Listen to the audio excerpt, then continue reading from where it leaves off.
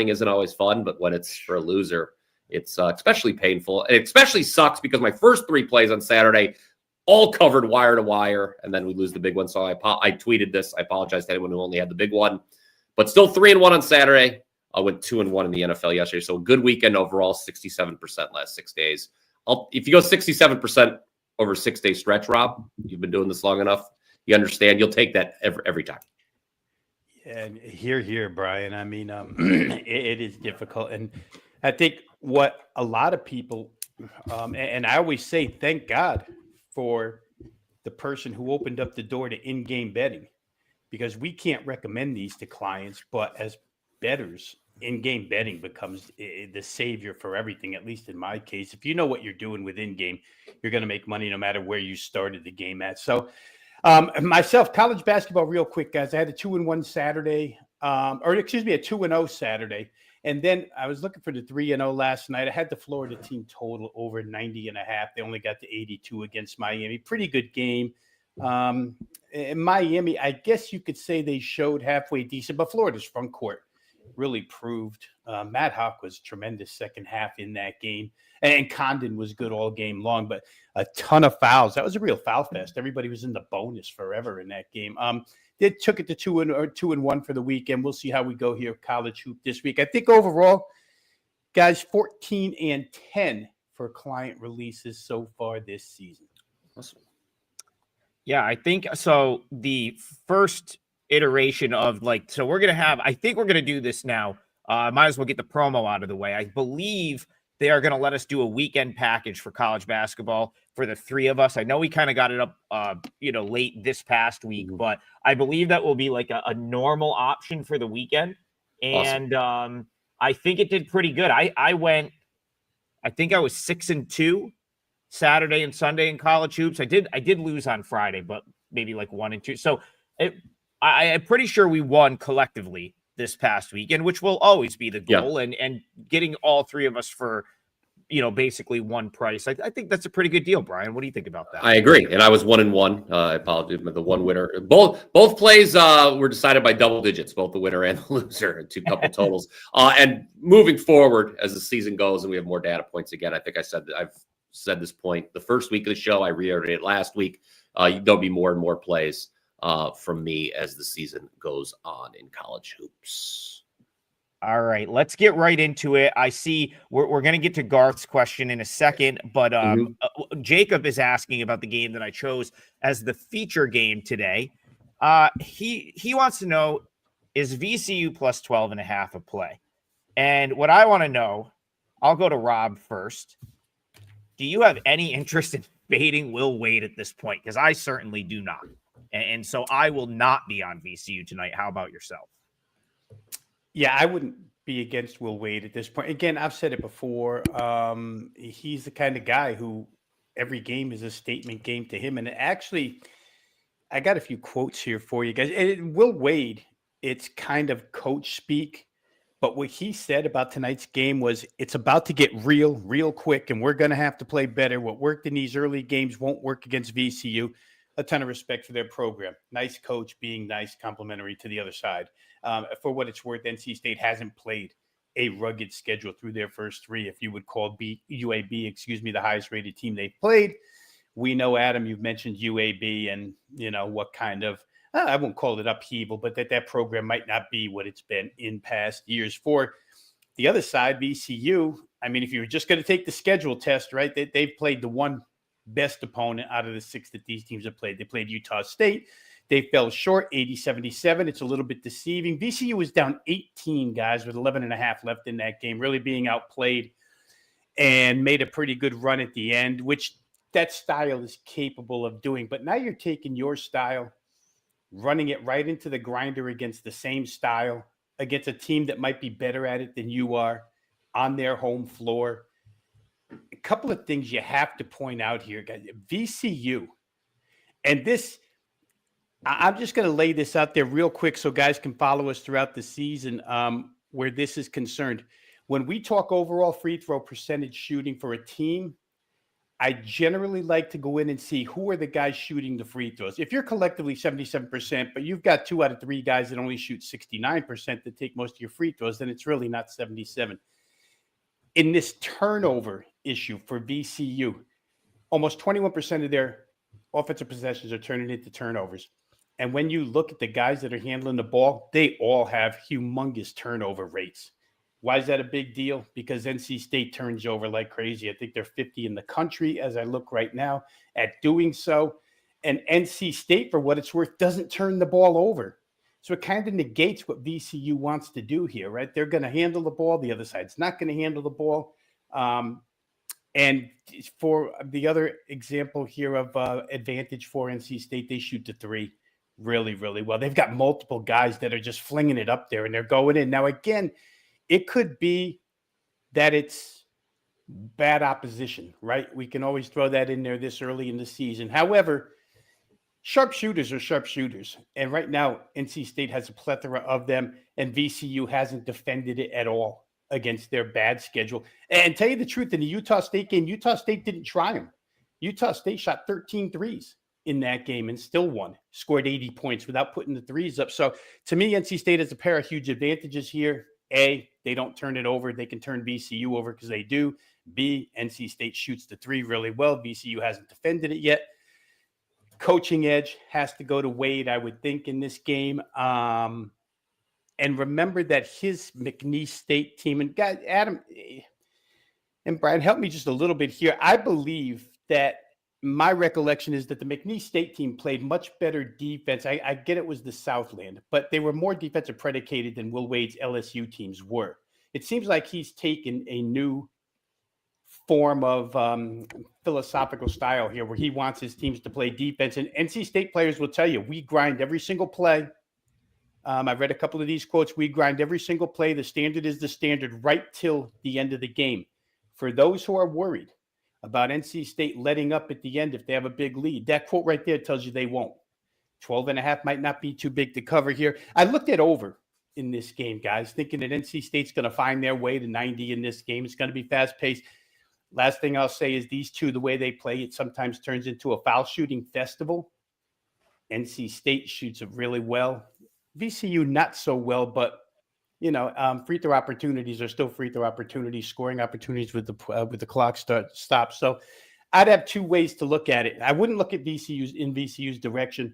I'd probably look over first, and then maybe the NC State way. I just think Will Wade he's got better players at this point, and they're more cohesive. Yeah, Rob, you mentioned Will Wade's McNeese team. They played slow. They played much slower than what NC State's playing at, and I think the reason for the difference is he's got better players now. You referenced the 3-point shooting for NC State. Let's just put a number behind that. They're shooting 44% from behind the arc so far. Is that going to continue? No, but I don't really want to get in front of it right now. And here's the other thing. It's not just 3-point shooting, gang. This team is NC State, number 1 in the country inside the arc. 69% they're making on 2s. So it doesn't matter if it's outside, inside. They're all going in for the Wolfpack right now. You also mentioned the turnover problems that are plaguing VCU at this juncture. If you're a VCU guy, I'm unhappy to report that there's going to be more issues for you here. They're also very bad at cleaning up the glass. Not only is NC State going to get, I think, extra possessions via turnover, they're going to get extra shot opportunities via the offensive glass as well. I think NC State dominates on the glass. I think they turn the ball over a lot. My initial, I think we're all kind of in agreement here that we don't want to jump in front of Will Wade and NC State here. We don't want to take the VCU side. I wouldn't want to bet an under either. I am a little concerned that is NC State due for an off night from 3 sooner rather than later? Answer's probably yes. So, but still, I mean, maybe what's NC State's team total here? Is like, because if this game gets up and over, it's going to be because of them, not VCU. I think it was 80.5, Brad. Okay. Yeah. Okay. So that's a number I wouldn't be afraid to go over. But yeah, I'm with Rob that my initial, when I saw this was going to be a feature matchup, my initial thought was over because NC State right now is playing exceptionally well offensively. And I just don't think VCU is the team is the opponent, Adam, that's going to stop that. Yeah, so I'll go back to something Rob said quick about McNeese State defensively under Will Wade last season. So going back to last year, McNeese in the Southland outclassed that conference by a wide margin. So, you could take some of those numbers with a grain of salt for a couple of reasons. One, they were the far superior team in every matchup. Two, it's like I feel like they did get to a point in conference play where they were like, can we play like a real team? Can we play like we want to play good teams? And they actually went on the road and lost a game to Nicholls State.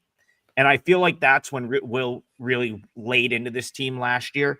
So I'll bring up a stat to just sort of support Rob's theory on the McNeese defense really like hitting another level down the stretch. They gave up 70 just twice from that point forward. One was in a win where they kind of comfortably won, and the other was to Purdue in a game that ended their season, where they only gave up 76 to a Purdue team that was one of the best teams in college basketball last year. 69-67 win over Clemson in the first round of the NCAA tournament. Right. So just at every other game of the Southland was under 70. Some of those didn't break 60, just to sort of support what Rob was saying about Will Wade defensively and what I think we'll see from NC State this year. Now, I thought there was some value on the opener of like 10.5, 11. I think that was quickly gone. You're looking at 12.5 some places. Like my number's sort of right in that range. I think I made it 13. I think the value's probably gone. So there was value in NC State in the early going because NC State was bad last year, right? Like they just weren't a very good team. Will Wade's taking over. I don't think the books were really sure how to fully like price like this team, new coach, all these new players. I think they've got it priced correctly now. Doesn't mean NC State's not winning by 20 here, which is the way I would lean toward this going. So no play for me, but you're going to have that's going to have to be an egregious number for me to go against Wade. And one more thing I'll say about Will Wade, I think I just think go back to something Rob said a couple of weeks ago. Like, I think he's kind of on a mission. Like, I think he wants to throw up 20-point wins, like, and flex on people right now in his new job. He's still got like the chip on his shoulder from the whole LSU thing. And I think we're going to see that play out in some of the margins of victory for this NC State team. All right, Garth, let's go to your play. First of all, thank you. Very much appreciate the donation to the show. The likes, the subscribes, the comments help us tremendously. Brian Power, I'm going to go to you first here. I know you probably didn't want this one brought up, but he brings up West Georgia. And, of course, that was, you had a loss on the total in that game, which went completely nuts, especially at the end. All of a sudden, I'm like checking scores in that game, and like suddenly they were in the 90s. I was like, what happened? Because it wasn't like that. Wasn't like it didn't look like that's where it was going at first, but it was a crazy sort of like 90 something to 90 something. But I want to read Garth's question out, and then I'll get the question off the screen, and we'll go to you.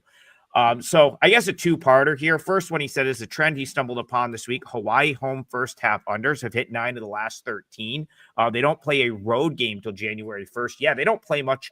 They have like a huge gap. I think the Hawaii just played 3 games in 3 days. I had a nice winner with Utah Tech on late Saturday night in that game, which I believe was a first half under.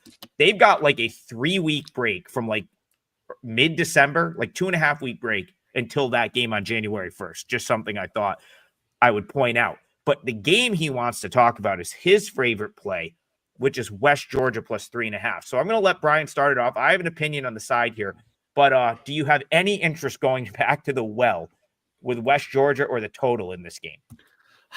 Yeah, I was dead wrong with West Georgia in the last game. I took a look at what they had done against UCLA. They made 13 threes, very uncharacteristic for West Georgia in that game, Trig.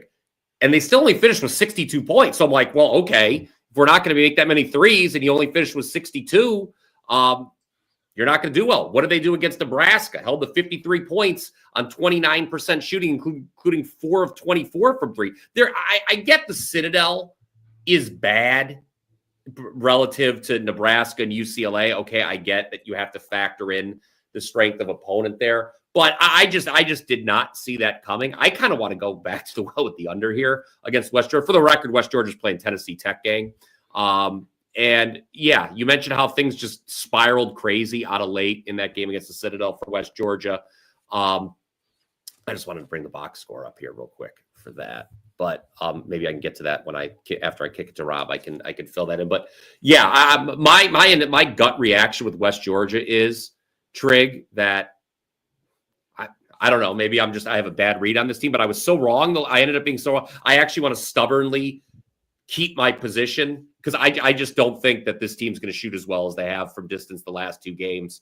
I would a slight lean towards the under with this West Georgia team because, particularly on the highway here, away from home, you would not suspect a team like this could continue shooting this well from 3. Yeah, I'll tell you. I'll talk about the side. I mean, Garth, I'm very, very much in agreement with you on West Georgia plus the points. Here's sort of a conundrum I'm having across the board at this point in the season. We now have roughly. Oh no, it's not roughly. I think we've been going at this for 2 weeks. So you've got teams that have played 4 or 5 games now, and I'll let Rob chime in on this because this is just more of a general point. But it's illustrated by this game right here. I make West Georgia -1. Okay. So that would say, you'd say, well, you make West Georgia -1. There's 4.5s out there at this point. This is steamed to 4.5. But 2 weeks ago, like opening night, I probably would have just played it. Now we're in the part of the year where it's like, I've got to start getting away from some of my projections and looking at the actual games that we've seen play so far this season. Now, it's not a huge sample, but Tennessee Tech, I mean, they hung around with Western Kentucky and Charlotte. Those are kind of steps up for this team. Not much I can draw from their last 2 games, which were non-D1 games. West Georgia hung around to cover with UCLA. I think UCLA may have had some guys out in that game. Still lost by 21. I've said on a couple of occasions, I think the Citadel is really, really bad. Like, might not win a conference game bad, one of the worst teams in Division One. So yes, they do get the win there. So it's like my numbers certainly suggest West Georgia's the right side here, but I'm not confident enough in my handicap of either team, I think, to just play that. But it's on my list. It's something that I'm thinking about. I'll have to kind of look at that one for a little bit. I just want to dart in real quick. West Georgia shot 58% overall last time out. In the game against Citadel, 50% from 3. It was 6 for 12 from 3, so it was not a particularly high volume that they took. Trig, for me, I get a little nervous betting a team a game after they shoot that well, particularly. I just get a little nervous doing that. That would be my apprehension with the West Georgia side, especially now that they're playing on the road. So I mean, shooting regression can hit. And I'll go to you, Rob. I just want to give you a chance to sort of chime in on that topic where it's like now we've got some in-season data. How do you start getting away from the projections? Or I guess I'll just ask you a question. How long do you stick to your projections? It's a great question because the projections you can't form a lot of confidence in them when they're playing these bad non-conference teams, right? I mean, like you said, we say it every day. What do we make of these games? We sort of toss them to the side. So yeah, maybe they've played 4 or 5. Maybe only 1 or 2 have been real games. And it's hard to take a stance where you're going to stick to your projection. Well, let's say this. It's hard to make a stance where you're going to throw away your projection preseason after just seeing 1 or 2 games against a good team. Now, I will say this. Somebody like Xavier, we can firmly say that if you thought Xavier was going to be good, you were dead wrong. They're not good. That's not to say they won't get a little better as the season goes on, but these are all so situational, like everything else in sports betting. You have to kind of treat them one by one and not under a huge umbrella saying all of my projections are, not going the way I thought. I just want to say this real quick. When you do this, and some of this we do on the fly, right? Games like this we do on the fly. I wouldn't know Tennessee Tech's free throw percentage off the top of my head until I just looked and saw that they shoot 48.6% from the line, 365th in the nation. That's horrendous. So going back to what I had said earlier, I like to know who's the culprit for shooting these miserable free throws. And in the case of Tennessee Tech, they haven't shot hardly any. The leader on their team has shot 7 free throws this year. So that number could be a little bogus when you have guys that haven't even shot 10 free throws this season. You know what I mean? Yeah. So for Tennessee Tech, who knows? This game I won't play, guys, but if I was going to play, I would play the head coach, John Pelfrey, and I would play it from an isolated angle of, and you know, the total has come down from 154.5 to 150.5, whatever, a 4-point move. And at some point there's always pushback, but for me, the pushback would be on the Tennessee Tech team total. Sits here at 76.5. Adam mentioned the 2 games they played against Western Kentucky and Charlotte. They posted 70 and 65 against those 2 teams. You would think they could get to 77 against West Georgia. Pace is going to be a little bit better, and the defense certainly isn't going to be as good. One thing that's negated here real quick, looking at the analytics, Tennessee Tech has a real problem ball handling, but West Georgia doesn't take it away from anybody. So maybe that problem gets negated here, and Tennessee Tech gets to 77. That would be my best look. And believe me, guys, that's just a surface look on this game. Yeah, and I'll just put a bow on it here by saying, Garth, like that would be my bet in this game, and it's on my like long list. If I was more confident on my like gauge of these teams, because like they're not up in my neck of the woods as much, I don't do as much ASUN or OVC. Like I'd be more inclined to bet a difference on my number to where the market is, but I'm just not now. Let's say it was Jay Buff. I got you here. I see you. I know you're going to this game tonight. I know we got to get you in here. Now, let's say it was a game like this, Niagara, Moyne, 2 teams I've seen a ton. I'd be far more inclined to like trust my number and fire on it. Brian Power, we saw Moyne together last week. We did out in Bowling Green. They didn't play a great second half, but I left more impressed with them than I already was. I actually think Moyne's going to be pretty good this year. What was your takeaway from that game? How do you feel about the Dolphins? Hope I'm not taking this from you, but no. Okay, good. Because I think this is going to be pretty popular comment here by me, a pretty popular comment for our comment section. By the way, guys, keep those comments coming if you're watching us live. And if you're catching this on the replay, you can comment as well, and we'll get back to you later in the day. But Moyne is going to be my leg of today's parlay. Give me Moyne minus 105 on the money line. Trig. They return home after 3 consecutive road games. Love the situational spot. They lost all 3 of those road games. You mentioned the one we were in attendance for at Bowling Green. You just look at the final score. You're like, oh my goodness, they lose by 23 as a 12-point dog. They must have not played well. They were in that game for 30 minutes, 30 plus, but it just fell apart late for them. They came out shooting the ball relatively well, and then just predictably went ice cold. I don't know if they were sick of those 2 guys. That guy yelling in the crowd or whatever, if he got to him. I know he's worth at least a half point in more. At Bowling Green. Yeah, more. But not only were they competitive for more than a half at Bowling Green, they were competitive at Xavier, easily covered a 25-point number. Now, I think we've all uncovered the fact that Xavier is not going to be particularly great this year. But still, if you're a team like Moyne, to hang with them and only lose by 5 on the road, I think that's a good sign. The UMass game last time out, that didn't go well. But again, that's their 3rd of 3 consecutive road games eventually. And they did cover as 15.5-point dogs. They were very, if not for a horrible last 5 minutes against Bowling Green, Trig, Moyne could have gone 3-0 against the number on that road trip. Here, they return home. They should be happy. I think they look at this, hey, this is a game we can win. Let's get some positive vibes going. Let's get this season pointed in the right direction. And they're taking on a Niagara team off back-to-back wins and covers, outright upset at Binghamton for Niagara. Then they cover the number as a favorite against Delaware State. Niagara lost a ton from last year. You guys may be able to speak on that better than I. But one thing I can tell you is in the NC State VCU game, I referenced, VCU's struggles on the glass. Well, Niagara gives up a lot of second chance opportunities. They're not so good on the glass either. So Moyne, after 3 straight road games, 3 straight road losses, Trig, returns home. And the Dolphins go swimming for a victory. That's my leg of the parlay.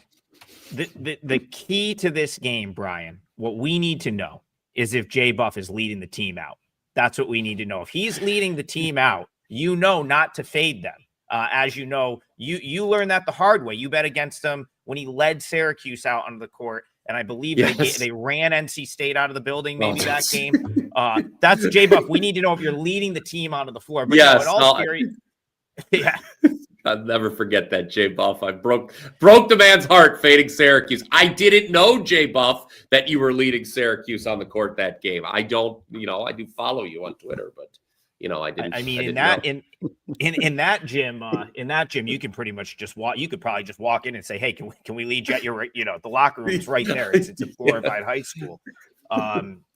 The Ted Grant Court, I believe it's called, over about 30 minutes from where I live. Nice little building, enjoyable place to watch a game. As far as Moyne is concerned, so my number came out right on the number, which is like Niagara -1. But historically, I always bump Greg Paulus up. I think Greg Paulus is a tremendous basketball coach. Every year he takes just a horrific roster with Niagara and turns it into a less bad roster, like a less bad team, right? They're never at the top of the league, but he takes a team that should finish at the bottom of the league and finishes like 7th in the MAC or like totally overachieves based on what he's got. My problem with this Niagara team is I think they might, I don't even know if he can do it this year with this roster. I just don't have a ton of faith in what they have there. Every year, he pretty much loses his best couple players. It's just how it is at this point. And I'm just not sure that I have less optimism around Niagara. I think they might finish at the bottom of the MAC. Whereas Moyne, I think, is going to be pretty good. I think they're back competing in the NEC. I think, their coach, Nate Champion, had talked about the defense falling apart last year. The quote unquote good players they've lost. AJ Dantzler goes to Coastal Carolina, O'Cypher Owens to Tarleton State. They weren't necessarily like defensive guys. I think they're going to play better defense this year. I'm pretty much in on Moyne. So Brian, I am with you. I very much agree with your parlay leg. And Moyne. The only reason I didn't play it is because Paulus always kills me in these spots where he's always got his team ready to play. That's the only reason. I mean, I just look at it from the Moyne situation, and I'm sure a lot of people in the chat looked at that way. Rob, I don't know what you think about this. A team returns home. They've just gotten beat 3 straight times on the road. You just need them to get the win here at home. It seems like an ideal, like from a handicapping situation. It just seems like an ideal spot to back the Dolphins. Here. Yeah, and I'll say real quick, guys. I mean, in my world, the people who got it right off the bat were the guys who played under. Adam, you mentioned Greg Paulus. Greg Paulus might be. Hey, you know how he keeps his team good and relevant? They shorten games. They're so slow. And if you're overmatched, slow the game down. I mean, make the 40 minutes go away quicker. Keep the score down. This total's going from 43.5 down to 30 or 43 to 39.5. I still think there's room in this game.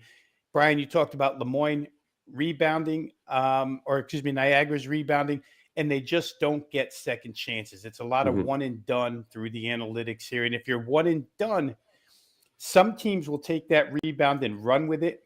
Moyne's not necessarily going to get up and go with the rebound, right? It's going to come down. They're methodical team too. To me, this game has like 69, 64 written all over it, 133, 135 in that section right there. Total's probably still too high. There's still some wiggle room, I think, to play under here. Yeah, just to put a quick number, Niagara bottom 20 in the country in offensive rebounding rate. So they're not getting a lot of second chances. Yeah, and it's just like, again, that was a bad defensive team last year in Moyne. They are much more focused on being better defensively this year. And early on, like I'm really high on that Bowling Green team we saw last week. I think they're going to be much better than people think. They're big. They have size. Like Lemoyne hung in there until they got until Bowling Green just hit the haymaker final 10 minutes of the game. Mm-hmm. And I thought they defended well in the first half. I'm buying Lemoyne. So even though I haven't played this yet, I think you guys are on the right side. And I know Jay Buff is there. I know that's the side he likes. And I'm very much in agreement with you guys. Okay. And I'll say one last thing on that game. I'll say one last thing, Brian. You talked about the UMass cover. Let's not forget that's a Frank Martin coach team at UMass, and you're covering against them. So all the accolades you guys have thrown out about Lemoyne playing pretty good against their schedule so far. Maybe that's the most impressive when you go up against a Frank Martin squad and cover and you're Lemoyne. So just another reason for why maybe the Dolphins are the right side here. And I don't think they're the swimming Dolphins. Adam has explained this to me before. Dolphins do not swim. No, they don't. There's no Dolphins. We don't have an ocean here in Syracuse, New York. It is a religious reference is how we got the dolphin mascot. We'll swim up to the heavens then. How about that? Can we do that? Okay, there we go. Swim up to the window, hopefully, after you guys catch it. Oh, there we go. Okay. I want to go back to Rob here. He's kind of a resident Missouri Valley guy. And so we've got a couple people asking about Drake, College of Charleston. The one thing I will say about Drake as I tee this one up for you, Rob, is they clearly missed their head coach, who is now the head coach of Iowa. But Owen Larson is clearly their best player. And I've heard it's probably mid-December before he steps on the court for the Bulldogs. They had a bad loss over the weekend to SIU Edwardsville. I would say it's legit that they miss him a lot. And I don't know if I could put a dime on Drake right now because of that. So talk to me, Drake, and then Chris Mack's College of Charleston team. What do you think? Yeah, and for Drake, guys, Eric Henderson, for what it's worth, South Dakota State was a really good program in the Summit under Eric Henderson. But it is different when you're walking into Drake. He didn't necessarily play this style. You want to have different recruits. Again, it's the square peg into a round hole with Drake right now. You come in, you have what's left over. It's not necessarily what you want to work with personnel wise. You go to the portal, you get some recruits, et cetera, but it takes time. Drake's results are not good, guys. I mean, Simpson will throw out the way, but they did just get beat by Edwardsville by 2 points, 61-59. So they couldn't even beat Edwardsville at Drake's own game, so to speak, at least until Henderson gets this thing his way. Lost to Bob Morris in overtime. It's not a good team at this point in time. And for Charleston, remember, they played those back-to-backs early on. And then they had like I don't know. I should pull it up in front of me, but I'm going to guess that it was about 5 or 6 days off. And then they came out and routed their next opponent. When Charleston can get out in the open floor and go, and I think they're going to have their way here against Drake, because like I say, Drake to me is in a somewhat of a transition period. They don't really know their identity yet. Charleston knows their identity. It's going to be get out and go, get out and score. Can you stop us? If they get a lead, a slower side gets a little frustrated. You know, the slow side is always good when they're front running. It's not necessarily as good when they're chasing. So to me, this play, just on handicapping 101 angles and styles, has to go to Charleston. I think that's the way I would play it, guys. They're well rested again for this game. And that arena, you know, it's not the toughest venue in the country, but it's a tough arena to play in Charleston. They've been good the last few years. So I would think the money's correct here. The question would be, has the price gotten out of hand? I'm not so sure it has, guys, because Charleston, because they score so much, they can widen margin. Haven't played it, but if I had to lean, I would probably still say you get a shade of wiggle room with Charleston at this point in the season. So College of Charleston or nothing in that case for me. Yeah, Rob, you were correct. Charleston had 5 days off before they hosted South Carolina State. They run them out of the gym, winning by 27 as a 17-point favorite. So only one game in the last 9 days for Charleston. After that back-to-back, they are very well rested. My concern, and I think it is my only concern with betting Charleston at this point, is the number, as Rob has mentioned. has got now. We've talked about this in a lot of games the first 2 weeks of the show, where we look like, oh, this number really seems like it's getting a little rich, and then it still doesn't matter, and the team covers every number. I don't know. More than 2 possessions, more than, you're looking at 7.5 now. That's a several point move. And when you look at the Drake side, extremely disappointing. Obviously, they failed to cover all 3 of their line games. Rob mentions the overtime loss to Robert Morris. Trigg mentioned the loss to SIU Edwardsville last time out. Both of those were just 2-point losses. They were 7.5-point favorites in those games. My concern with betting the favorite right now is you're in a situation, the number is moved. The underdog was favored in each of its last 2 games. The underdog's coming up back-to-back outright losses. So does the point spread, which what we always call the great equalizer here, is there a point where all of a sudden, hey, this has gotten away? But hey, there are some teams the books are just slow to catch on. I mean, take a look at oh God, who was I going to reference? Loyola of Chicago, right? It doesn't matter. The book that's a team that just the books are just slow. That is just way worse than everyone imagines.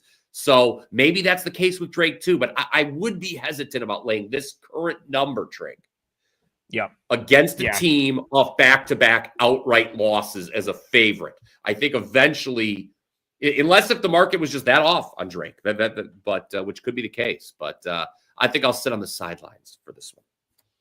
Yeah, so I think the market was that off on Drake because I don't think they factored in how big of a deal Owen Larson is. Like, he is the best player on that roster. It's like not really close. And so to you have Henderson come in, he's inheriting, he's trying to build a new roster. You have this one guy that would be like the game changer that you could build around, and then you find out that he's probably not gonna play until I don't think it was like fully known how long he would be out. I remember hearing that he'd probably miss that Field of 68 opener when they played Northern Arizona, but then on one of the Drake broadcasts, I think it was actually that one, they were probably mid or early to mid-December. So to me, the books did not factor that in correctly because he's very, very important to that team. Now, like you, Brian, I said, man, they might luck their way into a win at some point. There's still a good coach,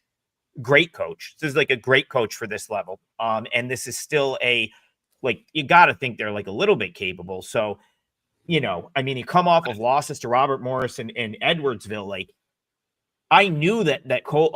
I knew I showed an edge when I knew -4 was the wrong number for this game. I think 4.5 or wherever this opened for Charleston. Yes, I still couldn't bring myself to click it, and now it's now I kind of wish I did because it's 7. What is it? 7? 7.5. Yeah, and the thing is though, you don't need him to win, right? I mean, if Drake loses this game by 6. Drake covers the spread. I believe that's how it works, Rob. Correct me if I'm wrong. That's exactly how it works. They'll right. still pay you, right? Okay, there you go. Okay. Listen, I my gut tells me Drake's going to be a mess, and I'm kind of hoping they are. I hope that Drake is awful until I can get wind of Larson coming back because I think he'll be such an impactful player to them that the second he's back, they'll be way, way undervalued. And I think you can start to make some money going forward on Drake is because, mid-December, you're probably maybe looking at either the UAB game or the North Dakota. So here's early to mid-December for Drake. UAB, North Dakota State, Murray State on the road at Evansville. If he's coming back and you can beat the books to that, you'll have a great bet there because they're probably an underdog in every single one of those games. Yeah, I just have no interest on him here, but I don't want to punch back either. So I'm going to move it along, and I'll go with my parlay leg. Your boy will be in the building, heading down to Albany tonight for Colgate, Siena, my alma mater. Can't wait. Very, very excited about this Siena team this year. Probably the highest I've been on a Siena team since the year when we knew we had Jalen Pickett coming back. So of course, sadly, Siena is one of the teams that got robbed from 2020 COVID. They had an incredible team that year. They were going to win the MAC tournament easily, and then of course that NCAA tournament was canceled. So pour one out for teams like Dayton, Siena was one of them. They would have probably, I believe that was still, we still had Javion McCollum that year. I mean, there was a team, we had Jalen Pickett, Javion McCollum. Like they ended up going on to play in the NBA at Penn State. McCollum ended up at Oklahoma and Georgia Tech. I mean, don't even get me started. But I'm very, very excited about this Siena team. I think McNamara has a loaded roster. I just think that they are so much better than the market. The market started to give them credit recently, but like they came out, smashed Bryant, destroyed Brown. No contest in either of those. Now, I do want to bring up the St. Bonaventure game because I think that final score is a tad misleading. So, first, that was a much closer game than the final. Like Siena was in that game for long stretches. They actually led, I think, in the second half of that game at one point. And couple things. One, Riley Mulvey, their 7-foot center who comes off the bench, transferred from Iowa, got hit in the head, never returned in that game. Now, I don't think they need, I know they were like testing him for concussions. I don't think, even if he were to be out here, they don't need him for this game, but they needed him in the paint. Bonaventure crushed Siena in the rim at that game. Just absolutely abused Siena at the rim. It was the difference in the game. Justice Schultz went down. Believe he returned. I think he ended up like limping off. It was like scary for a minute. It looked like a non-contact injury, but he came back. As far as I know, he's going to play tonight. So again, even if Mulvey were to be out here, I just don't think he's like someone that would be that it would matter against Colgate. He's not in the starting lineup. He comes off the bench, but they really needed that rim protector against Bonaventure. Now, Colgate is going to be better than they were last year. But I think, and I've said this a couple times on the show, the entire Patriot League is worse. And the reason that's happening, so I get to go to Colgate press conferences every once in a while when I go down to a game there. Not sure why they let me in, but they do. It's always nice. Actually, Brian, I asked a question at one not too long ago. I was pretty proud of myself. But Matt Langle, head coach of Colgate, said, this is something he talked about last year when Braden Smith decided to go. I hope I didn't mess his name up. The one guard decided to go to Gonzaga, sit out the year. He left Colgate in like what would have been their best player. He decided to transfer to Gonzaga and sit the year. And he basically said, like, this is the first time I've lost a guy that wasn't a grad transfer. So Colgate doesn't have grad school. So like guys like Nelly Cummings, who was a great Colgate player, transferred to Pitt for his final year. But he was like, this is the first time I've really lost my best player. I think you're starting to see that all over the Patriot League now. Noah Williamson from Bucknell goes to Alabama. And these rosters just aren't as good. So even though Colgate is probably up near the top of that league, like the MAC and Siena, like they've got some NIL money. I know we paid players. Someone's driving around Albany with a Siena decal on their car right now. Like they've got some, some juice in their budget, being able to bring Gavin Doty back. Like this is a good roster. Colgate just doesn't have that. I think there's starting to be a difference between those two conferences, MAC, Patriot League, but the books still price them out sort of similar. So I laid the 6 here with Siena. I made it 8.5. I was hoping to get a little bit of the better number. But that is a play. That's a 3% play for me. And that will be my parlay leg, even though I think we might have to take a worse number in the parlay. Can someone throw me the current spread for Siena Colgate? I think it's like 7 or 6.5. Yeah, I'm seeing 6.5s. Give the kid 6.5. We'll take. Give you 6.5. DraftKings and FanDuel both at 6.5 right now. And I mean, if you guys want to throw anything in there, I just I'll lean on you guys because I'm so obnoxiously high on Siena and I'm clearly biased, right? I went there. That's my team. That's my school. I'll throw it out to you. Do either of you agree with or disagree with my assessment of Siena? Am I too high on this team, in your opinion? And you could say no, Trig, you're right. That's fine too. Brian, go ahead, ready to go? No, yeah, you go ahead. I would say there's a couple of things here that maybe affect the Siena side. First of all, it's been, the schedule hasn't been as overwhelming as maybe it could be. Colgate, though, I don't know, Adam. It's hard for me to make a case for Colgate here. In years past, I would have. I'm trying to get to some numbers here. Well, I'm going to say no to your argument. first point, Rob, to your first point, Brown and Bryant are both considerably down from what they were the last couple of years. So I would agree with that. Those were kind of cupcakes out the gate. I'll agree with you there.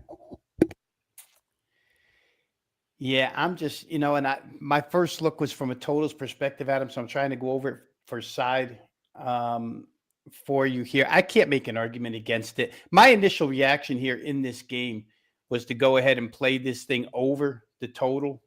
Problem for me is I keep the past Colgate reference in my mind, and it's really not the same Colgate team.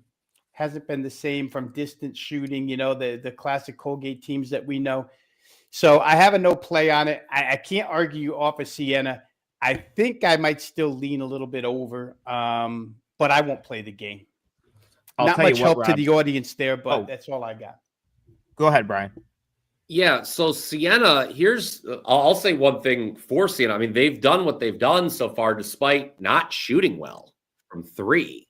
And again, I've talked about that with a lot of games, not just today, but in the first two weeks of the season. I'm going to continue to talk about it all the way through March, gang. 3-point variance is a real thing in this sport. And yes, there are some teams that just stink from three, and there are some teams who actually are very good from three. But if you're having success without shooting the three well, eventually those shots from distance are going to start going in. And if you're already having success, that's actually a good thing. So I would say that, the way Siena covers this number, in my opinion, I thought my personal opinion was the number looked a little heavy, but the way Siena covers this number is if the threes are falling and it's at home.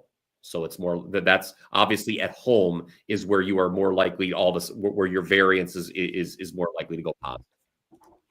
So I think you just both made a really good case for the over, and I'm not a huge totals guy, but I so much agree with the over now for a couple of reasons. One, this Colgate offense is better than it was last year. They don't have Jeff Woodward slowing them down anymore. Langle, he played behind Keegan Records until Keegan Records left, graduated. I think he graduated. Then Woodward was a starter. He's this big plotting 6'11" guy. He really took Colgate out of how Langle likes to space the floor and how fast he likes to play. He's no longer there. So Colgate's offense should be much better overall this year, and they should be able to play a little faster. To go to your point, Brian, about the 3-point shooting, that's really not Siena's MO. They want to pick and roll. They can get to they want, the Gavin Doty's a freak show. He shouldn't even be in the MAC at this point. So lucky to have him back. He can get to the rim. He just plays so hard. Great dribble penetration with their guards, but then they run pick and roll with Tasman Goodrick, who is the former, I think he came from Cal Baptist or something, a big Australian dude who they now have that actually is starting over Mulvey. Everyone thought Mulvey was going to be the starting center coming from Iowa, but Goodrick is the guy that's been starting there. So if the threes fall, see ya. Colgate's losing by 15. Sorry, just if Siena's hitting from three, this is not going to be close. But so the fact that they haven't been falling yet is interesting. And I mean, even if the volume's not there, you would expect the percentage to rise at what it is right now. I mean, what 26.7% is very, very low, no matter what kind of volume you're shooting at from distance. All right, I want to get Rob back in here. We'll dealer's choice to Rob, and if he wants to close this parlay out, that's cool too. What game would you like to talk about, Vito? Well, I'll go ahead and close the parlay out, Adam, because I'm going to take a dog West Coast. I think Oregon State plus 13.5 against Oregon tonight. This Oregon start to the season is so reminiscent of last year to me. Reading Dana Altman quotes. Remember last year, guys, it was maybe still 8-10 games into the season where Dana Altman would tell any reporter that wanted to put a microphone in front of his face, we're not that good right now. We're not that good right now. And yet the betting market never really believed in that. And yet Oregon had they came on at the end of the year. The talent level rose, but and performed the way it should.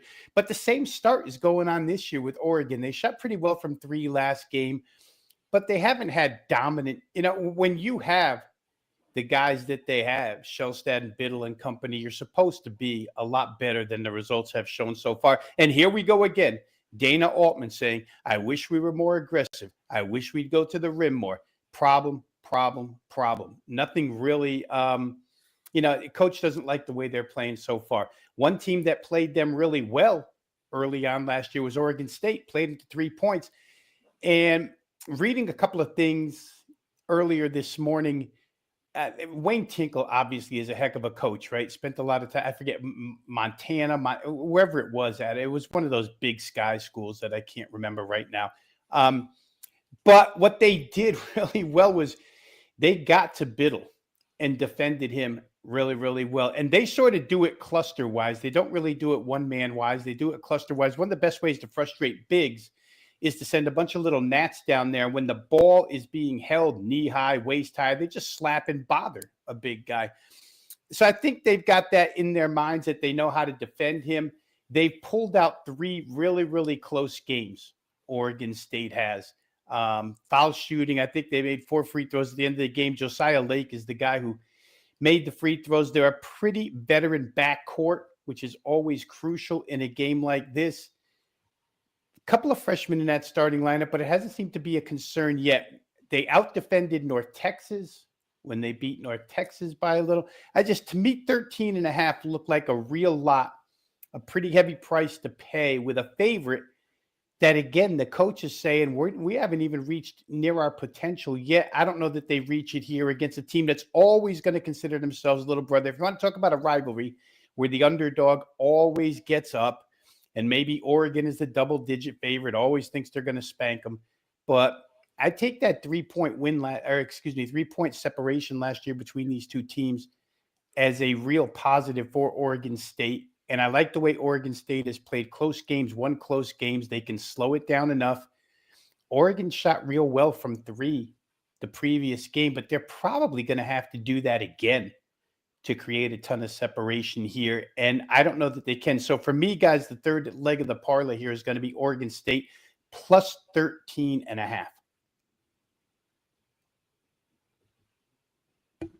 All right. I can't disagree with that. I thought that was a great breakdown. We have 8 minutes left, so I will recap the parlay at the end, but we go quicker through a couple of games. So someone complimented my zip up right here and said, nice zip up from Country Club U. This is the High Point University zip up. They are correct. This is probably the nicest campus I've ever been to. So certainly the nicest building I've ever been to. The Cuban Center, where this game will be played tonight, is an absolutely tremendous building. And they come off of the loss to UAB. And I want to pull up something I texted you guys before that game, see if I can find it. And it was essentially like how few games High Point have played against like non Q3, Q4 competition over the last few years. And it kind of alluded to something we brought up on the show on Friday, which was their last game where, hey, like maybe, don't count UAB out, especially as a dog against a team that typically smashes these like Q3, Q4 type teams. Well, what happened? UAB ran them out of the gym. Now High Point back on their home floor, back in their home gym against a easy Q4.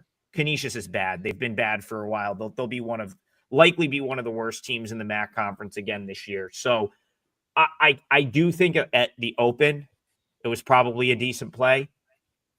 I'm kind of right on the number right now with High Point, but you could not pay me to take Canisius here. I think this has High Point 30-point win written all over it. So wanted to touch on that one. And then we have, if you guys want to comment on that, that's fine. But also, Brian, someone's asking me about Lafayette, West Virginia. I know you guys have both had good West Virginia takes. Anything with another big spread right there?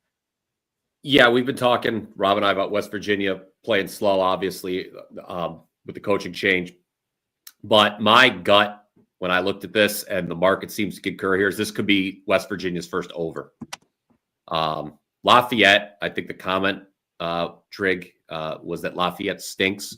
And where Lafayette, and I would concur with that, where Lafayette stinks is defensively.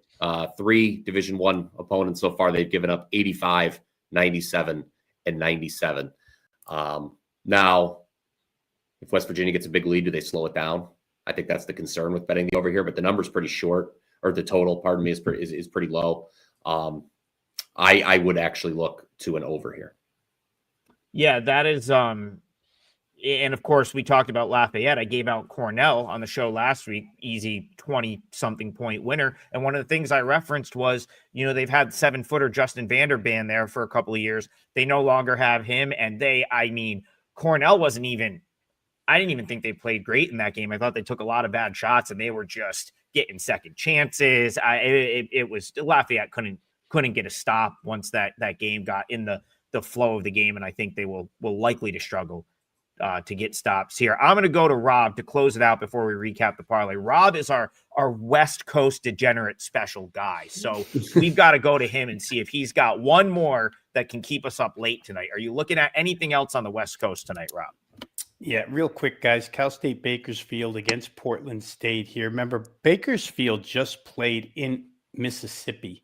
They kind of list this as the Rod Barnes farewell tour, even though Rod Barnes isn't the coach of Cal State Bakersfield. But they're sandwiched here with Portland State in between games where they're going to play Mississippi Valley State after this. So my theory was this. It's a tough road trip to begin with, to get down to Oxford, come all the way back, play Portland State. It's a contrast in styles here. Portland State, for what it's worth, the results have been really good. Stanford and San Francisco are 2 good basketball teams, and they played each one of those to 10 points. Now they get somebody in their wheelhouse who likes to go slow, that they can run with, that they can run against, let me put it that way, on their home floor, off a long road trip. I think there's 2 ways to look at this. Either Portland State minus the 6.5, because I think Bakersfield may get fatigued late second half here, or Portland State team total, which has now been bet down to 73.5 because the overall total has come down. So Portland State pays a penalty as well. Their team total goes down as the full game total comes down. And that full game total comes down simply based off of Bakersfield slow-footed numbers. I don't know that that's going to be the predominant force here in this game. I think Portland State will run. Portland State will get the tempo they want at home. I've talked about that a zillion times about how I think home teams get tempo more often than not to go their way. I think Portland State will have it here if there is some travel fatigue. So, guys, I would look, if you're going to stay up late, there's 2 ways to look. Portland State minus 6.5 or Portland State over 73.5 team total. Me being a totals guy, I'd prefer the latter, but I'll give you 2 ways to look at that one. All right. And we've given you a couple different ways to look at plays here. I'm going to, oh, go ahead, Brian. Yeah, we got time. No, I was just sticking the old thumbs up there. That's all. Just concurring. So no, it's all good. I guess we'll close it out. Quick promo. We've got a great full court basketball special. It'll get you 3 days of your chosen handicapper. And obviously the volume in college basketball, it makes that a very, per play, you're probably paying less than most other sports. And, there's a multitude of good deals on the site. So check that out. I will recap the parlay here as we sign off. So I used Siena -6 as my -6.5 as my parlay leg. That is a 3% play for clients, but we played it at -6. So just disclosure there. We played -6. We're going to use 6.5 in the parlay. Brian Power says the Moyne Dolphins, our guy Jay Buff, will be in attendance, hopefully leading them out to the floor, hopefully grinding home a victory for us there. He says Moyne plus 1.5. And then we're headed out west, hopefully to close out a 3-teamer since we didn't hit any 3-teamers last week. However, we're still, I think, plus 10.22 units on the season on these. Vino says we're going to close it out with Oregon State plus 13.5. So Moyne plus 1.5, Siena -6.5, Oregon State plus 13.5.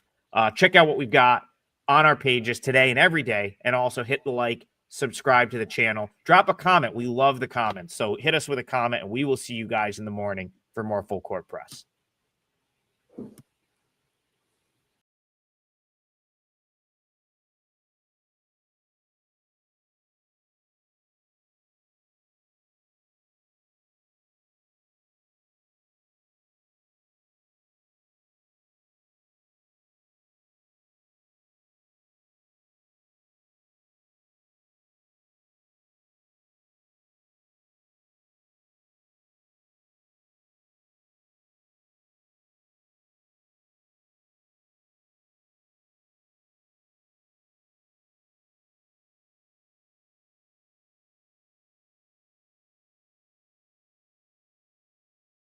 Kelly Stewart here with Teddy Covers Morning. We're ready to go for some emergency betting alerts. You have your call, and I have my little siren. When I put this thing up, that means if you guys want a number, whether it's a side or total, Teddy said you better get on it before that line changes. Have those odds, logic, or WagerTalk free odds screens open. Follow along with Teddy and I. We're going to go through this entire week's NFL card. But before we do, Teddy, quickly, you have a video up right now on the WagerTalk YouTube channel regarding Monday Night Football. I sure do. For the Raiders and Cowboys tonight, obviously we talked about it a little bit on the opening line report last Monday. But if you want my opinion for tonight's game, just visit the website, wagertalk.com, click on free plays, or visit my homepage, wt.buzz/TC, and scroll down, look for the free plays, and you'll see a video for me talking about the Cowboys and the Raiders here in Las Vegas. I already don't even want to watch that game. I'm already over it. A game that I do want to watch, and we'll get to here in a minute, is Thursday Night Football. But first, we have to go through what did we learn last week. I had a great NFL Sunday. How did you do, Teddy? I went 1-2, so I'm not thrilled with the performance. That being said, it wasn't a complete and abject disaster, but it certainly wasn't a banner day for the clients, unfortunately. One thing we have to talk about when we're talking about recapping what happened in the NFL this week. We saw the dogs winning outright: Chicago, Carolina, Jacksonville, Denver, all shorter dogs, all with the outright wins. We saw very clearly that Brock Purdy is better than Mac Jones. We certainly got more of the Sam Darnold, don't trust him versus a good defense narrative. But the biggest takeaway from this past weekend, we talk about it all the time, half points matter. And that's one of the advantages of the Odds Logic Live odds screen. That's why I'm pushing it on the show basically every week. I talk about how we're going down through the Odds Logic Live odds screen. You can get a free 7-day trial of the Odds Logic screen right now. Just go to oddslogic.com/Teddy and try it for 7 days. But when you see 5 games in one weekend where half points matter, it tells you half points matter. When do the half points matter? Well, let's see. Did you lay 12.5 with the Patriots, or 13 or 13.5 against the Jets? They won by exactly 13. Miami -2.5 against Washington. They win by exactly 3. Green Bay -7, -7.5 against the Giants. They win by exactly 7. Baltimore -7.5 at Cleveland. They win by exactly 7. The Baltimore-Cleveland total opens 41.5. We talked about it last Monday. Got that all the way down to 38. Where did it land? 39. On game day, 39.5, 39, 38.5, 38's available. So half points matter. Don't buy them. Get them for free. That's why we like talking about the Odds Logic Live odds screen, because it tells you where and when to bet the sides that you're looking, or totals that you're looking to bet. Teddy, the main reason why I had a good weekend is because I let Brett put in my super contest place for me, because I was sans Wi-Fi on my flight for the first time in years. Couldn't believe it. So my alarm goes off and I'm like, well, I can't put these in. And luckily he was able to do so for me. Those half points did matter. The painful one was the good old Commanders, but we'll talk about them here in a minute, because luckily we had some good teasers come through Thursday night. Well, I'm not sure if this is going to be a good teaser spot or not. I don't know what to make of this Texans teams, but Davis Mills, back-to-back weeks. Maybe the guy's not so bad after all. Now, Davis, when it comes to the NFL backup quarterback pantheon, it's something we talked about on End Zone Live, not yesterday, but the week before. We spent a little bit of time talking about Davis Mills. And I'm like, if I have a backup quarterback in the NFL, Davis Mills is easily in my top 5. He's a guy who's been a starter. He's a smart guy from Stanford. And is someone who can come in and execute a game plan. That's exactly what he's done for Houston over the last couple of weeks. With all of these games, with every game on the board this week, and of course, it's a week where there's 4 teams on bye: Denver, the LA Chargers, Miami, and Washington. So we got 14 games to discuss. But with every game we're going to talk about, I'm going to give you 4 sets of lines. I give you the the look-ahead line from last week. I use the Westgate Superbook as my primary number, but I compare that with a broader marketplace. So I'll give you a look-ahead line. I'm going to give you my powering number. We'll talk about where the line opened last night and where the money's coming this morning. Now, one thing that does happen around this time of year, and I'm noticing it pretty clearly right now, my power ratings and the betting markets, they're pretty close. Most of the injury moves taking place right now are more injury, or most of the line moves are as much injury related as any other factor, as opposed to opinion related. So you don't see as many necessarily emergency betting alerts at this time of the year. That being said, no surprise if we see 1 or 2 before this show is through. This one could be one of them. Look ahead line. There were 2.5s and 3s for Buffalo out there. 2.5 at the Westgate, 3 was the prevailing number. The total was all over the map. There was 43s, 43.5s, 44, 44.5s. And look ahead. My powering number after yesterday's games, Buffalo -3.5. The market's open. Buffalo -3.5, 43.5.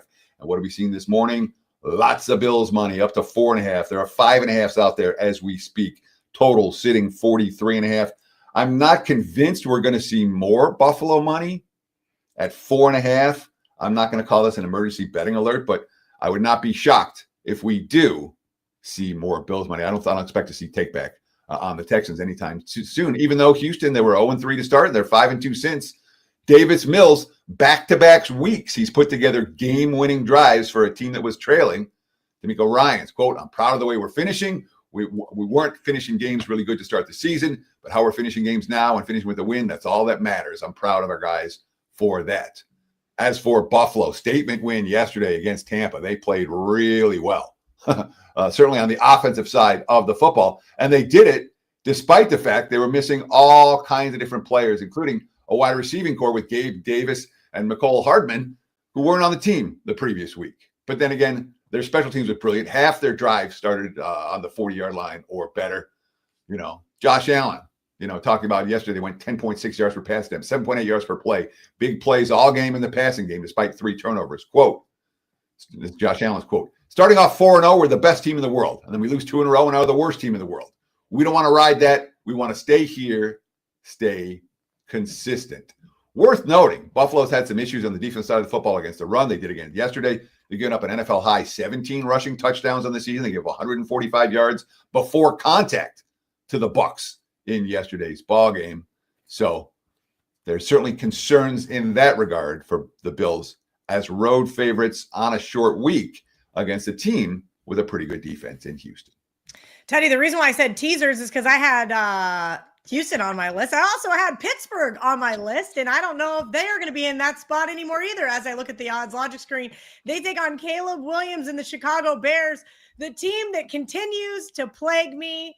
I had my lone loss yesterday in my splash contest was the Vikings, of course. Yeah, well, the Bears were my last cut, and the Chargers were my last let's play this game. So I made a pretty bad decision in that regard. And pretty bad, that means disastrous. It's the difference between a winning day and a losing day for me. Yesterday is me and my bad thought process. But it happened. Not going to sugarcoat it. It is what it is. Look ahead line, Bears -2.5 at the Westgate. There were 1, 1.5, 2, 2.5s out there. Total 46.5, 46, 45.5, all in that range. Line open. My powering number has I got the Bears 2.75. That's a 2.5/3. Markets opened Chicago 3 and 45 last night. And looking at the Odds Logic live out screen right now, that's exactly what we're looking at this morning. 3 and 45. There's a little bit of variance on the total of 44.5s out there, 45.5s. I'd be more expecting to see over money than under money, but you're not going to see over money this time of year in Chicago without a weather forecast. It is what it is. As for Pittsburgh yesterday, and of course, so let's talk about the power rating adjustment between Aaron Rodgers and Mason Rudolph. We have not heard yet this morning how serious the injury is to Aaron Rodgers. It's not his throwing wrist, it is his other wrist, but there was a rumor that he had fractured that wrist, and that was going to be a problem for him. My powering differential between Rodgers and Rudolph is 0.5 point. And that's, Rodgers is 0.5 point better. Okay. Aaron Rodgers, Mason Rudolph, 0.5 point difference in my numbers. You know, Pittsburgh won yesterday because of the 2 defensive touchdowns. You know, it was, which was changed the nature of that game completely. It was 13-9. And next thing you know, Pittsburgh's lighting it up, but it wasn't the offense that did it. It was the defense that did it. That's the defense that's been much maligned.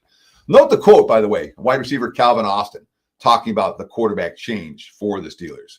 Quote, we're very comfortable with Mason. Went through him all through OTAs and everything. He came in and did exactly what we expected him to do, just dice up the defense and spread the ball around. So we're going to have to see about Rodgers' status. I'm curious to see how much, if it's Rodgers versus Rudolph, how much that affects the betting marketplace. Again, my opinion is that it shouldn't affect the betting marketplace all that much. As for Chicago, it's the same story with the Bears. It's turnovers and turnover margin. No turnovers, 140 rushing yards, the defense forced TOs. That's how Chicago is winning. And when you're doing that every week, it's not a anomaly anymore. Now it's a thing. Kevin Byard, the safety. It's in the same old Bears.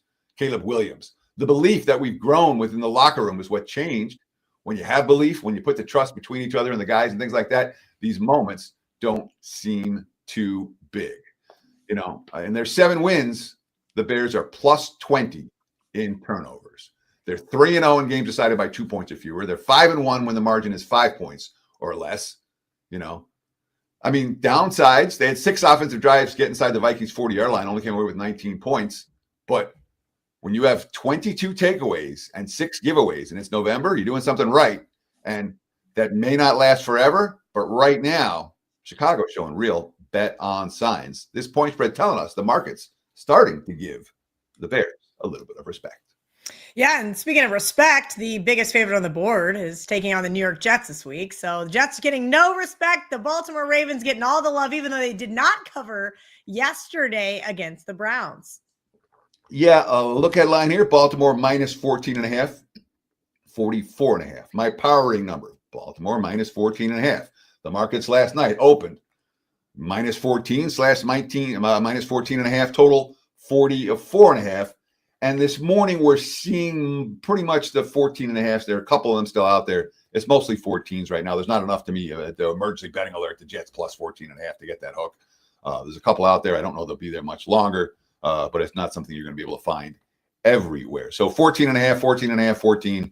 It's a 2-touchdown deal here. The Jets, meanwhile, 4-1 against the spread their last 5 games, despite being held to 14 points or less in 3 of them and looking pretty inept offensively. Justin Fields was awful on the offensive side of the football. 116 passing yards.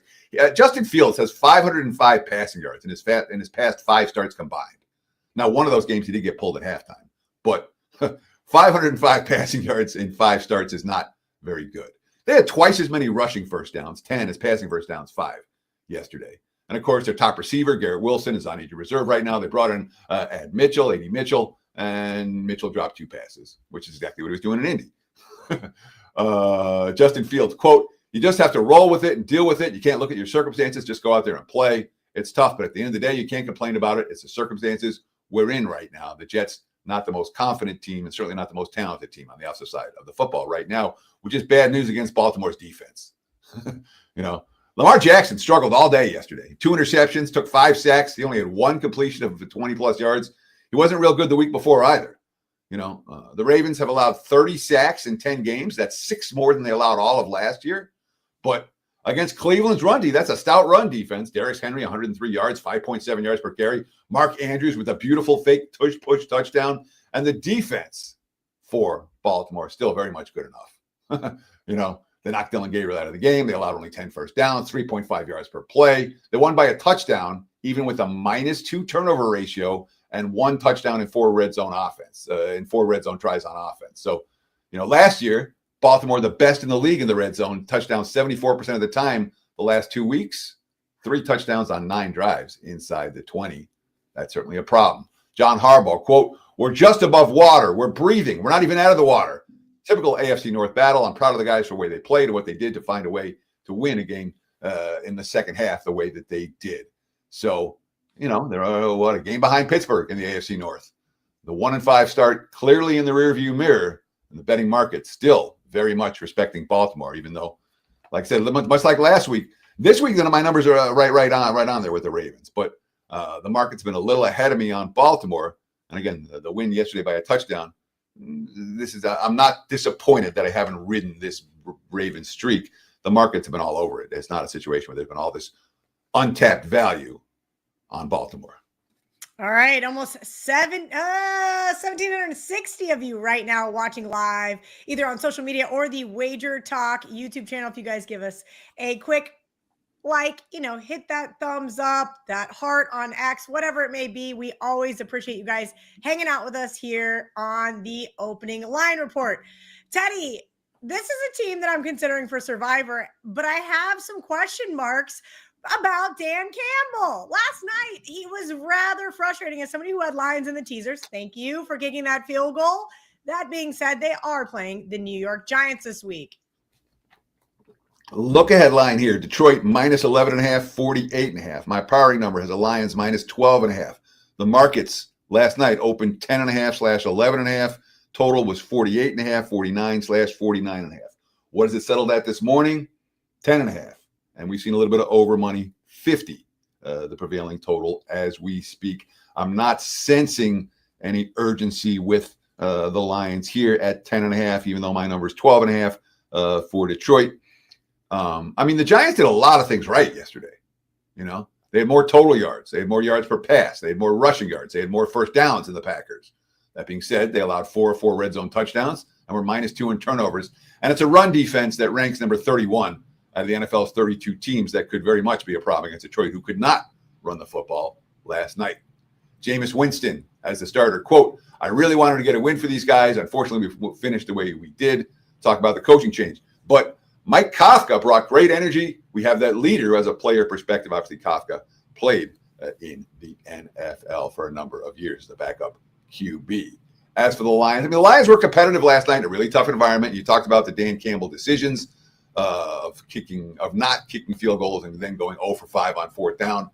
That was the worst game of the year I've seen Jared Goff play. And even with it, Detroit 5.3 yards per play, Philly 3.9.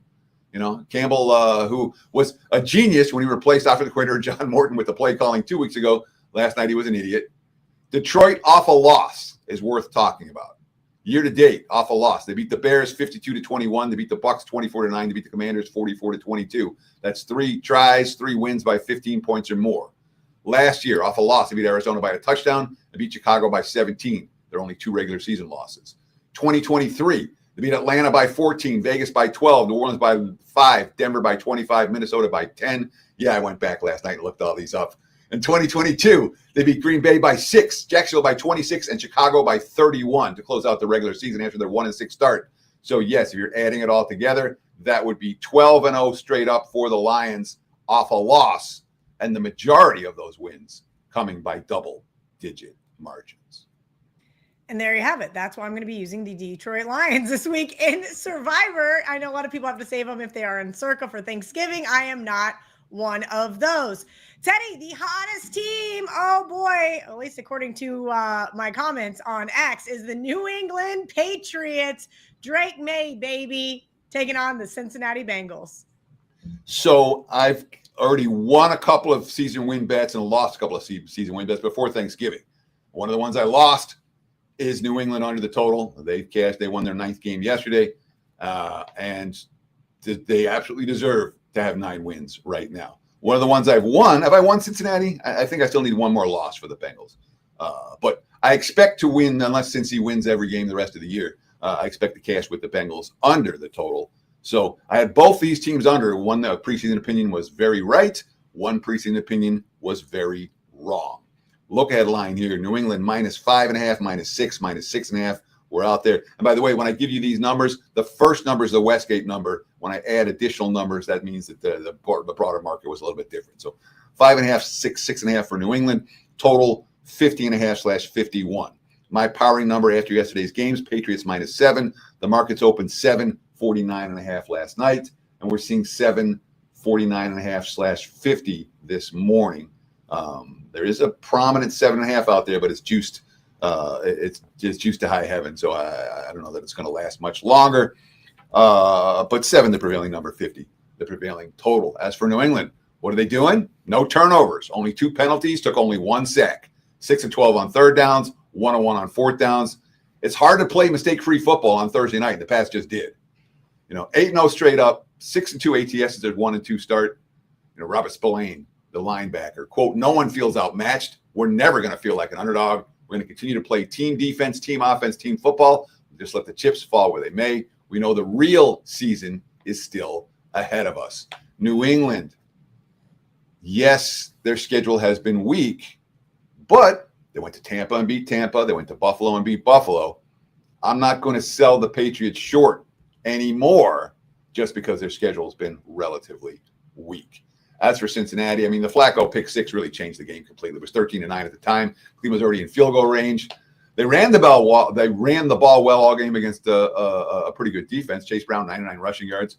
Trey Hendrickson still missing time. He's missed his 2nd straight game. There's no pass rush there. Safety Geno Stone talking about how yesterday was maybe their last chance. We knew what was at stake. We knew what we have in front of us coming up, Patriots, Ravens, Bills, Ravens again over the next 4 weeks. It's not necessarily going to be a pretty second half of the season for Cincinnati. The first half of the season wasn't very pretty either. And I'm not particularly impressed with Zach Taylor these days. Really not. Teddy, on my way home from Aruba, I sat next to two Titans fans, and I reassured them that they were going to at least cover against the Houston Texans, and they both looked at me like, are you insane?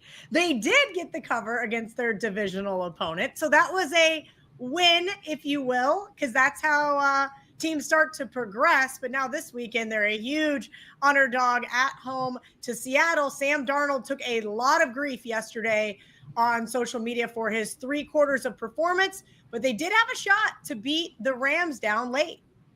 Sure. And this is worthy of an emergency betting alert. So let's get Dan primed and ready for it. When we talk about it, look. The under money right now, if you like the under, bet it sooner rather than later. Look ahead line here. Seattle minus 12.5, 43.5. My powering number, the Seahawks minus 11.5. The market's open 12.5, 13 and 41 last night.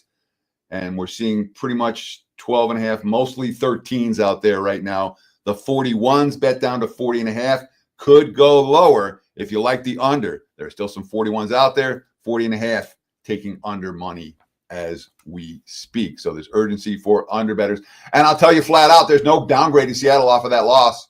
I understand Sam Darnold threw 4 picks. Seattle went 1 for 4 in the red zone. And the team still covered the spread and had a chance at the game-winning field goal attempt. They held the Rams to 249 yards, 12 first downs. That defense was phenomenal. Sam Darnold, quote, we were still in this despite the turnovers and all the things that happened. There's a huge credit to our defense, the way they played all day. I wish I could have played better for our defense and just for everyone in the team. And, of course, we've seen Sam Darnold struggle against this defense now 3 times, and yet Mike McDonald, head coach, quote, we're about 3 yards short from putting ourselves in a great position to go win, given all the things that happened throughout the game. Again, they did not play their best game. They're playing an elite team. They're doing it on the road. They've turned the ball over 4 times, and they still cover the number. That's a positive for Seattle, not a negative. Linebacker Ernest Jones talking about Sam Darnold. Quote, Sam's been balling. If we wanted to define Sam by this game, Sam had us in every effing game. So for him to sit there and say, that's my fault. No, it's not. It was plays defensively we could have made, opportunities we could have gotten better stops. Darnold is our quarterback. We've got his back. As for Tennessee, it's an offensive line problem for Tennessee. Callahan found that out the hard way. Cam Ward was their leading rusher again yesterday. Tony Pollard and Ty Spears, they combined 14 carries for 25 yards. They lost 5 in a row. Yesterday's loss clinched the 4th consecutive losing season. 9 flags for 62 yards, a bunch of them on the offensive line. Interim head coach Mike McCoy, quote, you can't beat yourself against a really good football team. That's what happened. The penalties kill you. It's tough. It's tough enough to play a great defense like that. When you have the penalties, you hurt yourself. It's even harder. They got Calvin Ridley back. He lasted 1 play and then broke his leg. They did get defensive tackle Jeffrey Simmons and outside linebacker Arden Key back. And Tennessee's defense certainly showed signs of being a decent unit yesterday, even if it wasn't good. Okay, we're going to keep this one rolling. We've got a NFC North matchup here. Green Bay at home to Minnesota. As I already alluded to, Teddy, Minnesota, rather frustrating yesterday. They were going to cover anyway, so I was glad they lost. Sure. Before we talk about this, I want to promote for just a minute. We've put a promo code up. For those of you watching the show, just use promo code OLR10. Real simple at checkout. OLR10, you can save $10 on any daily package all week long. And there's another great deal right now. There's a bunch of great deals at WagerTalk, but if you want to get on board, I encourage you, don't buy a play, buy a package. We got 10 days, all access, $99 right now. You're getting 3 days free. It's usually 7 days, $99. That's a good deal, especially in this crazy stretch between now and Thanksgiving. So use the promo code. Again, that promo code is OLR10. It's valid until Friday. So you can use it any day this week to save $10 off any daily package, or take advantage of the 10 days for $99 at WagerTalk.com. Let's partner up for the next for this next stretch. Teddy, what can people expect if they partner up with you? Right now, we've got NBA going on, we've got NHL, we've got college football, college basketball, NFL. What are your primary focuses right now? 3 sports. I'm doing NFL, I'm doing college football, I'm doing NBA. After Thanksgiving, that's when we start college hoops. I don't start college hoops till I can't do 4 sports at the same time. I find that I it's hard enough trying to do 3. When I try to do 4 and try, it's a different thought process for me in every sport. So it's not like, all right, this is my formula. This is how I do this is how we do it. Yeah. So it's, but you get all my NBA, all my NFL, all my college football. So check out the homepage, wg.buzz/TC, or visit the website, WagerTalk.com. And guys, we genuinely appreciate all those, the likes, the comments. If you haven't done so, we got close to 250,000 of you now following us on YouTube, WagerTalk TV.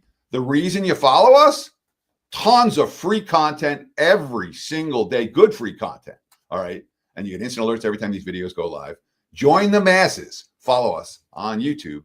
Again, WagerTalk TV. All right. About the Vikings and the Packers right now.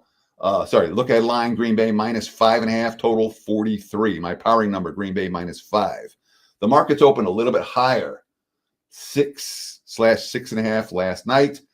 We're seeing more 6.5s than 6 out there this morning. Total sitting at 42. There were some 41.5s last night. Those 41.5s are now gone. No, there's still some 40. I shouldn't say that. It's a split line. There's 41.5s and 42s out there. Good news for total bettors. You don't have to buy a half point. You can take under 42 or over 41.5, whichever way you want it right now. J.J. McCarthy is obviously the story for Minnesota. 16 for 32, 150 yards, 1 touchdown, 2 picks. He was awful for 3 quarters and then made things interesting in the 4th, which is what he did the first time against the Bears. But he didn't complete his first pass in the second half until there was 3 minutes left in the game. He wasn't sacked. He didn't scramble. The defense kept him in the game, even without Jonathan Greenard, his first game he's missed in the last 2 seasons. But when you score, rally, dig deep, take a 4th quarter lead, and then give up a 56-yard kick return, the Bears didn't even need a first down to be in field goal range.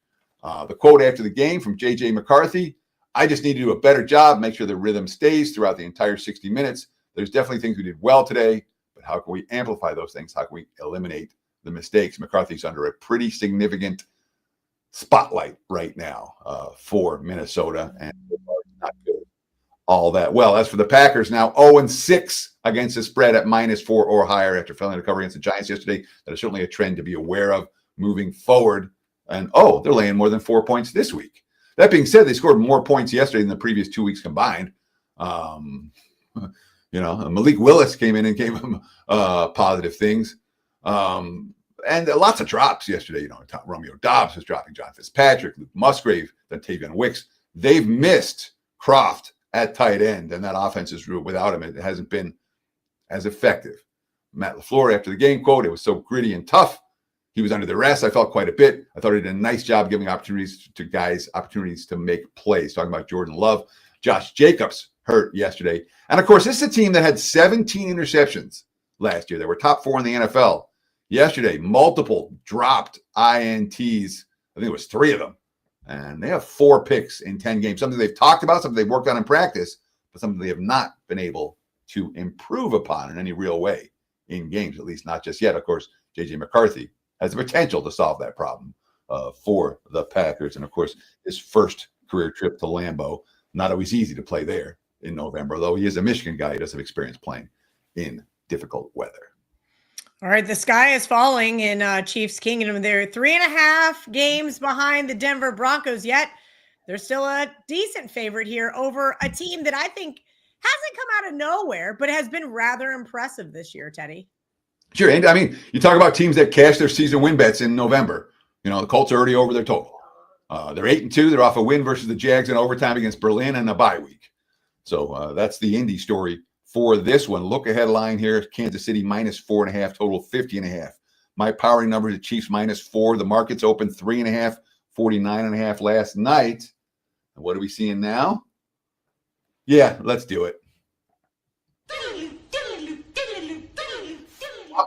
Yeah, grab it right now. The markets, I'm not going to say they're crashing on the Chiefs, but the markets are disrespecting Kansas City in a way that we haven't seen in quite some time. Again, I'm not convinced this line goes to 3 everywhere, but I don't think it goes to 4. So if you want the dog, take the +3.5 right now and start fading Kansas City. I mean, there's nothing fraudulent about this 5-5 for the Chiefs. Denver outgained them by more than a half yard per play yesterday. Denver had 147 penalty yards and went 1 of 5 in the red zone, and Kansas City still couldn't beat them. And again, last year they go 12-0 in one-score games, including the playoffs. This year, 0-5 in one-score games. They haven't played the playoffs yet. Patrick Mahomes, quote, "It sucks. Don't get me wrong. You got to feel that, but you got to be able to kind of use that energy to push it into the next week, into the rest of the season. All you can focus on is the next game. Get another opportunity to go out there and prove yourself. We've been losing these close games recently. We played some good football in spurts. It's just about being more consistent. I just keep saying, keep practicing, getting better and better, and push yourself to go out there and do it all on game day. More Mahomes. It's going to be tough to get back in the division race. The goal is to get in the playoffs and to try to make a run at it. We've got to learn from this one as much as possible, knowing we're going to get a great opportunity coming into Arrowhead next week. We're kind of at the point that we've got to find a way to win games. KC's won the division every year since 2016. Nick Bolton, the linebacker, quote, "It's just a one-week mindset. Every week's kind of getting to the point of where it's like a playoff week. We've got to find a way to one game at a time." Kansas City, they are what they are. Their record says they're a 500 team. Betting markets starting to say they're a 500 level team in Indy, taking the early money. I would love for nothing more than that team to cash my 3-1 to not make the playoffs ticket, Teddy. Let's see if you think either one of these teams is going to make the playoffs, because yesterday Jacksonville was rather impressive. Arizona, man, Jacoby Brissett has the bottom fallen out since that Indianapolis game. Maybe. Look at line here was Jags -1/1.5. Total 45.5. My powering number is the Jags -3. The market's open 2.5, 47.5 last night. And we're still seeing 2.5, 47.5 today, which tells me that, I thought there might be the urgency to get on the Jags. There probably is. I'm not seeing signs of it. I don't give a crap. Let's emergency betting alert it anyway. If you like the Jags, lay 2.5 now. It's just that plain and simple. There's not going to be – Arizona's not a team that's about to get a bunch of betting market support in the recent way. And it's the second straight week that their defense gave up 40+. That's not a good sign. They're 1-7 straight up, 3-5 ATS their last 8. They're the first team since this century in the NFL to allow 2 touchdowns in the opening 6 minutes of back-to-back games. Last week, they were down 35-0 in Seattle by mid-second quarter. This week, they opened the game by allowing a 98-yard kick return. 17 penalties, 130 yards, -3 turnovers. Defense didn't force any. They allowed 4 touchdowns and 5 red zone tries. Jonathan Gannon, I'm a defensive head coach. It's not acceptable. You can't win when you give up that many points. It really doesn't matter how you get there. You got to stand up, play better, and keep points off the board. And the injuries, Marvin Harrison didn't play yesterday. DeMarcado, who probably is the single guy you can point at. That's the guy that ruined our season. He got hurt yesterday. Garrett Williams got hurt yesterday. Kelvin Beachum got hurt yesterday. There are problems in Arizona right now. And Jacksonville just played the best game any of us have seen them play all year. 192 rushing yards, allowed 42, half of which was Herbert scrambles. 30-8 first downs in favor of Jacksonville. Only 1 penalty, 5 touchdowns, and 6 red zone tries. They didn't punt. Trevor Lawrence, that's cool when you give your punter the day off. And this came for Jacksonville. They were without their top 3 cornerbacks, Hunter, Lewis, Newsome. They were without their top 2 receivers, Hunter and Thomas. They're without their top 2 tight ends, Strange and Long. Their best offensive lineman was out, Harrison. Their best safety was out, Murray. Now, all of those guys for the Jags expect to return within the next couple of weeks. And as they return, as we see some of these guys get back this week, this line could easily go to 3 or higher. No one excited about betting the Cardinals right now. I don't know anybody that's going to be excited about betting this game either. The Raiders do play the Cowboys tonight. And then next Sunday afternoon, they take on the Cleveland Browns. Yeah, so we'll talk about Shedeur Sanders here in just a minute. I know everyone's waiting for that. Look at line, Raiders 2/2.5, total 37.5. My powering numbers, Raiders 1. The markets last night, there were 2s, 2.5, 3, 3.5, 37.5. The total, right now I'm seeing 3s and 37.5, though some books, lots of books haven't posted yet, but most books have. We don't know who's going to be the starting quarterback yet for Cleveland, but we're going to assume that'll be Shedeur Sanders. And, why was he the third stringer? Why didn't he get the opportunity? Well, give him credit for making things interesting on the final drive, but Shedeur Sanders, you look at the box score, he finished 4 of 16, 47 yards, no touchdowns, 1 pick. He was sacked twice. He had a 2.4 QBR and a 13.5 passer rating. Those are rookie QBs making his first appearance type of numbers. Those are not, and he held the ball way too long. That was his propensity in college. That's his propensity in the NFL. Oh, by the way, both starting tackles, Cam Robinson and Jack Conklin, suffered knee injuries in that ball game. And, even in games where the defense dominates yet again, where Myles Garrett just blows up the line of scrimmage, didn't matter. Worth noting, Sanders' quote, "I know I'm made for it. I don't think there was a doubt in my mind that final drive we were going to go down there and score. Things happened and we didn't, but I was excited because I knew what I was able to do I was going to be able to do out there." And again, they made things interesting on the final drive, but it was not the type of performance from Shedeur Sanders that inspires much confidence. As for Las Vegas, the Monday Night Football against Dallas tonight, 3 of their last 5 losses have come by a field goal or less. The other 2 losses, 31-0 and 40-6. Although road games against KC and Indy, I don't know how much those factor as comps versus a home game versus Cleveland. I mean, for as bad as Vegas has been, they've been in these games. The offense still really struggling, though. Cleveland is not an easy elixir. Teddy, I'm trying to find an update on Michael Penix Jr. for this next one. Atlanta is headed to take on their divisional rival in New Orleans. Talk to me about this line, whether he plays or not. Yeah, and so we've seen the money's pouring in on New Orleans right now. They're telling us that they don't think Penix is going to play, and Cousins is done. Look ahead line here, 3.5 was the look ahead, 40.5/41.5 was the total. My powering number, this is a Penix line, not a Cousins line. Atlanta -2.5. Yep, he is open. out. Sorry, Teddy. Adam Schefter just tweeted it. He will not be. He has got a season-ending injury, knee injury. Ooh, that's impactful. Markets open 2/2.5 last night, total of 40, and we're not going to. Atlanta's now lost 5 in a row. And Kirk Cousins is, the offense had 4 first downs on 5 drives with Cousins in the game. One of those first downs came on a pass interference call. 2 of them came the first 2 plays running the 2-minute drills. They were trying to get the game-tying field goal after blowing the lead. Atlanta's 3-7. They've lost 5 straight. They're missing both starting cornerback, or D. Alford and Mike Hughes at cornerback. Defensive end, Leonard Floyd didn't play. Defensive line, Zach Harrison. So they've got defensive injuries galore. They got lit up by Bryce Young for 448 passing yards, 10 yards per pass attempt. Saints are off a 17-7 win at Carolina and a bye week. They're 2-8. I don't necessarily love the concept of backing a bad team off a win. And I much rather have a bad team off a loss on a bye than a bad team off a win on a bye. But this line is the fact that it's not. There are a bunch of books that haven't even posted yet, and now that the injury news has come out, where it's going to be Cousins, from Cousins to Penix has to be at least 2 points. That's mentally in my head. That's what I'm thinking is 2 points. But Atlanta's power rating is crashing and burning right now. The 5 straight losses, the defensive injuries. Again, coaches that you rip. I don't like what Zach Taylor's been doing. I don't really like what Raheem Morris has been doing in Atlanta either. So that's a concern moving forward. But can the Saints get the favorites? Hard game.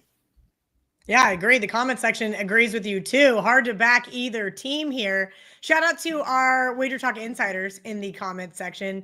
WT.buzz/insider to join. It's $2.99 a month. Get you premium access to things like Bet on It. Bet on It's mega show early, and that always includes the stock watch with our good friend there, Teddy Covers, as well as Marco's Deli, some TNA from Ralph Michaels, and it does also get you some early access to the Steam Room, which is premium content only. Teddy, Sunday afternoon. This one should have been such a good game. I don't know what to make of the Dallas Cowboys. I guess we will see tonight in Las Vegas. Philadelphia is a road favorite here in the division. Yeah, the first time these 2 teams met was a lot of fun until the lightning delay, and then they didn't score another point afterwards. Yes, I had the over in that game. Yes, I'm still bitter about it. Philly, -4, -4.5, -5, -5.5 was a look-ahead line. Total 50/51. So anything between 4 and 5.5. My powering number came 5 for the Eagles. The market's open 4.5, 51.5. Obviously, Dallas will be on national TV tonight. If they look good, this line could be a notch too lower. If they look bad, this line could be a notch too higher. Jalen Hurts, under 200 yards passing again 6 times this season. AJ Brown had 11 targets at least, so he's not going to complain as much this week. But boy, that defense, I mean, they got all the stop. When Detroit went 0-5 on 4th downs, they stuffed the run all night. And remember, this is a defense that, they picked up Jalen Phillips at the trade deadline, and they were good enough to win a Super Bowl last year. They were good enough to dominate a Super Bowl last year. Vic Fangio had them dominating last night. Philly's defense, even against good offenses, has proven they're capable of shutting them down. Okay, Sunday Night Football, Tampa Bay. Boy, have they been on a downward spiral since that bye week, headed to LA to take on the Rams. Yeah, look ahead line here. LA -6, total 48.5. My powering number comes 5.5. The market's open 6.5 and 49. And we're seeing 6.5, 49.5 as we speak right now. And let's do one final emergency betting alert here. If you like the over, bet this sooner rather than later.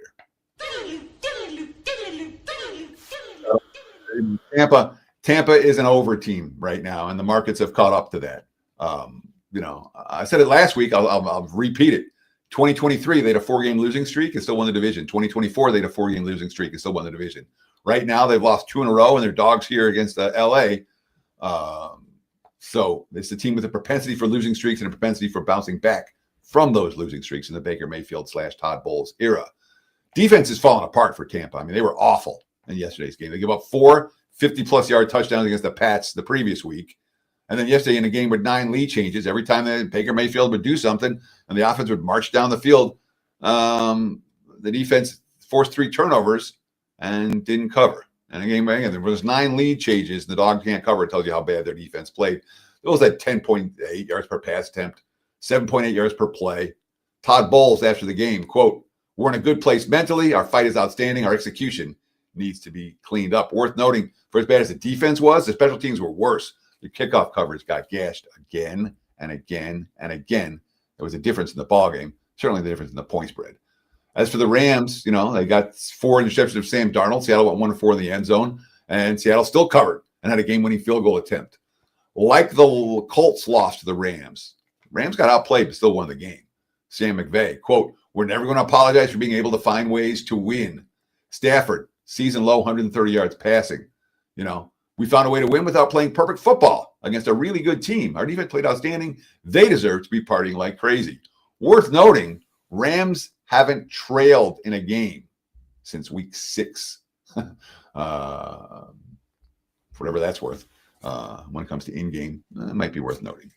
All right. That is worth noting, Teddy. Also, it's worth noting right now you have a special going on over at WagerTalk.com.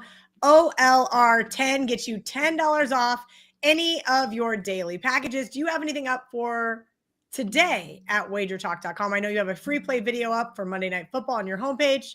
Do you have any NBA or early college football for us? Yes, I have 2 NBA plays up, and I'm gonna post them together. I didn't have a chance to do it before I came on, but I'm gonna put up an NBA 2-pack for tonight. So it'll be $29 for the 2. Take $10 off, get the 2 for $19, or use it any day this week. Again, it's valid till Friday. Appreciate the support, guys, and if you want to get on board, that OLR10 will get you $10 off. Again, I encourage you, don't buy plays, buy packages. That $99 10-day all access is optimal in my mind. But if you want to try it. Hey, go for it. We got a promo code for you. Buy the play. It's okay.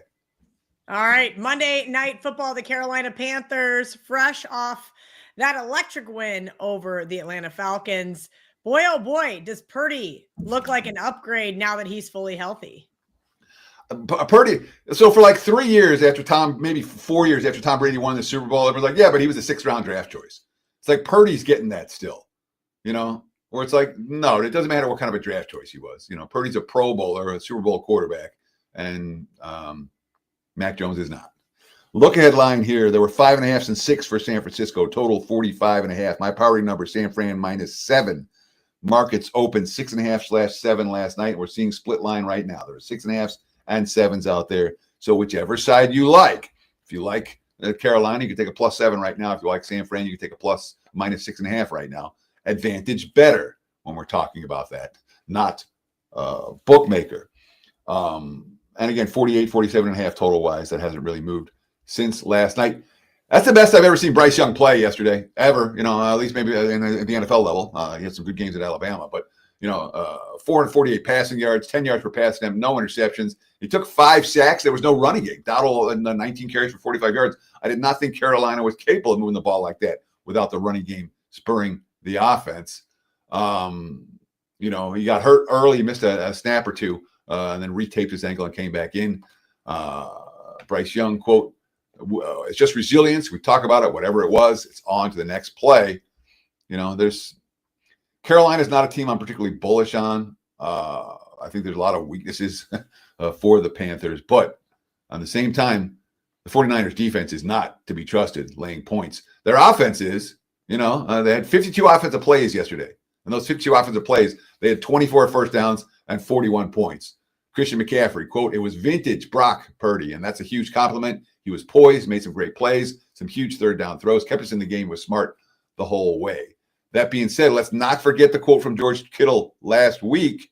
He said that the 49ers offense would, quote, need to score a lot of points for this team to remain in postseason contention, catching over with San Fran yesterday. That was fairly easy. The defense got gashed. 24 first downs, 488 yards, 6.9 yards per play against Arizona, and Arizona couldn't run the football. So certainly from how am I thinking about San Fran perspective, I'm thinking about San Fran right now as a one-way team. I'm getting involved in a 49ers game. I'm probably looking at the over. Ooh, okay. Maybe a little buy on the 49ers here. I think my 18-1 Super Bowl ticket's probably going to get thrown in the trash. No, I'm not buying the 49ers. I'm buying the 49ers over. I'm buying the offense. Yes. This defense is not going to get stops against, against better teams, better offenses that they face. So I like San Fran in shootouts. All right. Monday Night Football right around the corner here. Teddy's got a free play up on his homepage, wt.buzz/TC. Almost 3,200 of you guys watching live. Shout out to all of you. Teddy, any final words before we get out of here? Thank you, guys. I'm overwhelmed with the support. I'm overwhelmed with the comments. Really appreciate those comments every week. Both Kelly and I get in there and try to answer as many as we can. So appreciate those comments, the likes, the follows. Thank you for being a part of the WagerTalk family, and we'll do it again next week, Kel. Just like all right, each and every Monday. Yes, absolutely. Same time, same place next Monday morning. Hang around here. Andy Lang in WagerTalk today is up next.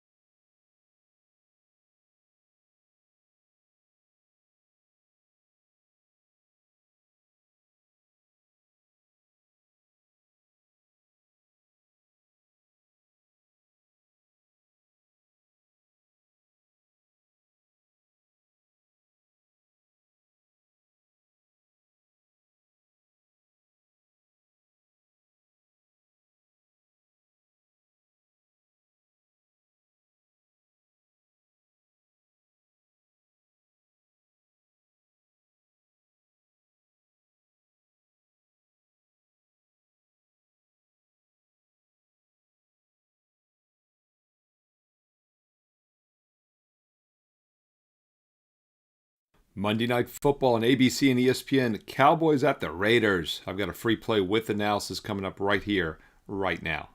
Hi, this is Steve Merrill, WagerTalk.com, right back here on WagerTalk TV, breaking down your Monday Night Football game here for Week 11 of the NFL regular season.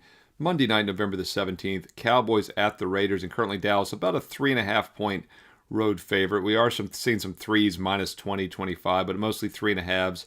Total has dropped a bit from 51, that key number of 51, down to 50, even 49.5 in this game. And I disagree with that move. I think the total is the best way to play this, and there's a few reasons why I like the over 49.5, over 50 in this game on Monday night.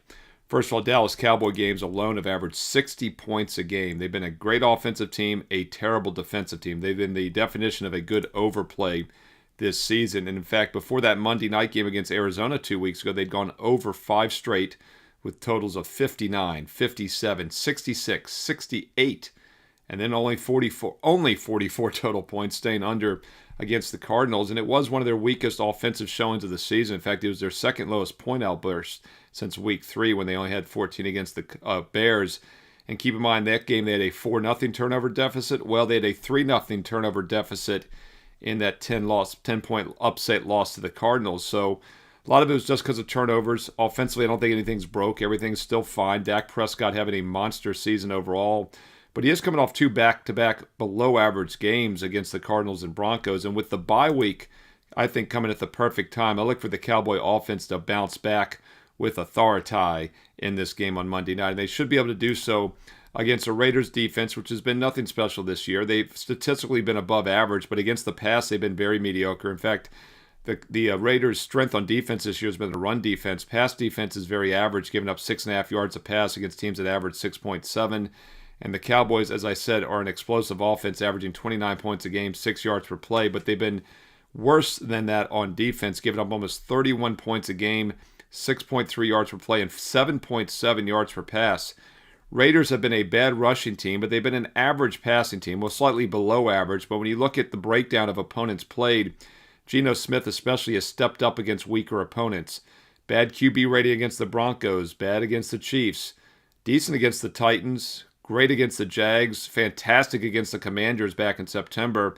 And keep in mind, Washington, one of the worst defenses in the league. Cowboys' numbers are pretty similar to the Commanders' numbers. The Raiders have struggled to move the ball against good teams, but they've found success offensively against bad teams. You know, they've gone under 4 of their last 5 games, but those unders came against Kansas City, Indianapolis, Denver. Tennessee was the other one, but they did win that game. But the Jacksonville game, in between all of those, 59 total points, an easy over. The Bears game, 49 points. That Commander game I referenced, 65 points back in September. And I think that's the closest comparison to this game against the Cowboys. So while the Raiders are a subpar offense statistically overall this year, they've been good against bad defenses, and definitely enough to get this one up and over 49.5, up and over 50. 50 a dead number, so 49.5, 50 both have value to the over as long as it stays below that key number of 51. I like the over here on Monday Night Football between the Cowboys and Raiders. Monday night, 8:15 Eastern on ABC and ESPN. What are your thoughts on this game? Side, total, player props. Do you like any player props? I would lean player props over here.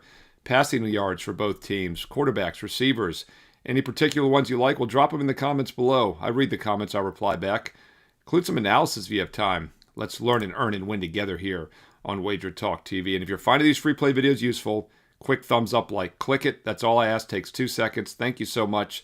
And I will keep these free play videos coming each and every day of the week. You know, I gave you every college football game the last 2 weeks on Thursday, Friday, Tuesday, Wednesday. Also your Thursday night prime game, won again with the Patriots this past Thursday. Now 10-2, 83% for free on your Thursday NFL plays. Last year, 70% on the free Thursday night games. They've just been crushing it.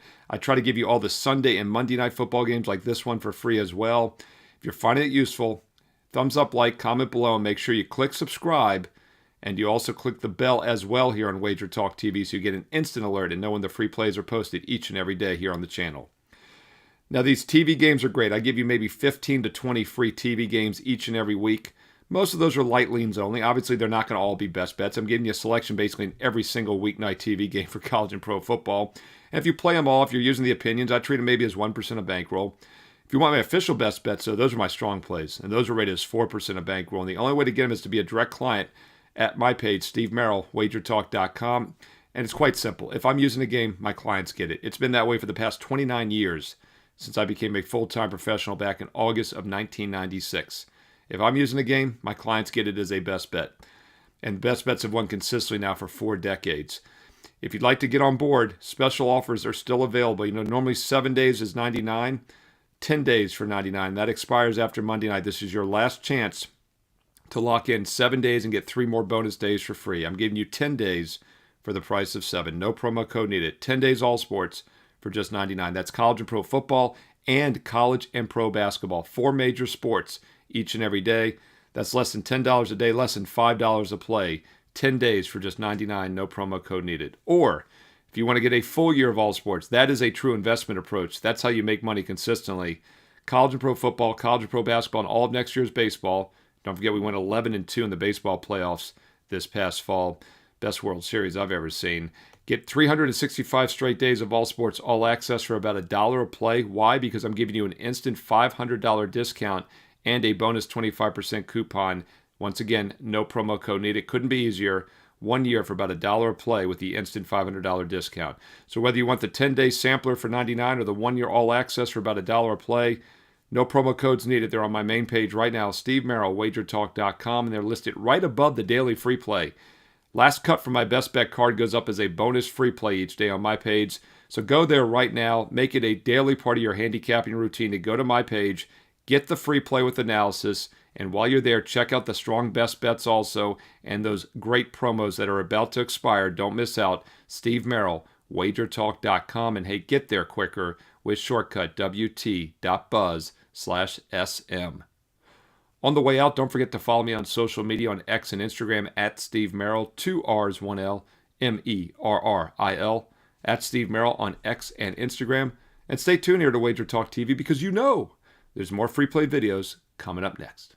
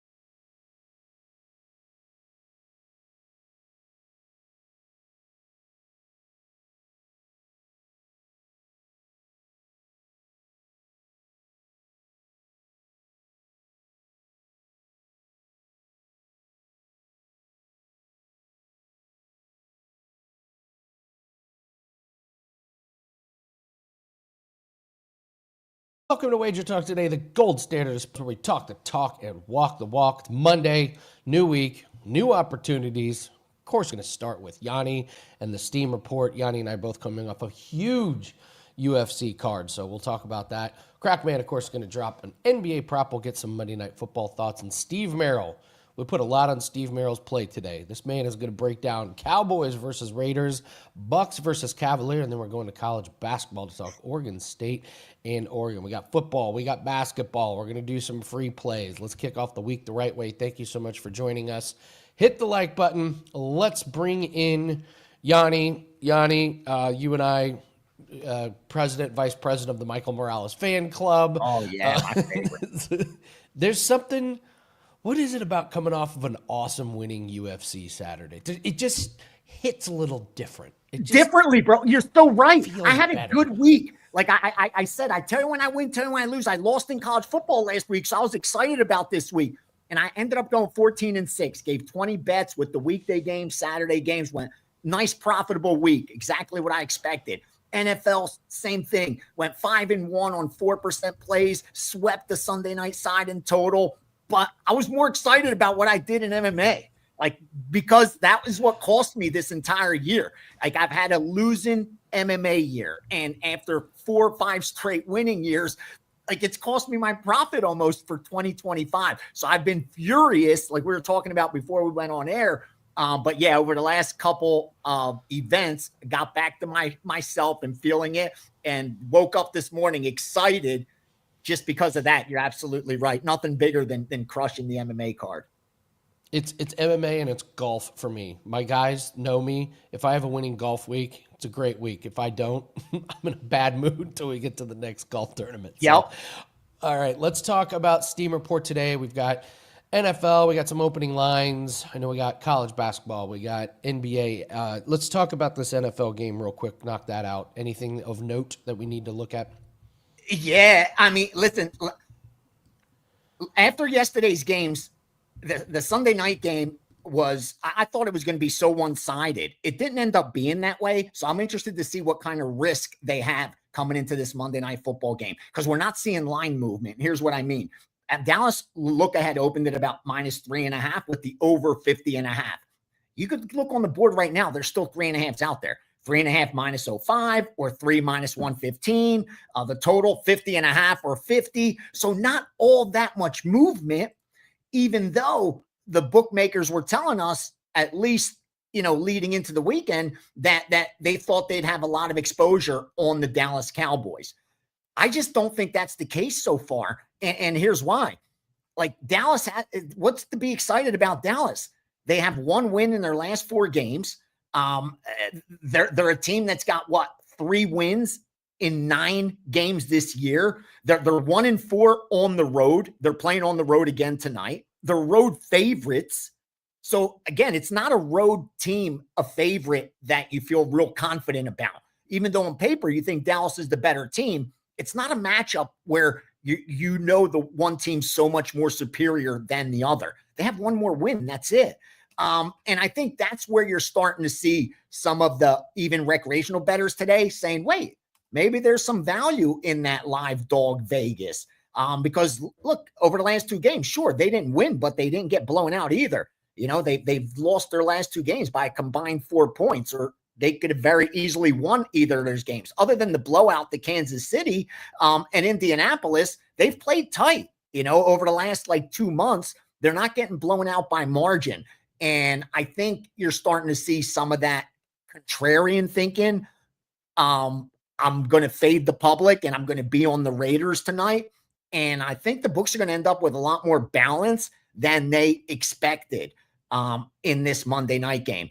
As far as the betting syndicates, I haven't seen anything as far as this is steam. Last night we knew they were on Philadelphia. They were on the under. And the public was opposite that, which give us even some more line value than we would have had. But so far today, that's just not the case on Monday Night Football. I haven't seen either in the accounts. But again, it's still early. But with it sitting around that key number, you kind of think if they like the Raiders, they probably would have snatched up the 3.5 already. And if they like the Cowboys, there's 3s out there. They could lay the 3 if they wanted to. I could get you now, right now, I could get you Dallas -3 or Raiders plus 3.5. And I don't have anybody asking for either. I could get you over 50 or under 51 even. Nobody's asking for either. So it'll be interesting to see if that changes, and if the public continues to play a little contrarian, or is it going to just all be on the Dallas Cowboys? Because again, they're not the sexiest favorite on the road, especially. Yeah, to me, this is one of those classic games. Listen, I'm always going to talk player props, but this is a player prop game. There's some really good player props out there with a little bit more certainty. So let's take a look let's go to NBA. You got anything in NBA? I do see some pretty big line movements tonight. Yep. And we have a couple NBA games that got hit already. Start off with 548 Detroit Pistons minus 8.5 and 9.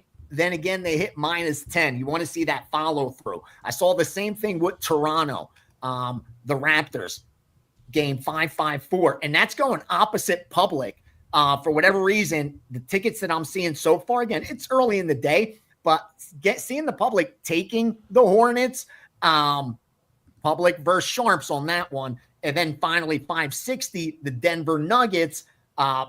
This one's gotten away from us a little bit. I don't know if there's a player out. Because look ahead was like 10.5. The overnights got hit at 11.5, 12.5, then 13.5 again this morning. So check as far as injury or players sitting. Those are some of the legit moves that I see. Some of the more one-sided real quickly. I'm seeing the public heavy on the Miami Heat over the Knicks. They're laying the 17 with the Thunder. So, again, usually those games with that big of a spread don't get much volume, but that actually has the most tickets as of right now. There's more tickets on the Thunder than any other team with this book that I have access to. And then one game that's just over. There's not a single under bet, and that is Pacers Pistons. And he's got nothing but over action there. So if you're seeing a slight move towards the over, it's probably public money related, not sharp money related, because I didn't see any over Pacers Pistons in the accounts. And real quickly, that reminds me, yesterday we were in the steam room and I told my subscribers what I'm seeing in this book. Okay, this guy has a solid book, couple hundred players. They don't bet big like normal people, 30, 50, $100 probably average bets. On the Minnesota versus Chicago Bears game yesterday, 5 minutes before kickoff, I told my subscribers, if I was going to fade, if I'm a betting just to fade the public, this is an automatic, because here's what my guy has right now. He had exactly $6,430 bet on Minnesota, and he had $40, just one $40 bet on Chicago. So think about it. For him to amass over $6,000 worth of bets, that means everyone he had was betting $30, $50, $100 on Minnesota, and just one dude bet $40 on Chicago. And again, I'm not saying fade the public, but there are some times you got to pay attention to that. And here's what stuck out. The line didn't move. Like, why not go to 3.5? If you're that heavy on one side, why are you booking it? Why are you okay with the risk? So something like that, you got to pay attention to when you see all on one side like this with Pacers Pistons. Like, it's too early. That could change between now and later. But yeah, it's just funny because I know everybody likes, like, what do the books need? What do the books need? Usually you don't need anything but people to bet. You're getting 11 to 10. But sometimes you do see some needs, and it's funny when it works out that way. Putting that much money on JJ McCarthy it's a choice. It's a real choice. Not a good one. I'm going to do actually a breakdown of that Denver and Chicago game. What happened was Chicago played last night and it went to double overtime. So their starters played a bazillion minutes. They had 3 starters that played 40 plus, including their center. And now he gets to try and go up against Nikola Jokic after playing 41 minutes. So that's where this massive line move, it probably happened after that double overtime last, and they're on the road. Like, both games are on the road. So it's just a brutal, brutal spot. As far as the Thunder and the Pelicans, Zion has been upgraded from out to questionable. And I know this is going to sound crazy. I think they might be worse off with him playing tonight. coming back Oh, from a wow. hamstring. He's not healthy. Jordan Poole is sitting out, and now you're going to bring him back against the best team in the NBA. This spells disaster. I imagine that's kind of what some of the people are looking at. So we'll see. Mark, we'll to answer Mark's question, we start firing early in the week, brother. Like we may fire tonight, tomorrow at the latest. I start firing NFL and college football because we try to get out ahead of these line movements. Especially in college sports where you get a lot more significant movements. NFL, not as critical except for totals. But college football, you can't wait till Saturday. If you're putting all your bets in Saturday, it's going to be tough to find a lot of good bets to place. Let's see. Are there any opening lines that you got that you're a couple NFL interest? Yeah, a couple NFL that got hit immediately. New England Patriots, and I'm not sure if it's a bet on New England or a fade of Cincinnati. It's probably a little bit of both. The wheels are coming off on Cincinnati. I mean, the look ahead was 4.5. They bumped it up to 5 during yesterday's games. That got hit to 5.5. They brought it out, 6.5 got hit, and now 7. That's why you're looking at 7s across the board. Like they're blasting that. Jacksonville, which also looked good. We were on Jayville yesterday. Even gave a 4% on Jacksonville. And instead of upgrading them to a 5%, I just threw out a 1% added on the money line, and they came through for us. They got hit again. It's not up to that key number of 3, but the look ahead was 1, and you're now looking at 2.5 juiced, which means 3 is coming. And this one, Indianapolis and Kansas City. What a big game in Kansas City. 4.5 was the look ahead. Okay, they brought out -4, not high enough. 3.5, too high. Down to 3. So a lot of love early from the Sharps on the Indianapolis Colts over Kansas City. And then that Philadelphia, it'll be interesting based on what Dallas does. But here's what's wild. Philadelphia, the look ahead was -6. Philly gets it done. Beats who I had as the best power rated team. Detroit does it on not primetime television. And the look ahead was 5.5. And we're now looking at 4.5. That almost never happens. Now, I got to look into the injury report and see did 14, starters get destroyed yesterday or just some key players get hurt or something. I'm not sure, but that just is a rarity. That's why I'm glad you said, let's talk NFL real quickly. Some of these look aheads that got hit, because you would usually see the opposite happen. And like what happens today, if Dallas loses to the Raiders, that line's got to move back up, right? Philly beats Detroit. Dallas loses to Raiders. But then if Dallas goes out there and looks great, this line makes sense. So I don't know. Is this anticipation of Dallas going out there and looking great tonight? Because you almost never see that. Philly got the job done. They covered. They beat Detroit on TV. And they're discounted this morning. Yeah, that sticks out a lot. Anything in hockey tonight? No, we got a good slate of hockey. I've been not really paying attention to any money lines, just focusing. I know. Let me tell you where I see action real quickly. I haven't seen any. We haven't bet anything in the accounts. But here's what sticks out a lot. Where was that? Obviously, they're going to bet that. The one dog. LA. They're betting LA. And this in hockey has done really well. When I see the recreational accounts on the dog, it never turns. Not never. It doesn't turn out well very much in hockey when they're loving these dogs. And that one really sticks out. They are liking LA a lot. And then they're liking Anaheim also. And the Utah line's moving up. So you're seeing one of those reverse line movement situations. I got to look into that too. So LA and Anaheim, the two heaviest bet.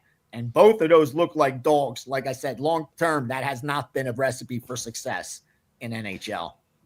Yeah, Anaheim's been the darling of the start to the NHL season, just completely outperforming. So I'm not surprised public is trying to jump on Anaheim and catch a falling knife. So do you have anything in college basketball before we let you go? I'll give you a couple college basketball moves I just bet this morning. College of Charleston, 804, -6 and 6.5.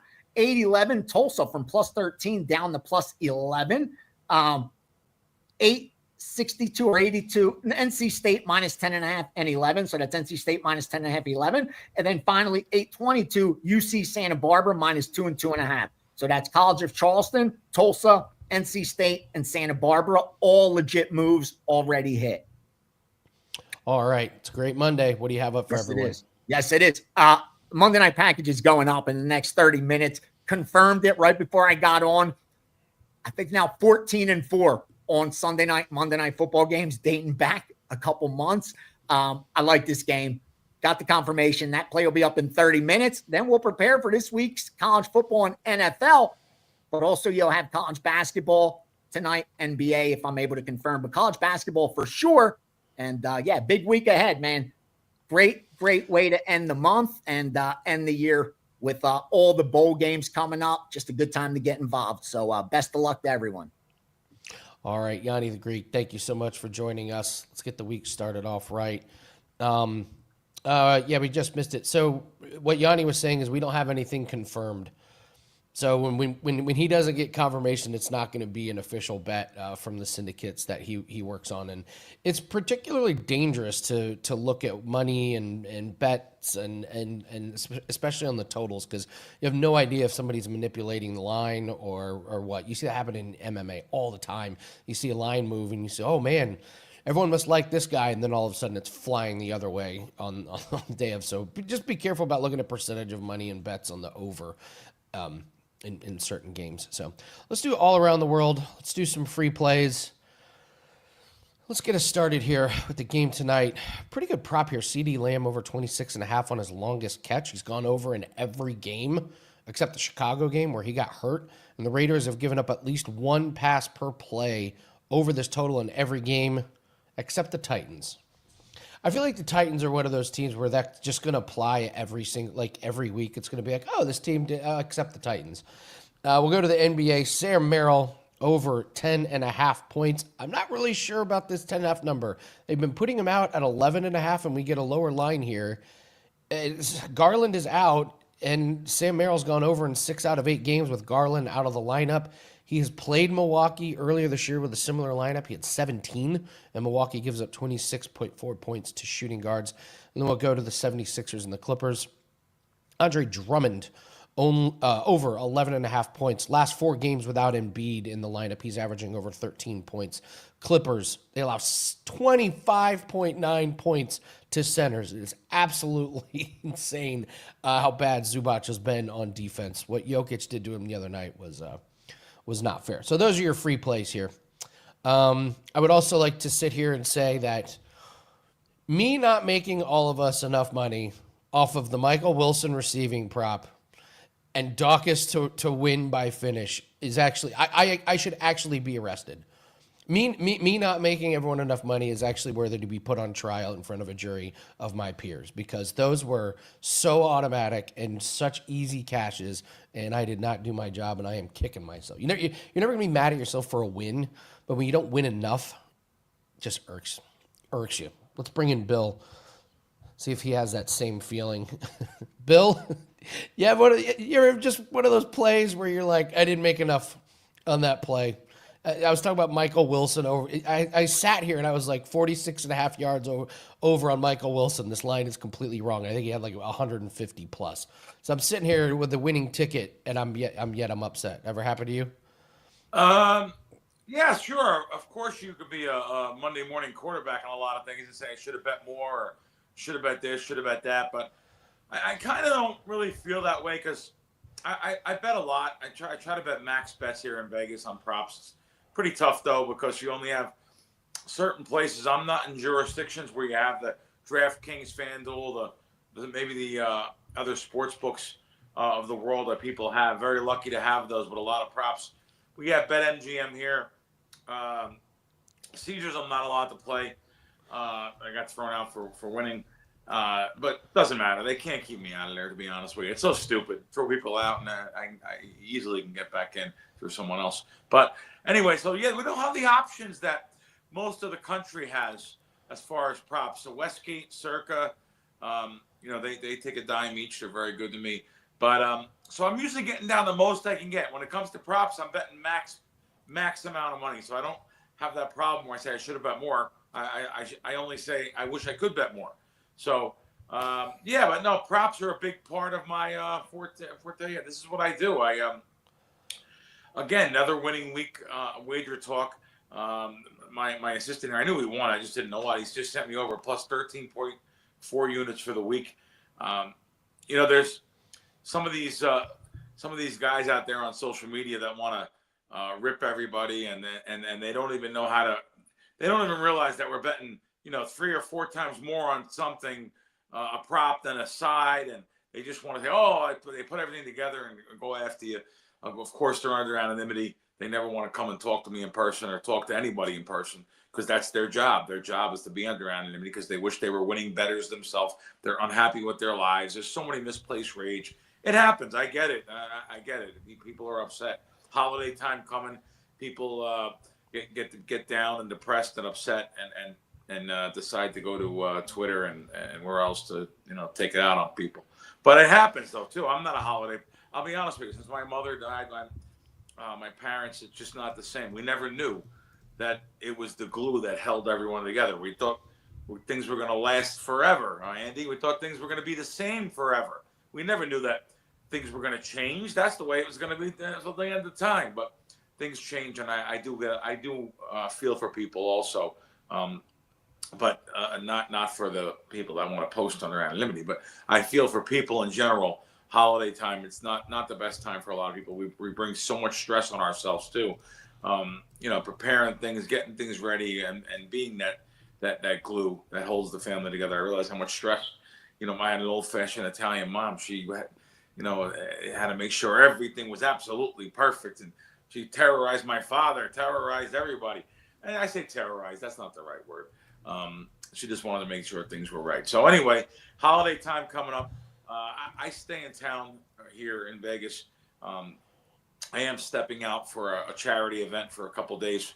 But as far as that goes, I really don't. I used to travel all the time. When Jersey was taking my bets, when I was able to go to Atlantic City, and I had so many different places along that boardwalk in Atlantic City to bet on, right at the beginning when Passport was repealed for those first 2-3 years, that was great. I went there for 3 months out of the year.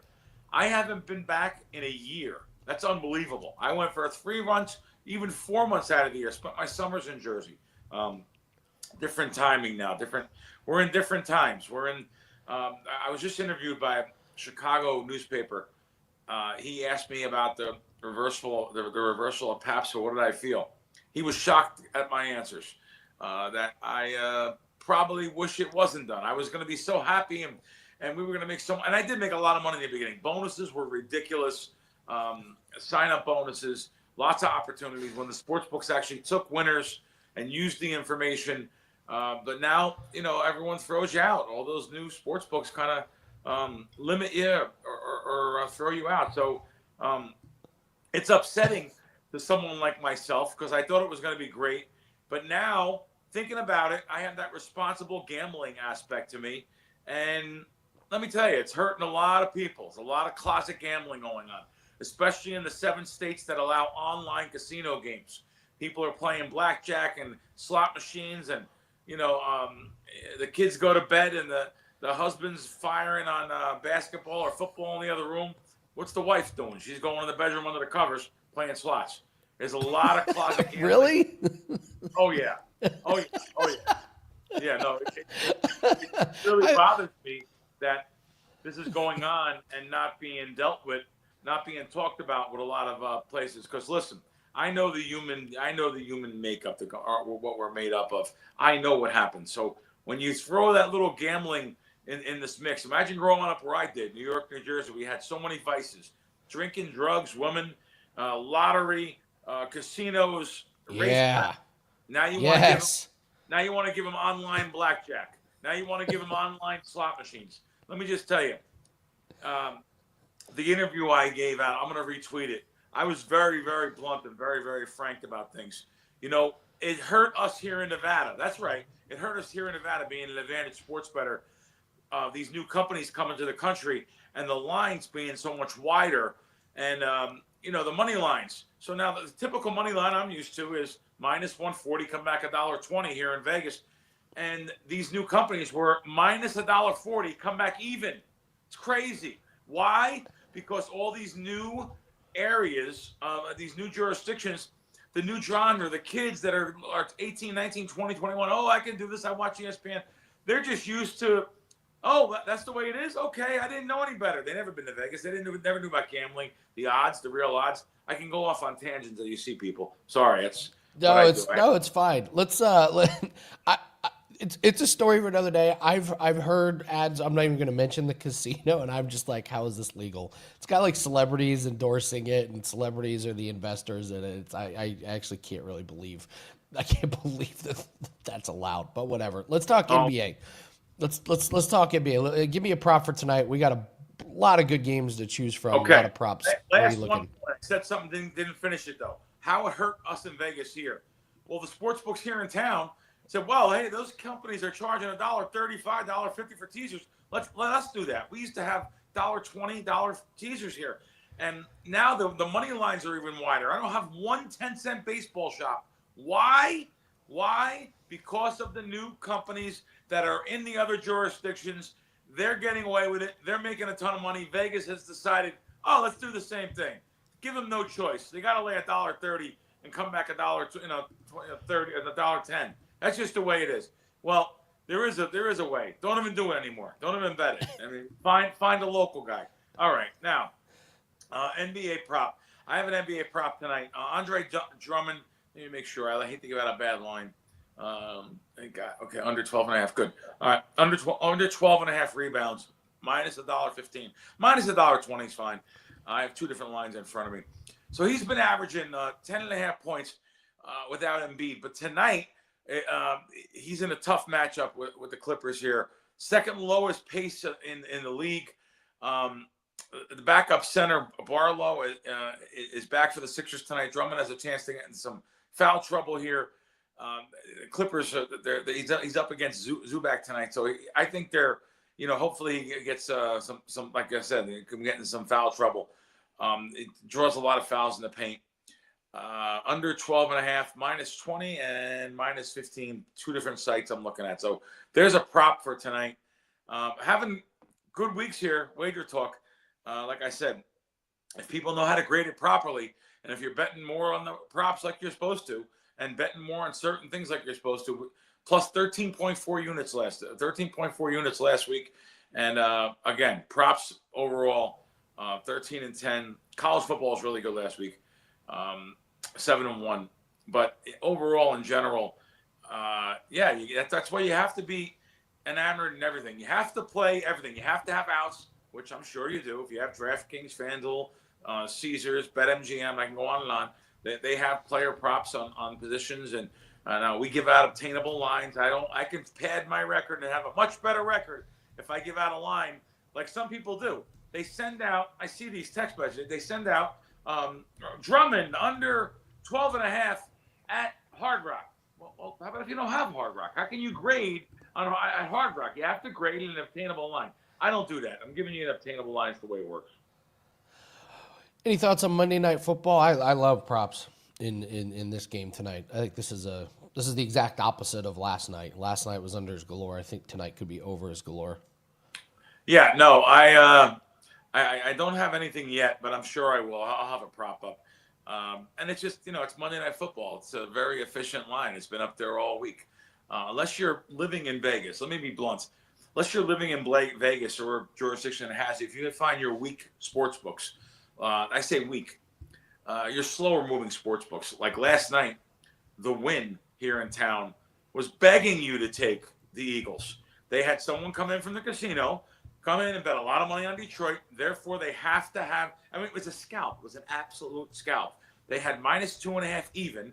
You could have took plus 2.5, plus 0.5. It was a scalp. The money line was minus 130. There was not even one money line anywhere minus 140. It was minus 130, then minus 135, begging for it. So that's good. If you come to town, you want to make sure you check the lines out at the Win, Stations, and the Coast properties. You want to make sure. Well, I won't throw the Coast in there. They have the FanDuel line, which is, I think FanDuels are pretty. They have sharpened up since they came to the country here. So you want to make sure you have those two places, though. It's very important to have the local casinos. I think, like I said, Stations and Win pretty slow moving and sometimes dependent on what action they get based on the casinos there. So that's about it. and look forward to seeing you guys next week. Have a good week here with what we have up over on WagerTalk. Like I always say, guys should lock me up. Lock me up throughout the Super Bowl. Lock me up for a 3-month plan. You got all the props. You got all the weekly college basketball now starting to roll, and props on NBA. Of course, you can go on a $39 program or something where, any one day, anyone could do anything. So I would say minimum a week. See how it goes. See how I do. Like I just said, plus 13.4. If you would have listened to me last week when I said it, plus 13.4 units just based on the bankroll. That's important too. You can't go off half-cocked and put something on a Sunday night game or a Monday night game and go crazy just because you lost. Now, you wouldn't have lost following me for the week, but maybe you lose on your own stuff. I never forget. I went 36-8 1 month and in college basketball, and I lost 3 clients. I told my assistant I want all 3 of their emails. I asked all 3, what happened? How can you quit now? Not that I usually don't. I never do that. It's just one of the reasons. Sure enough, the reasons are they put everything in parlays, total sucker bets. So they don't realize how much what they're doing by betting parlays. Their wife told them to stop gambling because they're gambling on other stuff. The guy was very honest. He was going to the racetrack every night. I mean, these guys all had excuses of other One guy said, I didn't even know you won. What? He said, yeah, I fire on a lot of different things. I thought maybe you won, but if you can't realize that, if you can't win, when I'm going 36-8, get out, brother. Do something else. Go roller skating. Go fishing. Do something. I've had that happen before. It's like I went 4-1. How'd you lose? Well, I parlayed all of them together. You're like, oh no. Well, parlays, you can't win betting parlays. Sports books have 60 to 70% of their profit they report on parlays. I know they look fun. All the people on TikTok and Twitter and Instagram with a broad on each shoulder and the nice fancy car and the money, the bricks of money, because they hit their $10 parlay to win $60,000. Trust me, you're not hitting that. Forget about it. You're chasing a pipe dream. All right, that's it. I'm done. Crackman, everyone. Always bringing the heat. Thank you, Bill. Can't wait to talk to you again next Monday. Good luck. All right, we have a couple of NFL bets up for Monday night. These are props, and we've got 2 of them. Just was going to fire on one. Then I kept staring at the other one and said, no, this is worthy. So we got 2 best bets that are up 17-10 on primetime games this year. So primetime games continue to hit at a good rate. We've also got NBA and NHL props that are up. I believe there's 3 of them that are up. Probably going to be a 4th one coming up this afternoon once I get some injury report. Again, 7 days. That special went over so well. We're going to run it for another couple of weeks. It's 7 days of NBA and NHL props. Again, one night I could win, I could lose. Give me 7 days. You see how we handle the props markets. You see our write-ups. You see that we tend to kind of gravitate towards the same guys for stretches of time. Hope to catch those streaks, get a 4-1, 5-2 type of streak going. So 7 days, it's only $69 if you just want something for tonight. Monday night best bets are up, and we're up 50 units in November. Crushing November, loving it. Let's talk about NFL Week 11. Let's do some questions that we may have coming out of Week 11. Are the Chiefs going to make the playoffs? Did you see their percentage to make the playoffs if they lost that game? Yikes. And now they get the Colts? Ruh-roh, Raggy. That's not good. Were the Vikings in a lose-lose situation with Darnold and McCarthy? Like, did it turn out it was just like, you know what, we can keep Darnold, who will just blow it in the biggest game, and then we have J.J. McCarthy, who looks really awful. I'm going to talk about the Chargers here in a second with Dan. Dan, is Joe Alt really that much of a difference maker? This team went from possibly winning the division to cannot get out of their own way with 1 offensive lineman. Is he really that good? The Chargers are inept on offense without him. It's really bizarre. And then let me know in the chat here. I'll ask you to as well, Dan. What 7-win team do you least believe in? These are the teams with 7 wins. You got the Bills, the Chargers, the Bears, the Seahawks, and the 49ers. To me, it's a really obvious one. I'll be interested to see what you guys think of in the chat. What 7-win team do you believe in the least? All right, so those are Week 11 questions. Let's go to some quick, where did the books win? Where did the public win? Really wasn't a whole lot of consensus out there. Where did the books win? The Ravens didn't quite get there. The Green Bay and the Giants game not get there. And where the public won, they went heavy heavy on that under in the Miami-Washington. That was no sweat. And the 49ers minus the points. So, but again, not a whole lot of big-time consensus plays this week. And then we go to the prop markets and fantasy football winners and losers. Brock Purdy. Got to say Brock Purdy looked really good. George Kittle, along with that, Jacoby Brissett and Michael Wilson and Trey McBride putting up video game-esque numbers there. Josh Allen, of course, with the massive 6-touchdown game. Sean Tucker for the Bucs had a huge game. Bryce Young and Ted McMillan, that's their best game of the year as far as stats go. And Travis Kelce continues to get it done. And Bijan Robinson may be getting a lot of work in the next coming weeks. Michael Penix looks like he may be done for the year. Drake London is out for at least a week. We go to the losers. Lamar Jackson. Is this guy healthy? What's going on? His numbers are just not there. Sam Darnold with 4 interceptions. That was terrible. Justin Herbert and the Chargers were terrible. Jamar Chase, boy, did he screw it all up for anybody that believed in him yesterday. I continue to say Justin Jefferson, his stats are not going to look good with McCarthy as a quarterback. Woody Marks had a great matchup. He kind of... He wasn't awful, but he wasn't that good. And then the Falcons' passing game is now completely blown to smithereens. You got Drake London, who's injured. Kirk Cousins is going to have to step in and be quarterback. And Dan, can I say outdoors Jared Goff? Outdoors Jared Goff looked truly awful. Dan, would you like to come in and brag about the Chargers? Jags that was not outdoor. Well, when you see Jared Goff trotting out of the tunnel and he's wearing sleeves and double gloves, it doesn't exactly inspire confidence of his abilities in the outdoor. But it's so bad. The Eagles certainly didn't make it easy for him, man. I mean, there wasn't a clean pocket on 4 or 5 plays last night. Defense was just flying around. So it's easy to say, yeah, it was just Goff in the weather. It's more, I think, holistic to look at what Vic Fangio's defense has done to all of these teams.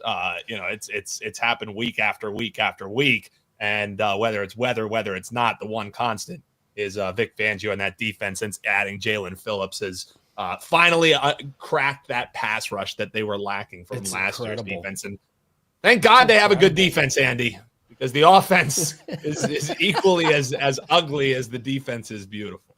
Sure. The Tango and Cashes, the Philadelphia Tango and Cashes. Again, it was horrible to watch, and I had to watch every second of it. I was just blown away by it. But you're right, man. Your defense, the eye test, that's the best. I don't think it's horrible to watch. I think there's just as much fun when you're watching a good dominant defense. And as an Eagles fan, but here's the thing: is prop betting overs and fantasy football has warped everyone's mind that no one likes defensive football games anymore. If there's not high scoring, everybody Monday morning quarterback says this game was just awful to watch, and I completely disagree. I think there's value in good defense, so and I enjoy watching.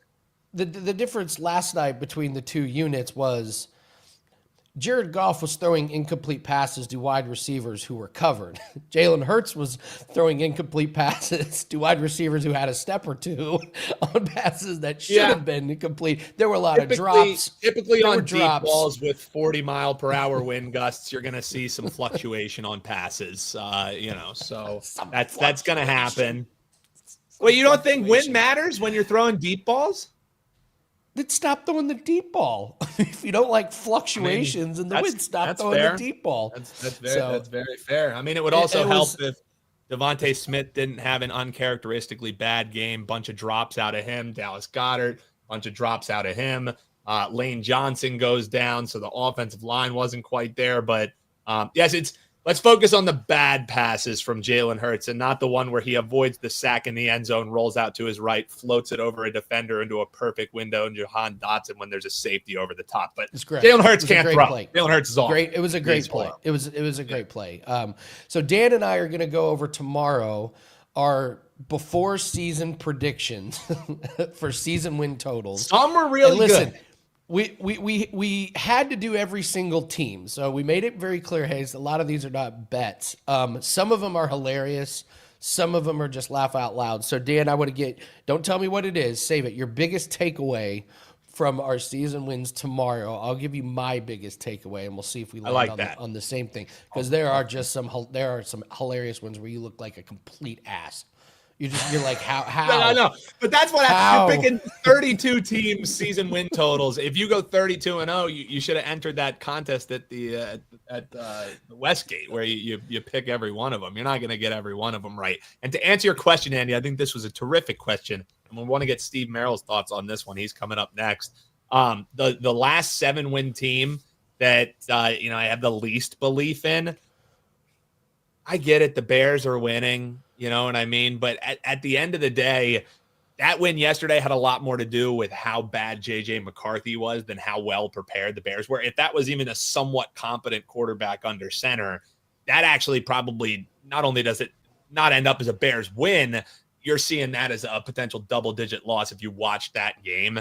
And the Seahawks, I know that's going to be the big one because of how awful Darnold looked, but we already knew that Darnold at some point was going to turn back into a pumpkin. So I think their defense is still strong enough, and they have enough playmakers around that offense that I don't think the bottom is quite falling out on the Seahawks just because we got a vintage Sam Darnold game, but that's probably going to be a popular pick. So for me, sorry to my friend John Hoagland and the Eagles-Bears alliance that has been fun on Twitter. 3-0 for the Bears against the NFC East, and 3-0 against the NFC North for the Philadelphia Eagles. So the Bears and Eagles alliance. Amazing. I'm not so sure how much I believe in the Bears, Andy. I actually land on the same team. It was between the Chargers and the Bears, and then you just look at the wins from the Bears, and you're just going, "Come on!" This has got getting creamed in the first round of the playoffs. This has them, this is them getting nuked in the first. The honorable mention for me, because they're not a 7-win team, they're even better than that. New England Patriots are losing the first round of the playoffs. That will be one of my more sizable bets, is that the New England Patriots will be losing the first round of the playoffs. I love it. Peasy says, I'm becoming a believer in the Bears. Don't do it. Don't do it to yourself. Peasy. The Don't second do you it. believe Come in the back. Bears. Come back. No, don't go to the dark side. All right, let's bring in Steve Merrill. Steve Merrill, never on the dark side. Steve, how are you today? Doing well. Yeah, we've seen the NFL well. 3-0 last Sunday, 2-1 yesterday, and then 4-1 on Saturday in college football. So been picking our spots, and I hope you guys did not have the over season wins for not my Washington Commanders. Who did you guys have in that? Did you have under? I don't recall that episode. I'll look it up and see. Oh, it wasn't a strong opinion. So as you know, both lean under. Both on under. The Commanders. There's this reasoning for me, Steve, was I didn't think they would be this bad, and sure, there's injuries that are part of it, but because of how much they exceeded expectations last year, there was no possible way that they could not under exceed expectations this year. Well, yeah, I mean that, and as you guys know, that was my one season wins total I've released in the last 5 years to clients, and it officially has cashed already under 9.5. There might have been some 9s out there, which means they have to run the table if you got plus money, which is actually an even better bet. I wish I'd had that, but yeah, under 9.5 was the play, and they lost in overtime. So it has now officially cashed, even though they win every game remaining. So, and it's funny, Dan mentioned, the injury part, but as you know, Andy, that was part of the handicap, is I thought Jaden Daniels was a high risk to be injured this year. And that was even more upside to the downside, if you will, with the Commanders. And by the way, that was the Dolphins were very public yesterday at -2.5, and they covered in overtime, winning by 3. Last week, the Colts were a very public play at 6, mostly 6.5s over in Germany, and they win by 6 in overtime. So it's good to see that the fix is in, even over in Europe. No.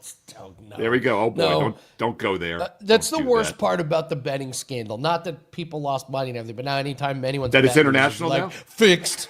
No, that's fixed. That fight looked fixed. That game looked fixed. All right, let's talk about a game that's not fixed. Let's talk Cowboys and Raiders. I think this game's going to be weirdly exciting, in just one of those kind of car crashes. You can't take your eyes off of it. How do you break down this Cowboys and Raiders team? There's a lot of variables in this game.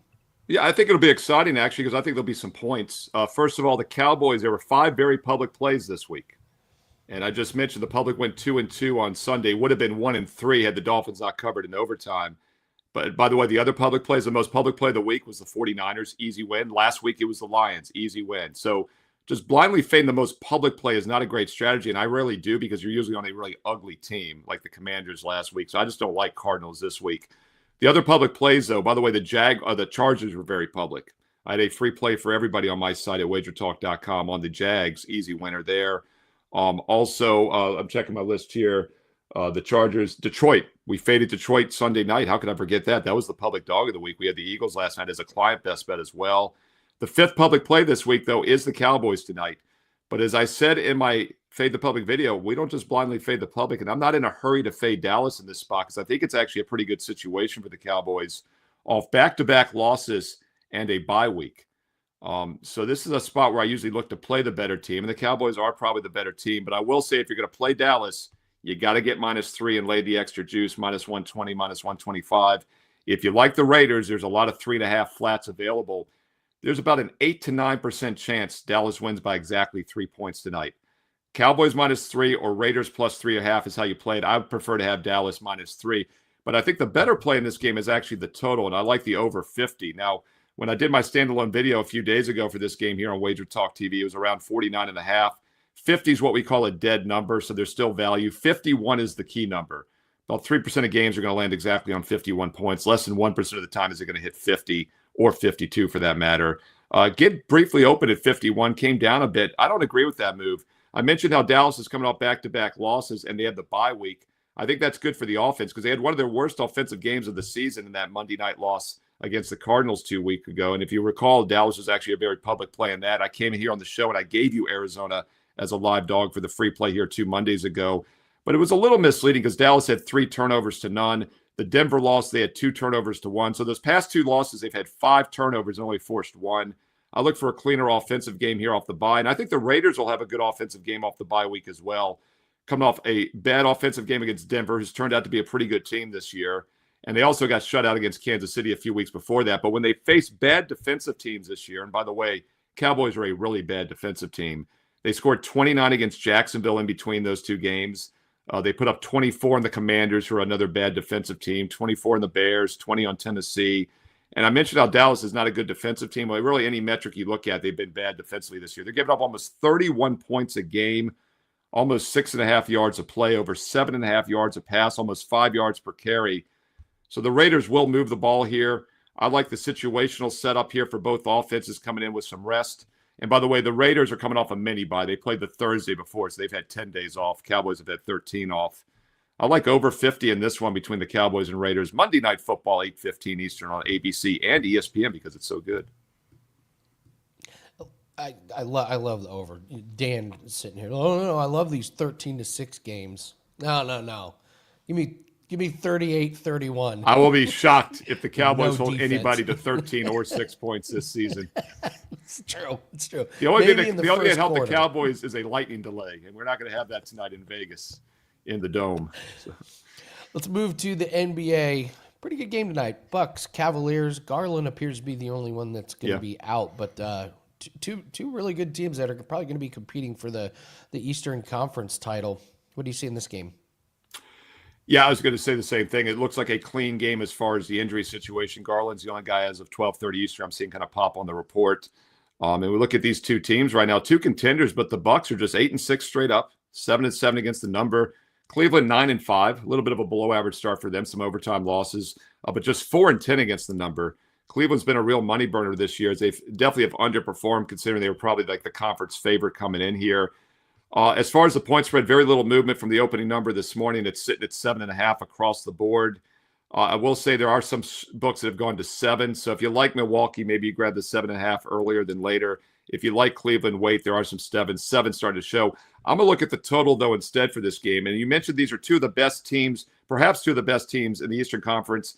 And the fact that they both have been a little bit subpar to start off, I think this will have a playoff atmosphere tonight at 7 Eastern on Monday. And whenever I get that, I start leaning towards the under. And the early sharp money likes the under in this game as well. Opened 238.5. It's already down to 235.5, even seeing 235 out there now. And the sharpest book in the world, perhaps Pinnacle, 234.5. That's what we call a sharp book leading indicator. And I do agree with the under in this one for a few reasons. First of all, I mentioned that playoff atmosphere here. I think we'll see some defensive intensity, and both teams coming in here rested as well. They each played on Saturday. Milwaukee, by the way, has lost 2 of their last 3, and they had a bad defensive showing against the Lakers on Saturday. We had a team total play with the Lakers over 118.5. They scored 118, and then they scored 119 right after that. It's like they're just sticking it to me 2 days in a row there just to point out that they could have gotten there and decided not to in the previous night. And we've been over 70% in all sports still over the past week. But the Bucks, 40% offensively shooting, haven't really shot the ball well in recent weeks. They had that breakout game against a bad Hornets team, but when they face better competition, the games have been fairly low scoring here. And if you look at some of the games they've played recently, the Indiana game only landed on 232, the Dallas game 230, the Houston game got right up to 237. That Laker game, even with a bad offensive showing and bad defense, it still was just 214 the other night. And then the Cleveland Cavaliers, with their size down low, can be a really good defensive team when they want to be. We started to see some of that against Memphis. They held the Grizzlies Saturday to just 36% shooting and only 100 points. Probably their best defensive effort in several weeks. I like under 235, under 235.5. I think we get plenty of wiggle room tonight in what could have a playoff atmosphere Monday night at 7 Eastern between the Bucks and Cavaliers. Hardest working man on Wager Talk today. You get 3 games to break down. You got Triple NFL. Play. Yeah. 3 sports. Yeah, and this was where I almost tripped myself up. I was like, Oregon State versus Oregon. I was like, do they play each other? Oh, basketball. Yeah. Keep forgetting we have to remember basketball's here. So I don't know anything about these teams. Oregon State and Oregon, enlighten us. What do you know about these teams and what can we expect? It's funny you said it's kind of like the football matchup because the first thing I think of is Civil War, and then I remind myself I can't say that anymore. It's been canceled. I don't even know what it's called now, the Border War, but it's not the Border War because they're in the same state. I don't know. It used to be the Civil War. Yeah, it used to be the Civil War because they were rivals.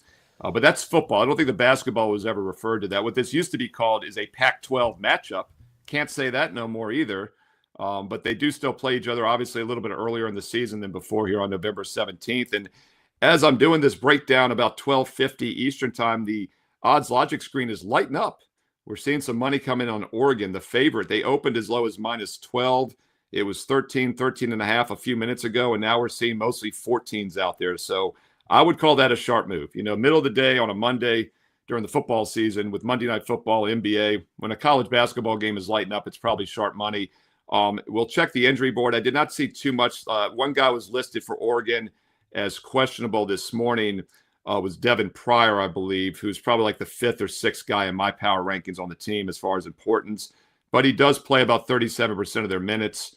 Not a really good shooter, offensive guy. A little bit more important, though, on the defensive side of the court. So my guess is maybe Devin Pryor has been upgraded. Hard for me to believe he's worth a point or so on the line, but I'll point that out as this game has gone from 12 to 13, and now it's moving up to 14. And the other thing that's interesting about that as well is the total is dropping. And once again, that would tell me that maybe this is based on Pryor. The over-under opened as high as 143. It was 141, 140.5 a few minutes ago. Now it's 140. So we're seeing some money coming on Oregon in the under. I think maybe that's player related.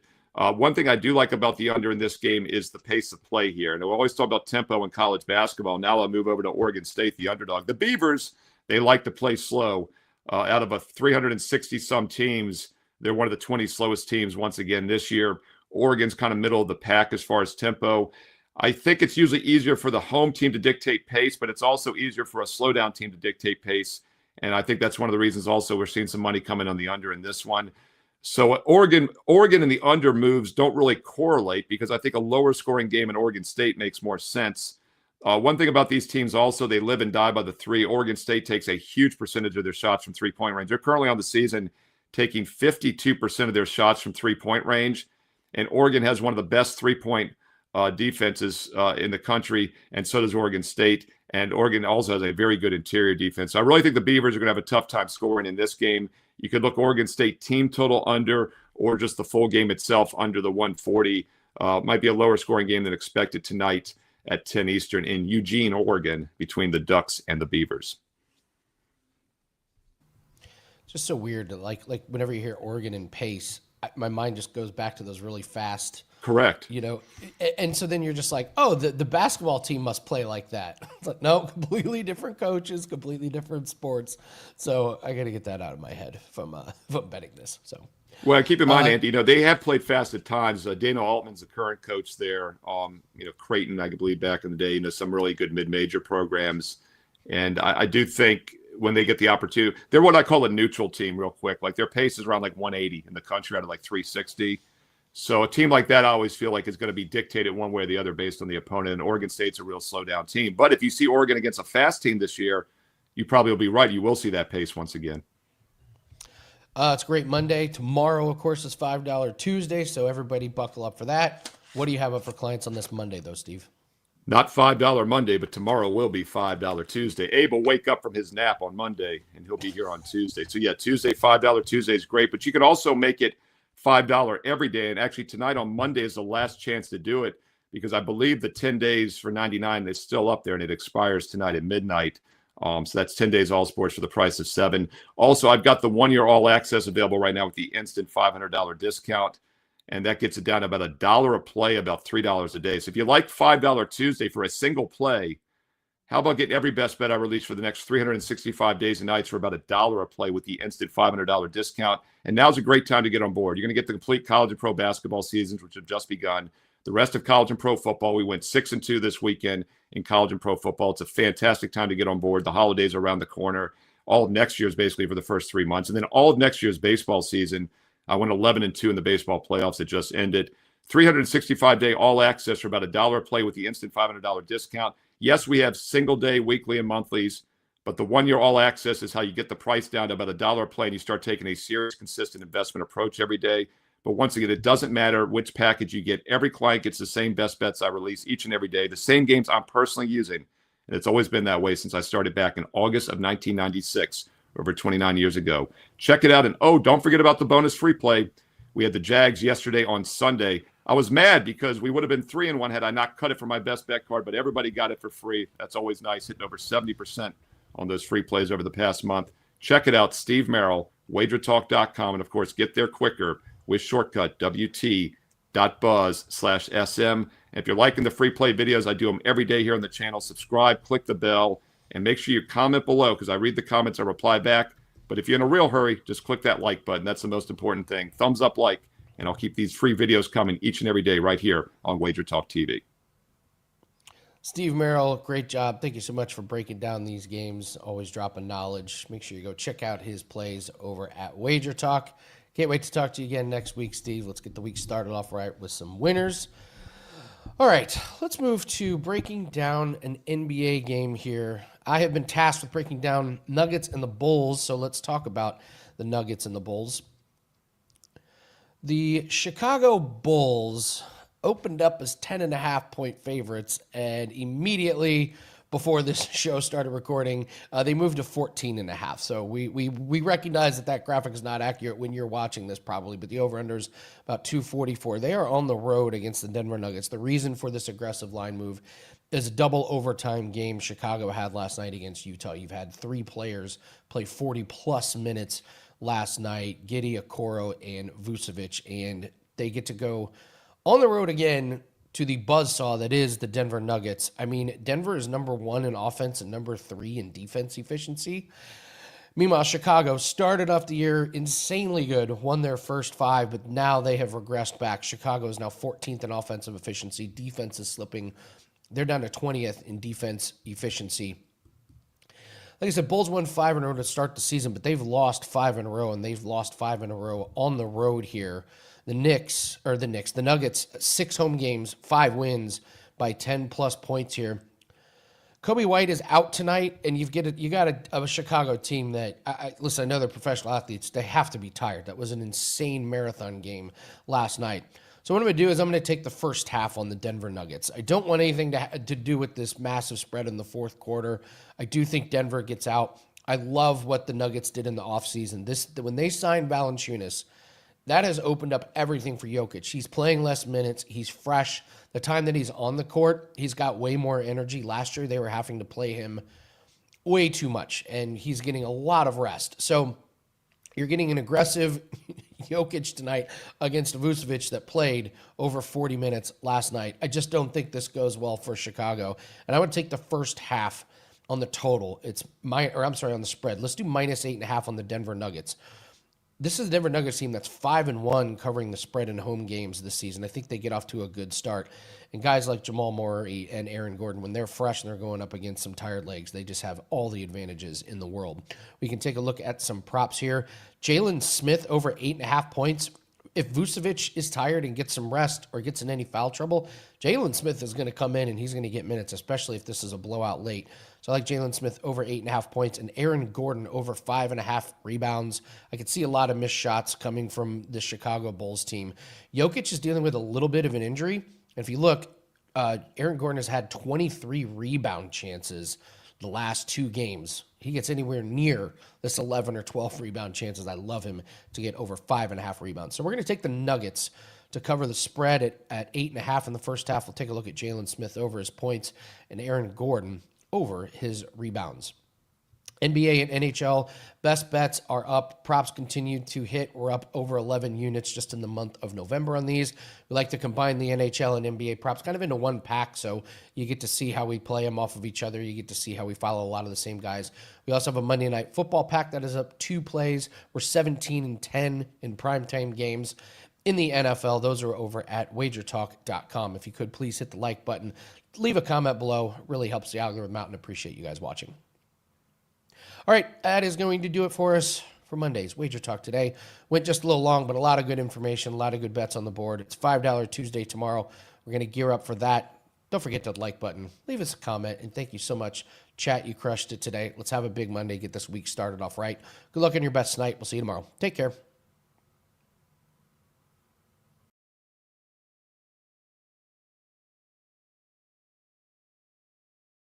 Monday Night Football on ABC and ESPN. Cowboys at the Raiders. I've got a free play with analysis coming up right here, right now. Hi, this is Steve Merrill, WagerTalk.com, right back here on Wager Talk TV, breaking down your Monday Night Football game here for Week 11 of the NFL regular season. Monday night, November the 17th. Cowboys at the Raiders, and currently Dallas about a 3.5-point road favorite. We are seeing some threes, -20, 25, but mostly 3.5s. Total has dropped a bit from 51, that key number 51, down to 50, even 49.5 in this game. And I disagree with that move. I think the total is the best way to play this, and there's a few reasons why I like the over 49.5, over 50 in this game on Monday night. First of all, Dallas Cowboy games alone have averaged 60 points a game. They've been a great offensive team, a terrible defensive team. They've been the definition of a good overplay this season. And in fact, before that Monday night game against Arizona 2 weeks ago, they'd gone over 5 straight with totals of 59, 57, 66, 68, and then only 44 total points, staying under against the Cardinals. And it was one of their weakest offensive showings of the season. In fact, it was their second lowest point outburst since week 3, when they only had 14 against the Bears. And keep in mind, that game they had a 4-0 turnover deficit. Well, they had a 3-0 turnover deficit in that 10-point upset loss to the Cardinals. So a lot of it was just because of turnovers. Offensively, I don't think anything's broke. Everything's still fine. Dak Prescott having a monster season overall. But he is coming off 2 back-to-back below-average games against the Cardinals and Broncos. And with the bye week, I think, coming at the perfect time, I look for the Cowboy offense to bounce back with authority in this game on Monday night. And they should be able to do so against a Raiders defense, which has been nothing special this year. They've statistically been above average, but against the pass, they've been very mediocre. In fact, the Raiders' strength on defense this year has been the run defense. Pass defense is very average, giving up 6.5 yards a pass against teams that average 6.7.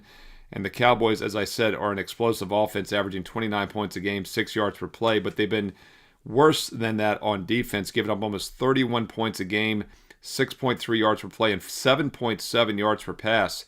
Raiders have been a bad rushing team, but they've been an average passing team, well, slightly below average. But when you look at the breakdown of opponents played, Geno Smith especially has stepped up against weaker opponents. Bad QB rating against the Broncos, bad against the Chiefs, decent against the Titans, great against the Jags, fantastic against the Commanders back in September. And keep in mind, Washington, one of the worst defenses in the league. Cowboys' numbers are pretty similar to the Commanders' numbers. The Raiders have struggled to move the ball against good teams, but they've found success offensively against bad teams. You know, they've gone under 4 of their last 5 games, but those unders came against Kansas City, Indianapolis, Denver. Tennessee was the other one, but they did win that game. But the Jacksonville game, in between all of those, 59 total points, an easy over. The Bears game, 49 points. That Commander game I referenced, 65 points back in September. And I think that's the closest comparison to this game against the Cowboys. So while the Raiders are a subpar offense statistically overall this year, they've been good against bad defenses and definitely enough to get this one up and over 49.5, up and over 50. 50 a dead number, so 49.5, 50 both have value to the over as long as it stays below that key number of 51. I like the over here in Monday Night Football between the Cowboys and Raiders. Monday night, 8:15 Eastern on ABC and ESPN. What are your thoughts on this game? Side, total, player props. Do you like any player props? I would lean player props over here. Passing yards for both teams, quarterbacks, receivers. Any particular ones you like? Well, drop them in the comments below. I read the comments, I'll reply back.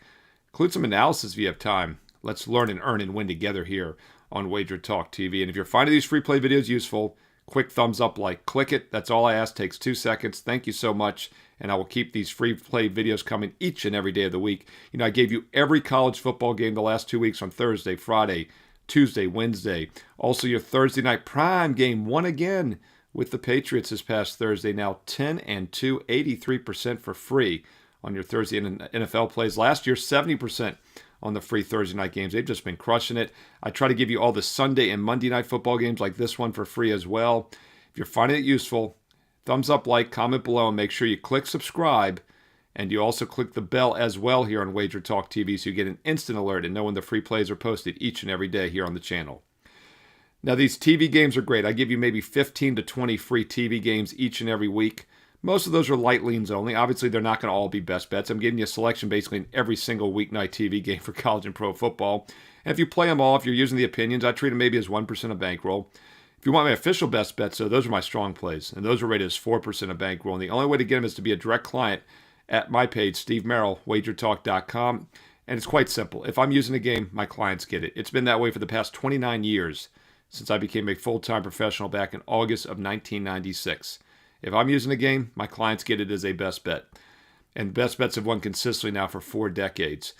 If you'd like to get on board, special offers are still available. You know, normally 7 days is $99, 10 days for $99. That expires after Monday night. This is your last chance to lock in 7 days and get 3 more bonus days for free. I'm giving you 10 days for the price of 7. No promo code needed. 10 days all sports for just $99. That's college and pro football and college and pro basketball. 4 major sports each and every day. That's less than $10 a day, less than $5 a play.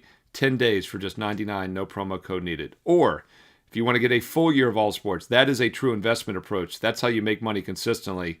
College and pro football, college and pro basketball, and all of next year's baseball. Don't forget we went 11-2 in the baseball playoffs this past fall. Best World Series I've ever seen. Get 365 straight days of all sports, all access for about $1 a play. Why? Because I'm giving you an instant $500 discount and a bonus 25% coupon. Once again, no promo code needed. Couldn't be easier. 1 year for about $1 a play with the instant $500 discount. So whether you want the 10-day sampler for $99 or the 1 year all access for about $1 a play, no promo codes needed. They're on my main page right now, Steve Merrill, WagerTalk.com, and they're listed right above the daily free play. Last cut from my best bet card goes up as a bonus free play each day on my page. So go there right now. Make it a daily part of your handicapping routine to go to my page, get the free play with analysis, and while you're there, check out the strong best bets also and those great promos that are about to expire. Don't miss out. Steve Merrill, WagerTalk.com, and hey, get there quicker with shortcut wt.buzz/SM.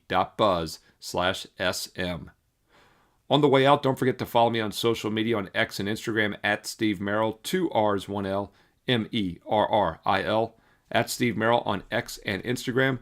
And stay tuned here to WagerTalk TV because you know there's more free play videos coming up next.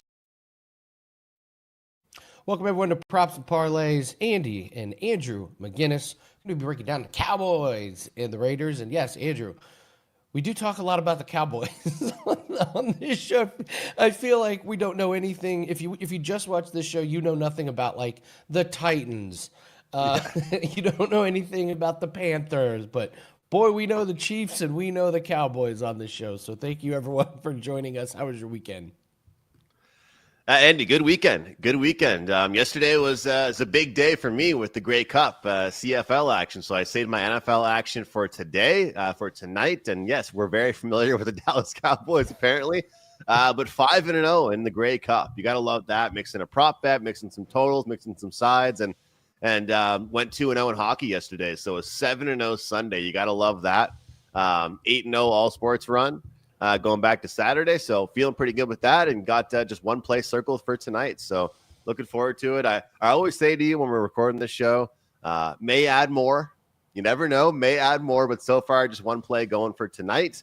Yeah, looking forward to the show, man. And I think it's a decent props game for us. You know, it's one of those games where you look at the board and you see some opportunities for some prop bets. So looking forward to it. What about you, man? I hopped in your live chat a few times. I hopped in before I went to dinner at like 7 o'clock, and then I hopped back in at like midnight at the end of the night. Some UFC fights. Yeah. Yeah. One of the best nights of the year we ever had. Like, we couldn't miss. It was just one of those. We were hitting props. It was just like you're playing with house money and then more house money and then more house money. So yeah, UFC was a sweep for clients, and it was even bigger on the live show. So, all right, let's get into this game. And Andrew, I agree. This is a really bettable game. There's some numbers that I really like in here. So let's start with the passing props. Here's how the show works, guys. And first off, if it's your first time joining us, welcome. Thank you very much. We're going to go over passing props.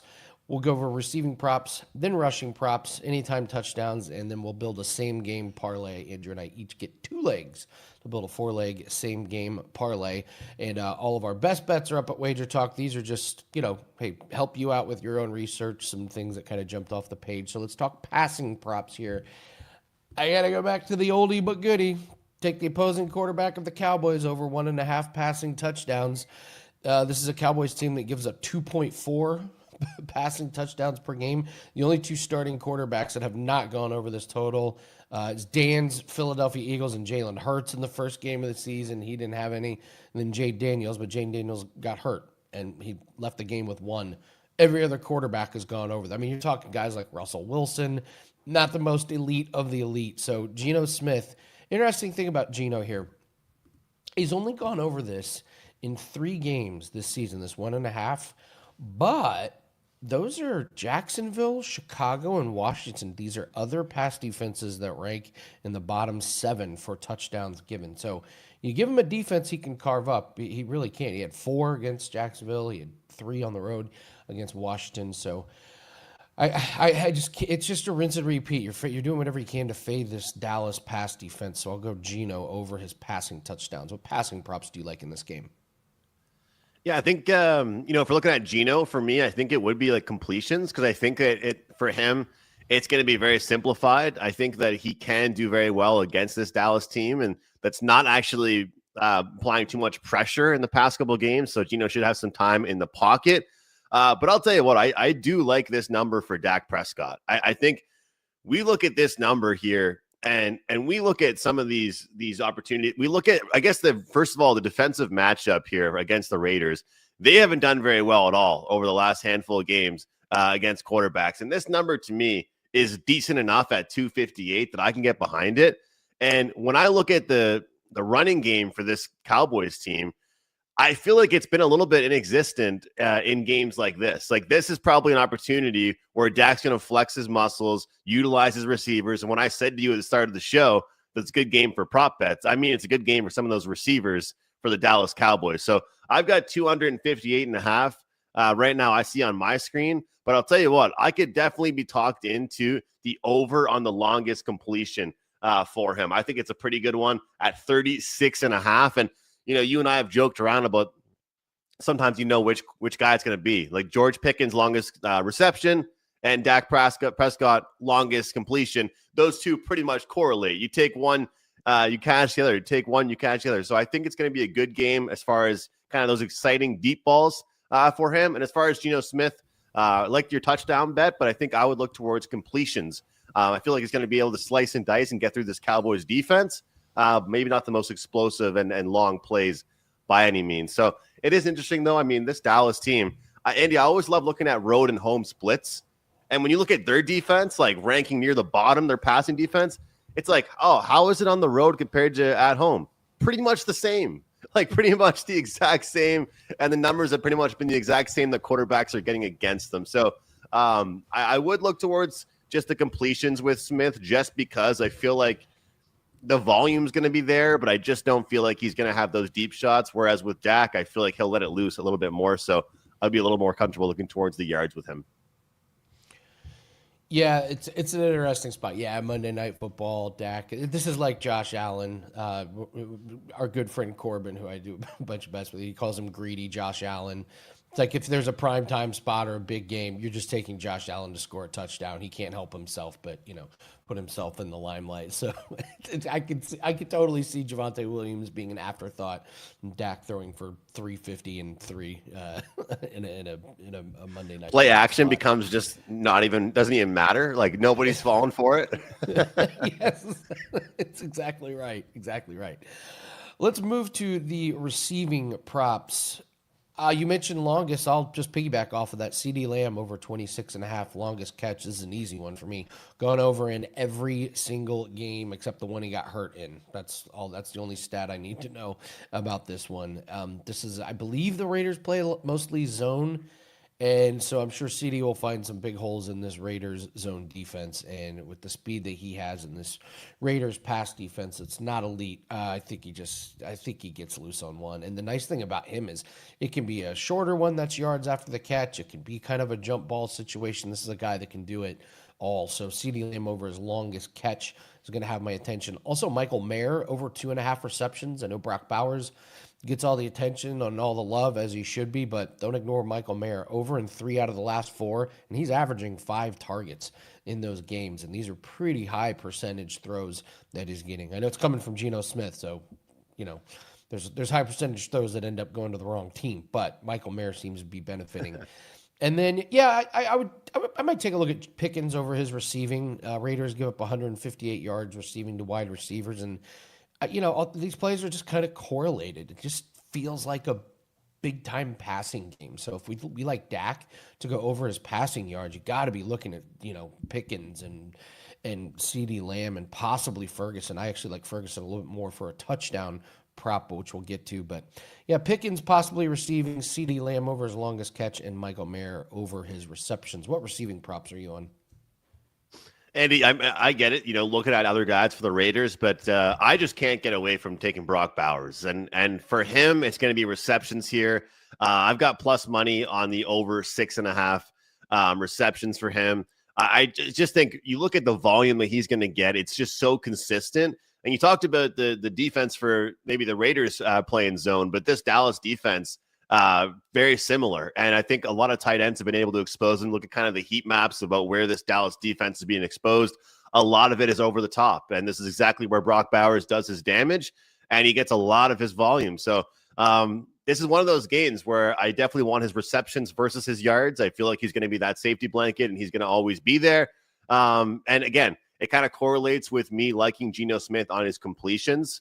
Because if I was taking his yards, I would look for more of a guy that's typically going to be a deep threat. But with a guy like Brock Bowers, looking towards his receptions, I do believe the volume is definitely going to be there. And again, I know I'm taking another popular guy here, and I'm not giving any groundbreaking, off the chart guy here, but I think it's going to be another great day for George Pickens. I mean, you just look at it, like how many games this guy going to get 8, 9, 10 targets consistently being found. And if I like the passing yard prop for Dak, of course, I'm looking at George Pickens. And, Andy, when you look at some of these charts and you look at how a player's performing, you look at how they're getting targeted, you look at, how they're going to expose a certain defense, and all you see is green, green, green, green. Sometimes it kind of like can worry you a little bit, and you get in your head looking at some of these apps that we use or the websites for data exposing bad defenses.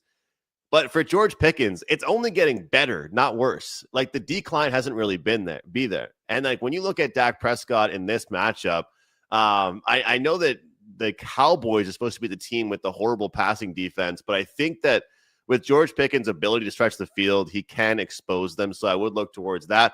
And I wanted to mention as well, let me see if I can find the number right now. Because if we were talking about the possibility of the running game not being there that much, what about Javonte Williams over 11.5 receiving yards. He's getting this in one catch, 2 catches at the most, I think, unless they're just, completely behind line of scrimmage. But I feel like that could be a really good option.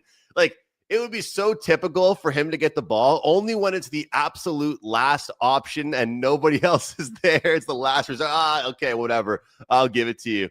I like that 11.5. And sometimes with the RBs, I will look towards receptions. For him, it's a really good idea just to look towards those yards. I love those props to running backs where they can get it in one screen pass. So, yeah, I think that's a really good look on Javonte Williams for sure. So, let's take a look at rushing props. I will go first here on rushing props, and I'll just say that these lines are all over the place. I did most of my research last night, and I have Dak Prescott over his rushing prop circled. Last night it was 9.5 for his rushing yards and 2.5 on his attempts, normal juice this morning. Those have just been blown to smithereens. You're going to have to lay like minus 170 on this 2.5 attempts at the time of recording this. So if it moves to 3.5, I don't like it as much at 2.5, obviously, but I still think it's worth it. And then if it moves to 10.5 on his rushing yards, I think I still do it. This guy's rushed for 31 and 34 yards the last 2 games. Rush attempts are 5, 6, and 4. Lean a little bit more to the rush attempts again because kneel downs count. So anytime we're getting a number that's lower than 4, if you just get 1 or 2 kneel downs at the end of the game or at the end of the half, then this has turned into a pretty easy cash. But I found it. I so wanted to bet on Genty in this category, but I'm going to actually save him for our same game parlay. So there's a little sprinkle of what's coming up in same game parlay. But yeah, I would just wait and see where these lines on Dak end up. Maybe closer to game time, because again, you don't want to beat the number too bad. The books will get suspicious and the books will flag you immediately. So sometimes, as much as it sucks, you kind of have to let the prop number kind of settle in and see where the market is. But I would really be struggling to play an under on Dak Prescott rushing. What do you like rushing wise? I know exactly what you mean about that, Andy. We had a guy on our CFL show for the Grey Cup for our special, and he does projections for certain websites. He gave out props to us, and I'm not even joking. I went on the day of Grey Cup and looked at all the websites. It was like 15, 20 yards differences for a lot of his ones. And he was able to get some good bets. But like you said, you almost don't want to be betting into those ridiculous ones because, they won't let you get more than a coffee down if you're going to bet into the worst possible numbers every single time. So that can be a little bit tough. But yeah, look, I'm going to follow what I've been saying here. I'm going to look towards Javonte Williams under 75.5 here. Just looking at the sheer volume, I know I'm a volume guy when it comes to these running backs. And a lot of times I say, if the consistency has been there for a guy getting it, then he might be able to build up to that number. Looking at the attempts, we have seen 15, 13, 19, 13, 16, 20. I just think in this particular matchup, and we've got, of course, the Raiders about middle of the pack when it comes down to their running defense. I feel like it's going to be more of a just mixed in running game with the Cowboys and not as much of a mainstay threat on every single drive. And again, I do think there could be some shorter passes, and it will be just a huge passing game overall for Dak Prescott. So, and as well, if I do think that we're going to get a good day from Genty and the Raiders are going to stay on the field longer, maybe it could be longer drives, less possession time for the Cowboys. 75.5 is not easy to get to. We've seen Williams have some great days, don't get me wrong, but I feel like that could be a little bit difficult. So I do like the completions for Smith, but I think there's all kinds of opportunities and all kinds of time for a guy like Genty to get the ball as well. I'm going to take over 17.5 carries for him. And I know I like the completions prop there for Smith. So you could say, well, how are both going to hit there? And I just think it's going to be for the Smith one, I'm being very clear. I could see it just being a lot of quick passes, and so you're getting up the field, but you're taking a while to do so. But I do think mixing in the run is going to be very important for this Raiders Raiders offense. And the number for him at 17.5, you can shop around and get a 16.5. I have seen them juiced. You talked about it on just a few moments ago, Andy. I personally, for the most part, 9 times out of 10, will take the higher price at higher number at better odds. Just long term. It's just long term. It's the way I prefer to go with my prop betting. But I feel like he'll get the volume. I think he'll be involved in this game quite a bit.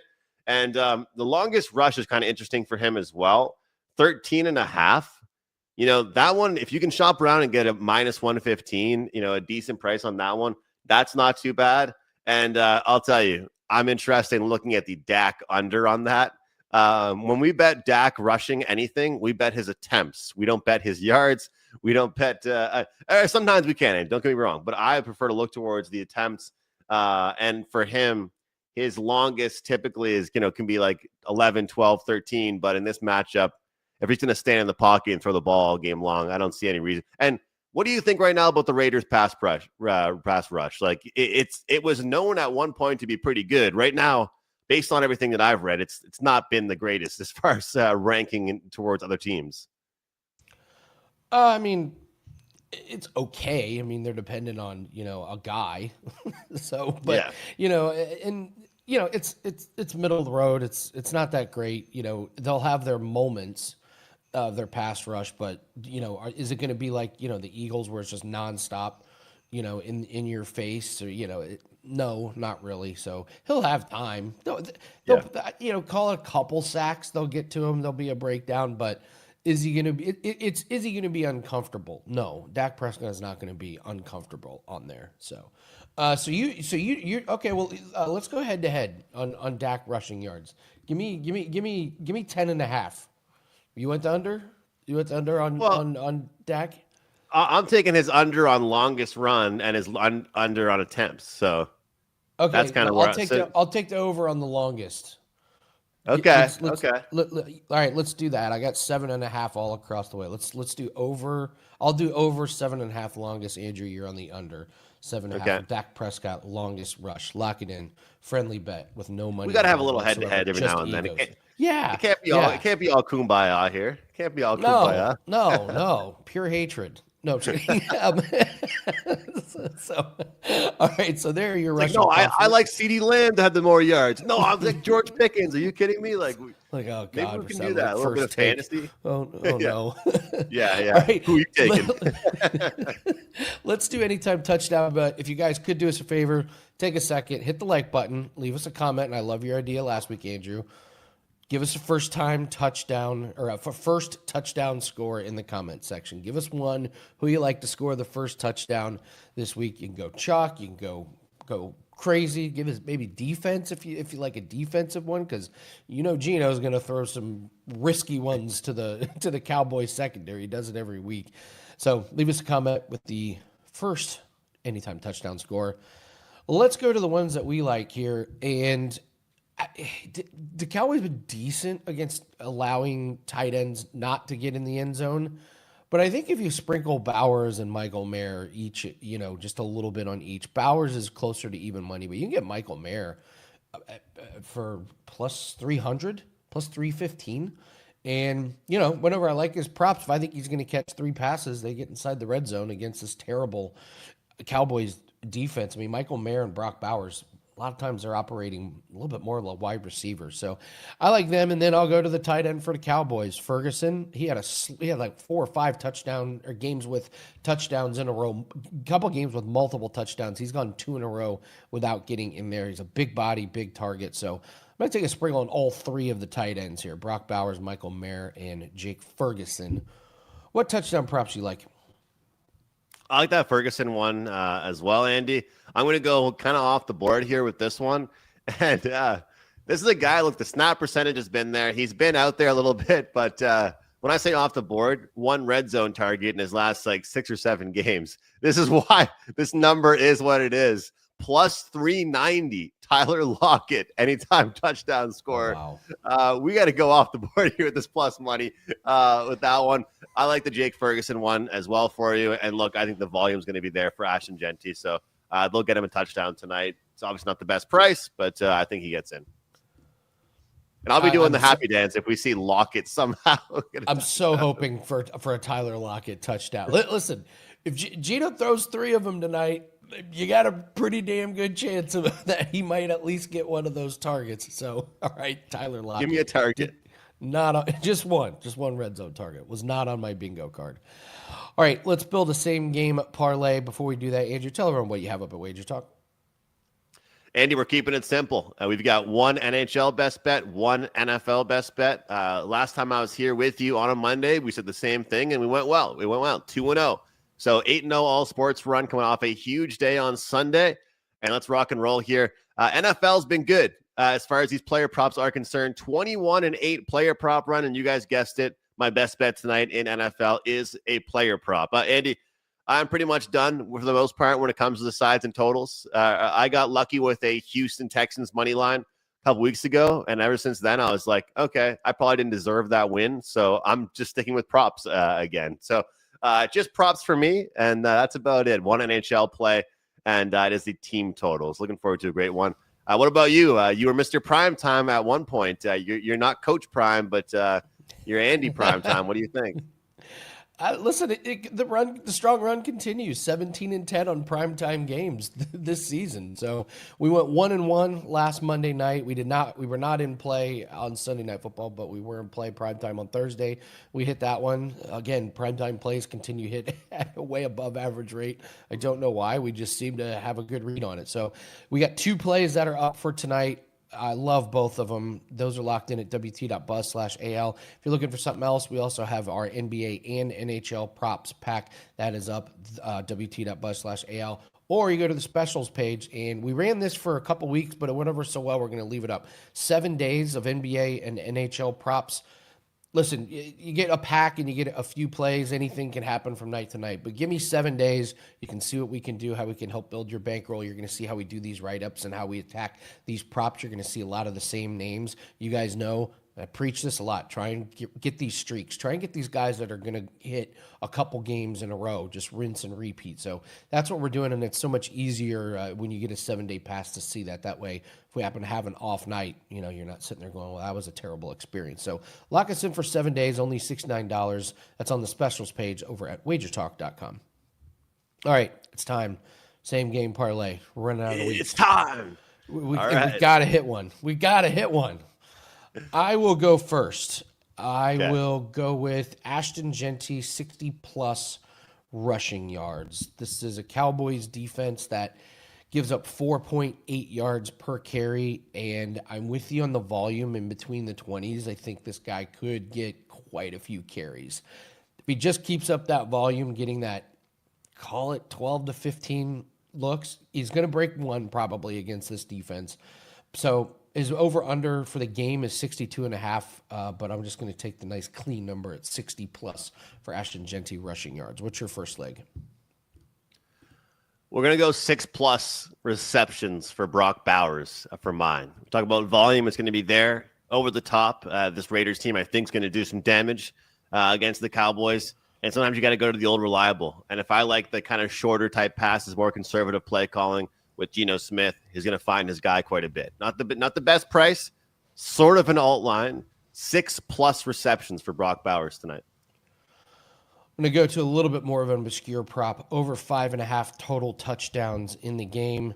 This one's real easy. Last 4 road games for the Cowboys, this is easily hit. This defense is awful on the road. Like, truly, stunningly terrible. So I don't think it's going to be that difficult for the Raiders to put up a few, and we know this offense can put up a lot. So you go look at some of their road games this year. I mean, you're talking totals that landed in the 60s. So give me over 5.5 total touchdowns for the game.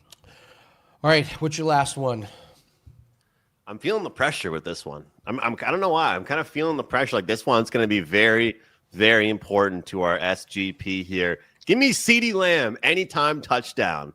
Mix in the anytime touchdown for our same game parlay. Plus 115. I gave you like a minus 200 for my first leg. I got to give you a plus money one. I got to give you a touchdown score for this one here. We're going to see some points, I think, in this ball game. Not going to be a boring game by any means. I hope. Knock on wood. Knock on your desk here. Let's get some touchdowns. Let's get some points. And I feel like his targets have been so high in the red zone. But also, he's a guy that can catch one and get those yak yards. He's a guy that can make it happen as well. So plus 115. I'm up for it. CeeDee Lamb for our fourth leg. All right. So we have total of Ashton Genty 60+ rushing yards. We have Brock Bowers 6+ receptions. We have over 5.5 total touchdowns. And we have CeeDee Lamb anytime touchdown score It's 6-1 plus 600, completely feasible. We just need to see one of these go in, and the floodgates will absolutely open. Yeah.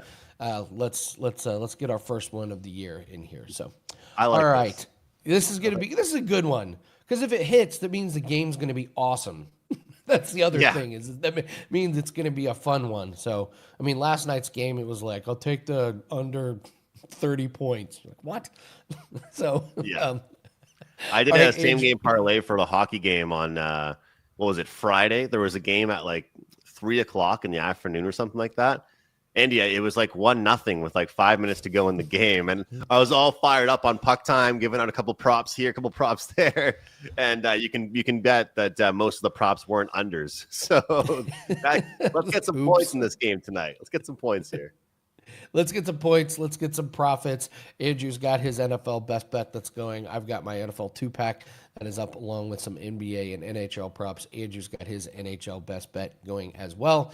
Thank you very so much for joining us, guys. Make sure you hit the like button. Tell us who scores the first touchdown in the comments section. Good luck on all your bets. We'll see everyone next week. Take care.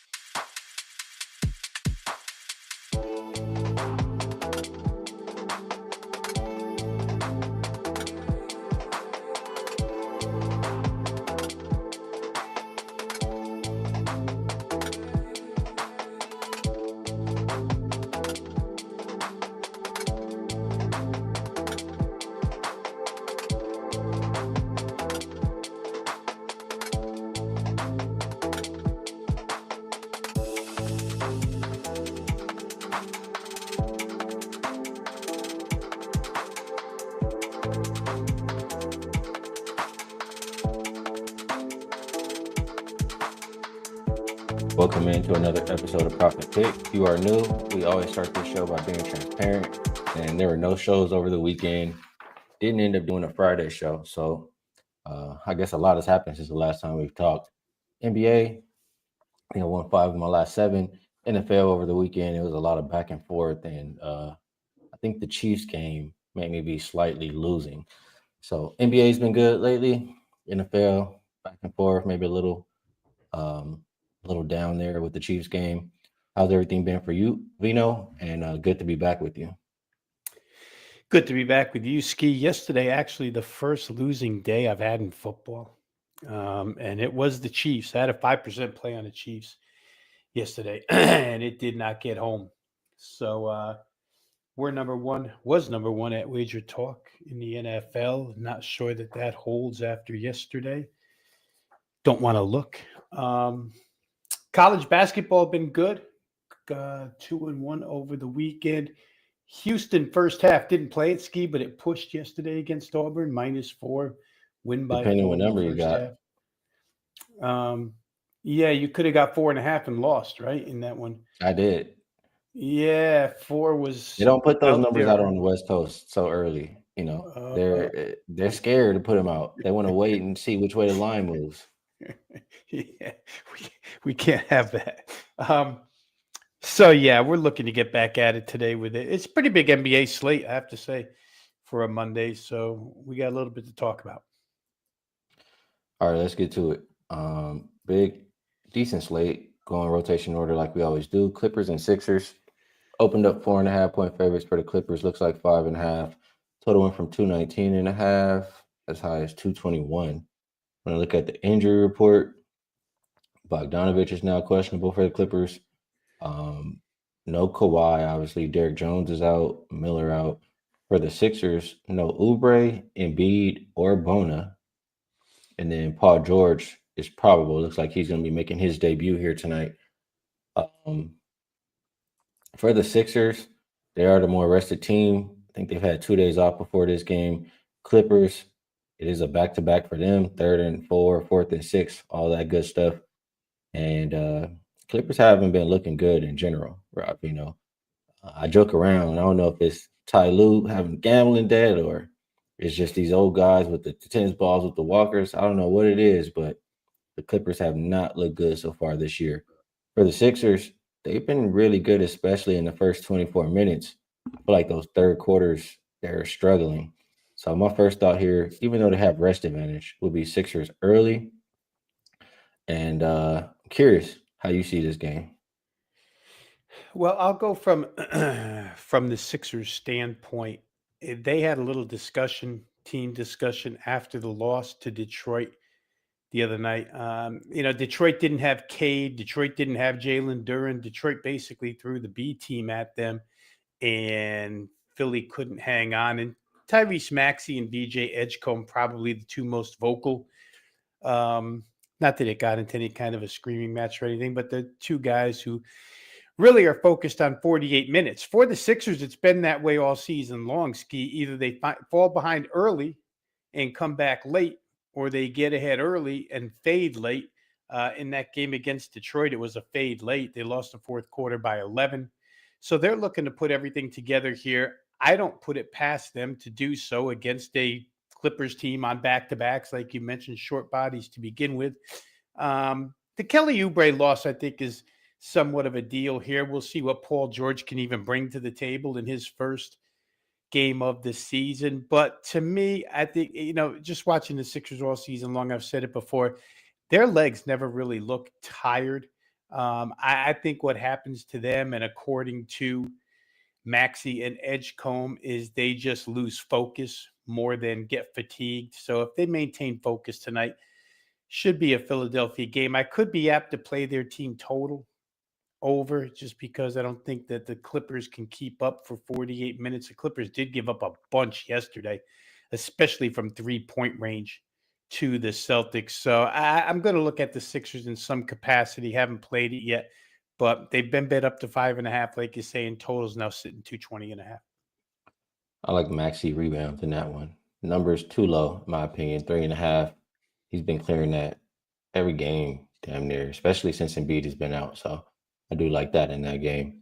Next, we have Pacers and Pistons, and opened up 8.5 all the way up to 11. Total open 228.5. That's gone up too. I'm seeing as high as 231.5. These Pacers, they just season looks like over. Probably, that's what it looks like for this Pacers team. For the Pistons, they're sitting at 11-2. They've had a couple of days off before this game. It is the first of a back-to-back. But man, you mentioned it. The Pistons. It hasn't even mattered who's been playing. They've still been able to get the job done. Tonight we do have Cade still questionable, Sar Thompson questionable, no Tobias, no Ivy, no Sasser, no Klintman. Duran is probable. For the Pacers, though, a lot of guys too. Mathurin's questionable. No Furphy, Jackson, Jones, Neesmith, or Toppin. Just missing a whole lot for this Pacers team, and it seems like it's been too much to overcome. I would like to think, they play more up tempo with Nembhard and TJ, but the offense is just so bad. I don't think it's translating to points. Detroit's been playing good defense. This one is Detroit or pass for me. I even considered a Pacers team total under. How are you viewing Pacers at Pistons?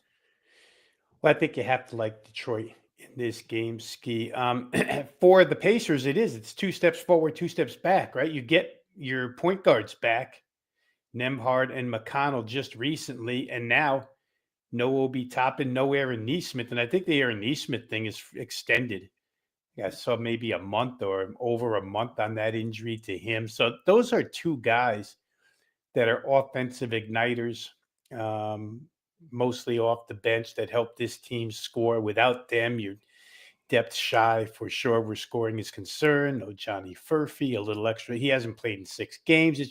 It's hard for Indiana to overcome all of this. And back to the point about the Sixers after their game against Detroit, they made mention of how physical Detroit is and how physical Detroit tries to be with their opponents. And I really don't know that Indiana matches up from a physical standpoint against this team, especially if Jalen Duran's back in the lineup underneath us. Indiana's kind of a finesse team, and Detroit seems to be one that's on a mission. When you start winning games like they did in the fourth quarter with your backups predominantly, that's a pretty good indication here. So I would probably play Detroit. I could see your point about Indiana team total under. Game has pushed a little bit toward the over as far as full game total is concerned, but I don't think I have a lot of fear of laying points here with Detroit. Indiana's shown the ability to be blown out this year. So if Cade is back, especially, you got to play Detroit. All right, we'll keep going down the list here. Bucks and Cavaliers open 7.5. Still looks like 7 or 7.5.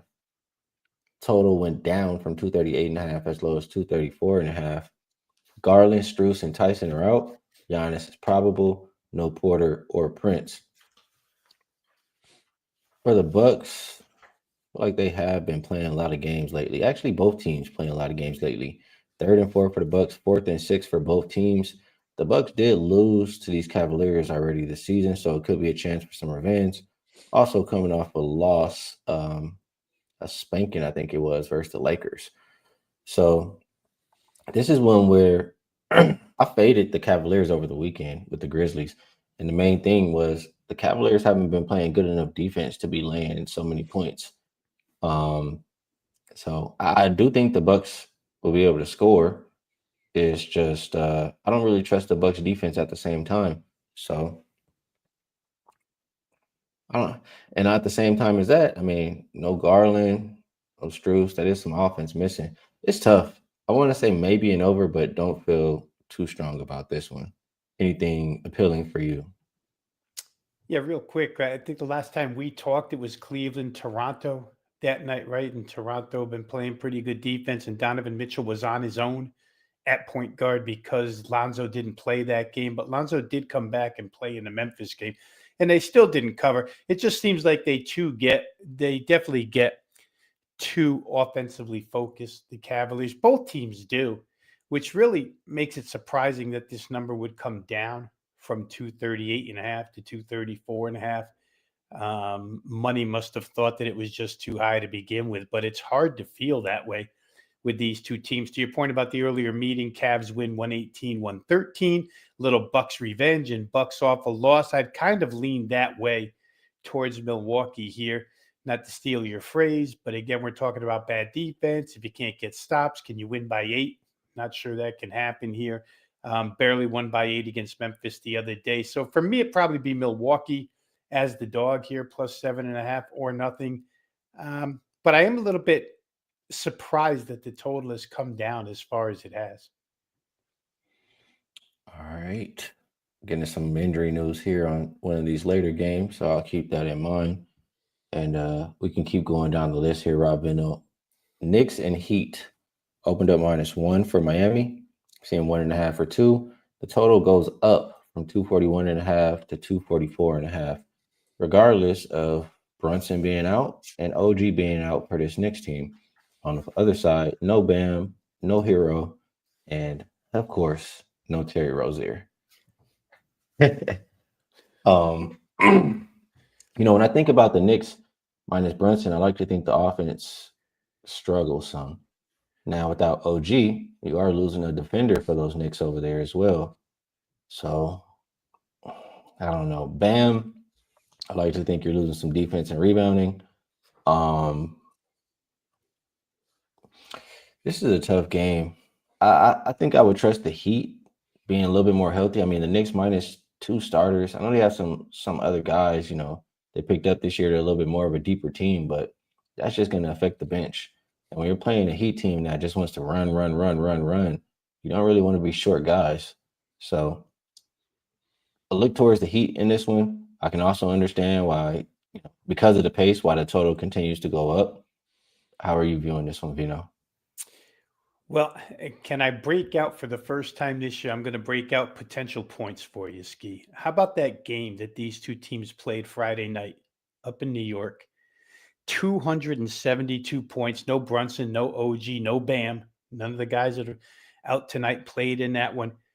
They took 199 shots from the field, 199 field goal attempts. Inside of that, 102 of those were 2-pointers. That's 204 possible points. 97 threes, 44 by Miami, 53 by the Knicks. That's a possible 291 points, 63 free throws. All told, that's 558 points that could have been scored in that game. That's crazy. They did manage to score quite a bunch.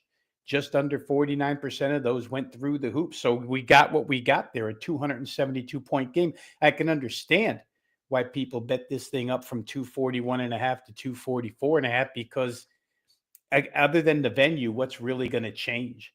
You're probably going to get the same pace. You may not get 199 shots, but you probably get 190. And the Knicks were just jacking threes like crazy. What I don't think will happen here, Ski, is I don't think you get 36 points out of Landry Shamet tonight, which is what they got Friday. And he played a really big role. Cat had 39. You get a lot from the bench. Clarkson had 24. But I don't know if those bench numbers are repeatable here in this game. So to me, I like Miami a little bit. The Knicks show that they'll play to Miami style Friday night. Don't know why they wouldn't play to Miami style here tonight. So for me, it'd probably be Miami. I think the price is in a pretty good spot. You can still get 1.5s out there too. Some markets are slow to move on this game. We see a few 2s and 2.5s, but a lot of 1.5s out there still. So I'd probably lay it with Miami. What Casey's saying here, Mitch got 10 rebounds in like 16 minutes and still fouled out. I think, you have guys calling out Khalil Ware, and just saying he needs to do a better job of, not letting Mitchell Robinson dominate the game. I think he had 8 offensive rebounds in that game. I was thinking maybe bet Mitchell Robinson rebounds under. Like, that's going to be an emphasis for this team, not to let him kill them on the boards tonight. Could look at it another way and say maybe Khalil Ware rebounds a little bit better. He has been pretty good without Bam out there. He only had 10 last game. His number's 10.5. Considering both of those, whether it's Khalil over, whether it's Mitch Rob under, looking at both of those props. Jose Perez, looking at Miami here. Mark likes Miami money line also taking Maxey rebounds and assists.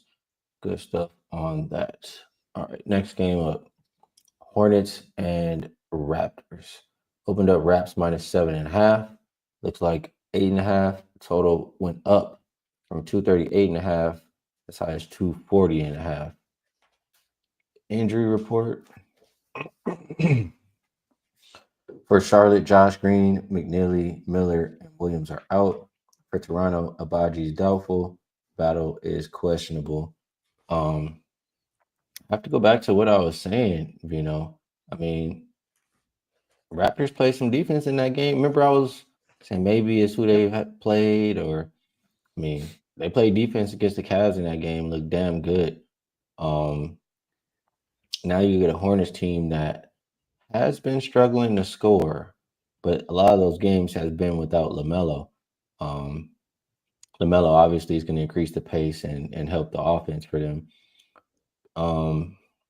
Man, I think the Hornets hit this one of their last 5 or 6 games as far as their team total tonight. Raptors have only given it up, I believe, one of their last 7 or something like that. Really considering Hornets team total under here. Just wanting to continue to trust the Raptors defense. Obviously, LaMelo is going to change how the Hornets have been looking lately. Anyway, any reason, to talk me off of Hornets team total under here? I don't think so, Ski. First I'll give you a quote, and then I want to get to something else here. This is the Raptors head coach, Darko Rajakovic. He says, I'm really satisfied with winning 4 out of 5 on this road trip. I think we played some really, really good basketball, and it's still part of the process. I still believe there are areas for us to continue improving and get better. So coach likes what he sees, thinks they're going to get even better. And we've noticed, obviously, the defensive side of the floor where they've been really, really good. One thing real quick here on scheduling. If I'm right, this would be the Raptors' first game back off of that 5-game road trip. It is. Generally, we don't like to play the home side in that particular situation. Doesn't mean they won't bring the defense, just makes it a little leery of playing the Raptors, makes me a little leery of playing the Raptors here. Some of those games that you mentioned where Charlotte hadn't scored, not only no LaMelo Ball, but no Colin Sexton for maybe 1 or 2 of those as well.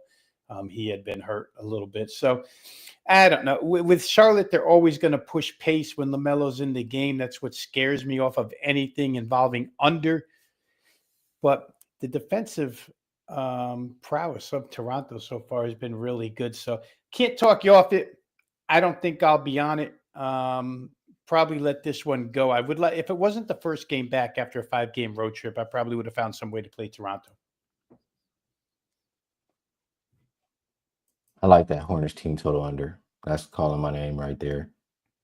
Pretty sure I'll play that. Next will be Oklahoma City and New Orleans. 17.5 we're looking at. Zion is questionable. Total came down from 226 to 224. Murray, no pull. Then for OKC, Caruso's questionable. Topic, Wiggins, Kenrick Williams, J-Dub also out. Man, Vino, OKC can win by 40 and 30 until I bet on them. I mean, I went 2-1 that day, but I bet OKC all of a sudden, they don't do anything or they let the other team do whatever to come cover the number. It's hard I'm not betting against OKC right now. I'm not, especially with this lackluster Pelicans team, could be missing Zion, etc. So it's simple, Thunder or nothing for me, and I think I will be out the way. Anything for you here? Yeah, they just beat them by 31. I don't know, a couple of weeks ago, November 2, so around the 17th, 15 days ago, beat this team by 31. And after not really winning by margin to start the season, Ski, then all of a sudden they hit the gas and started to win and cover games. So OKC's in really good form right now. New Orleans, it's hit or miss when they shoot the basketball. That's the problem with them. Always looks tempting to take some points with them, but they just don't shoot it well enough.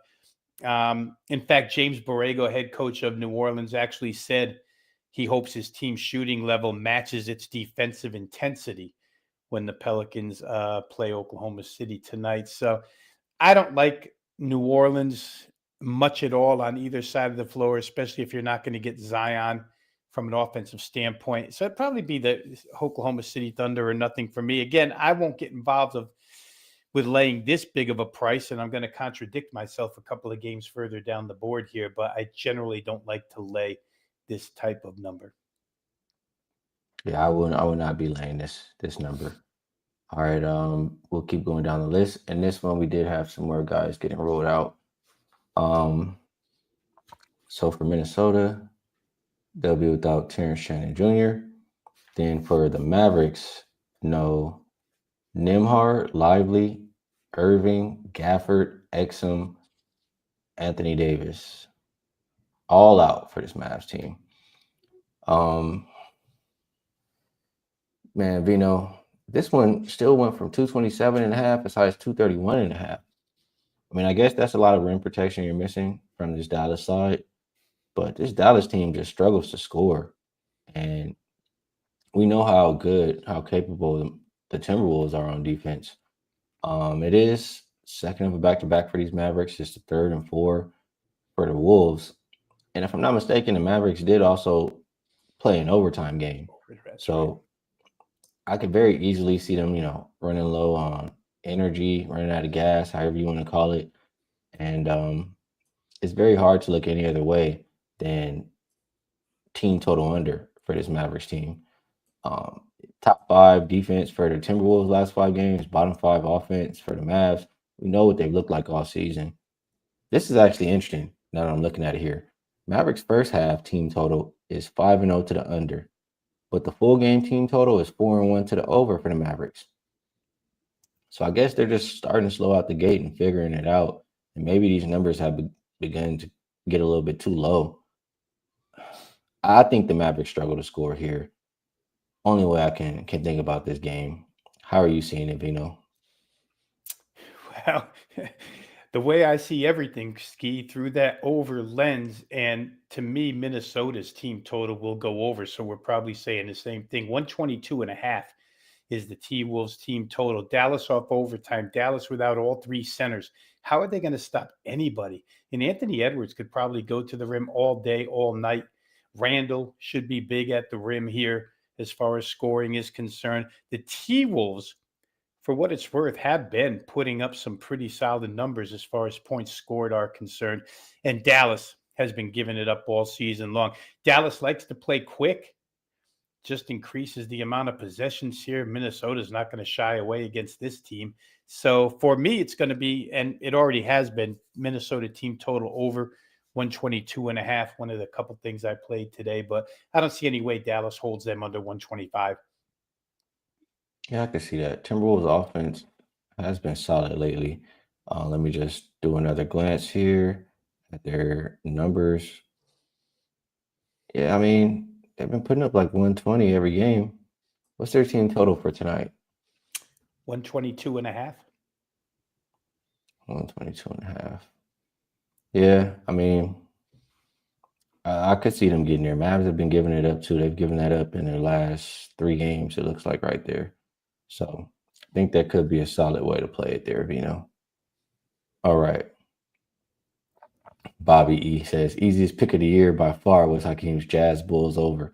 That was a good one yesterday. I did have an easy one yesterday.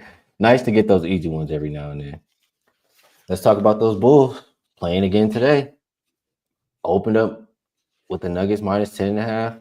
And if you saw, we're watching the game last night, you knew this line was going to skyrocket after the first overtime, then again after the next overtime. You now see the Nuggets minus 14.5 out there. Total has come down.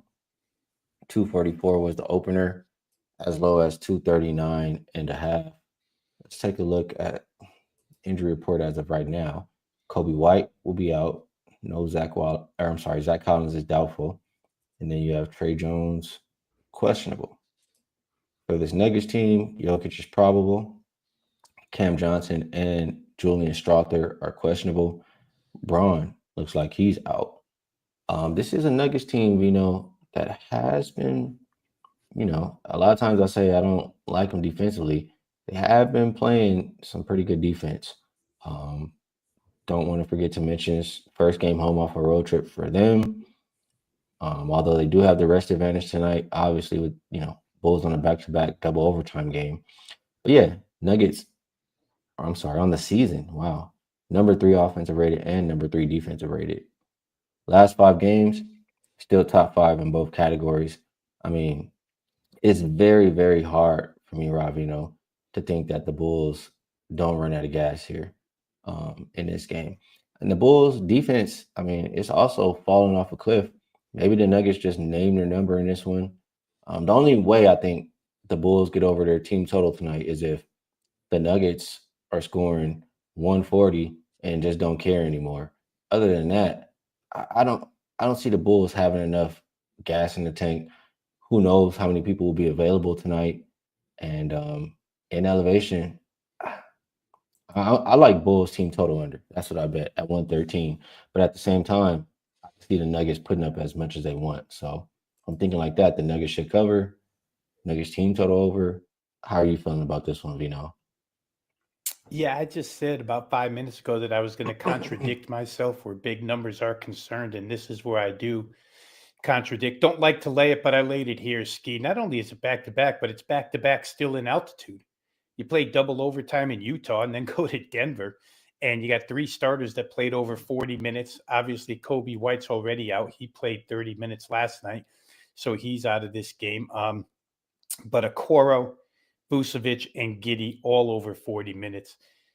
I don't know how you hold up for 4 quarters against Denver. Like you say, their offense has been outstanding all season long. The defensive numbers, I guess, are a little bit deceptive because it doesn't always look like they're playing really good defense, but to be ranked 3 is pretty good. And I just don't know. The Bulls, we hit on this last week, I think, once or twice, the erosion of the Bull defense after Billy Donovan. They started the year so good. He was chanting defensive physicality. It just hasn't held up. And I don't think it holds up here, honestly, with the guys they're going to put on the floor tonight. This could be one of those just, lay down games. I'm not so sure. Sometimes those happen on the road with road teams that are on these trips and in these types of situations. But Denver doesn't have a lot of problem beating people by 15 when they have this kind of advantage. So I'm there. I laid 14 points with the Nuggets. I guess the only thing you worry about is maybe, late third quarter, they unload the bench. But even still, the bench will be fresher than the Bulls. So give me Nuggets minus 14. 100%. I mean, I'm with you on that. Bobby E says you guys should offer a combo package. Come on, WagerTalk, let's do it. If you reach out to customer service, I'm pretty sure they'll put something together for you. But we'll also, we'll talk to them. We'll see what we can come back with in the near future. All right, I'll say I have another stat, but I guess I'll save it for best bets. Vino, we do have a Monday Night Football game. Yeah. I don't feel the strongest about this one, but I will say it's supposed to. I mean, first of all, the opener 51 came down to 49. Side hasn't really moved too much at 3.5, but my bad for not having the name, but this is the Cowboys' first game after one of their players passed away, right? So probably a really emotional game for them. They probably play really, really hard, for him. And these emotional spots, it's hard to, how do you say, quantify, I guess. Yeah. But I do think it will be a thing. So because of that, it's hard to play against the Cowboys here. The number looks funny. The Cowboys, I picture them putting up as many points as they want, especially versus Raiders defense. I'm just curious how well the defense will play. At the same time, we know Geno can give it right back to them. He probably will throw an interception. And I'm thinking things like that can lead to more points in this game. I think I'm in disagreement with the line coming down. I'm trying to get there with some kind of over. I know the Cowboys and these teams have been opposite. Cowboys so far in the first half, 8-1 to the over. Raiders, 8-1 to the under. So which side is going to win that battle, we shall see. But I want to think points will be scored in this game. Anything from you on Cowboys Raiders? Yeah, I isolated it, Ski. I played Cowboys team total because they left it underneath the key number of 27. I got 26.5. I think 26.5 is still available. A couple of reasons why I did. And the main one is that Dallas's pass protection, for what it's worth, has been really good this year. And the Raiders don't sack the quarterback. Max Crosby or not, their pass rush hasn't been there. They're down the bottom of the league in sacks. And if you don't get to Dak with Pickens and CD Lamb and their tight end Ferguson running around the field, it's going to be difficult. So I thought Dallas would score theirs. They did make some defensive acquisitions at the trade deadline. We'll see how much they help. And to the point of Marshall and Nealand, I think if this game was played the very next day, that, their minds might not be in it, but they've had a lot of time, 8 days or so, to, absorb everything that's going on. And like you say, maybe use it as a dedication game and come out fully focused. So I can see that as well.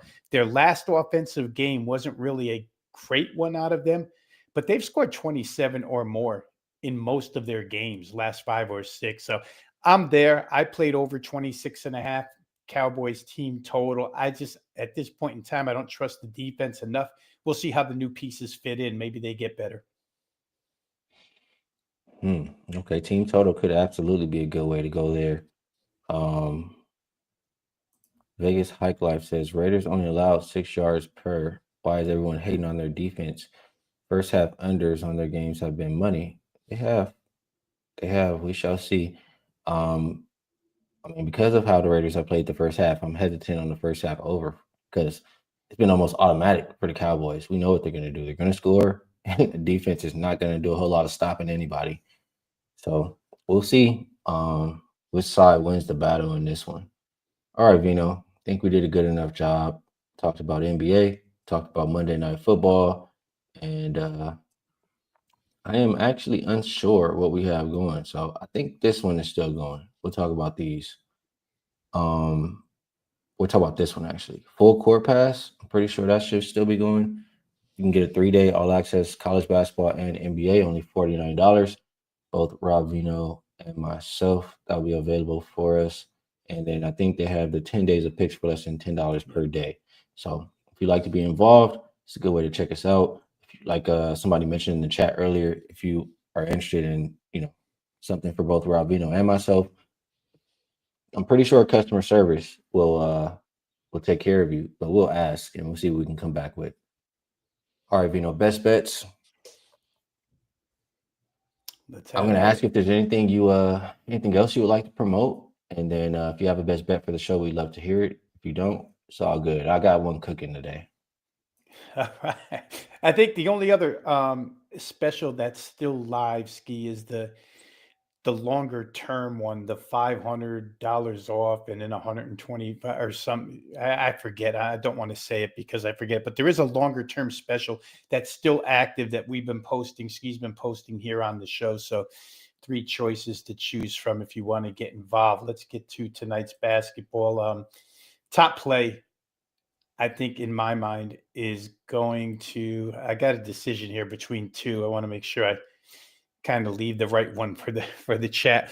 I played 2 games, guys. You know them both, but I'm going to leave you with Minnesota Timberwolves team total over 122.5. Just don't see any way there's a bounce back out of Dallas with 3 centers out of this game. Rim protection is so I guess PJ Washington becomes your de facto type, interior presence, which is matched by more than 2 Timberwolves here. So for me, they've been scoring a lot lately.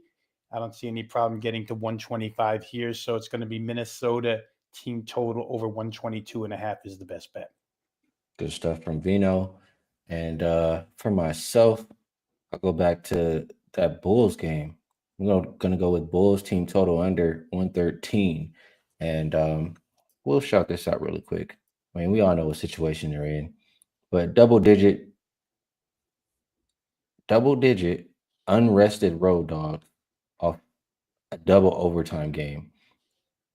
They have only cleared this. I mean, it's 10-2 to under, but the highest scoring team was 106 out of all these games in the database. 106. They're just going to run out of gas. This is a Denver team who's top 5 defensive rated team last 5 games, allowing close to 108.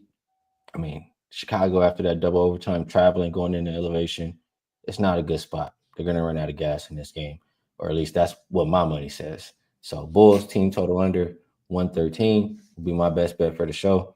Bino, good to be back rocking with you on the show.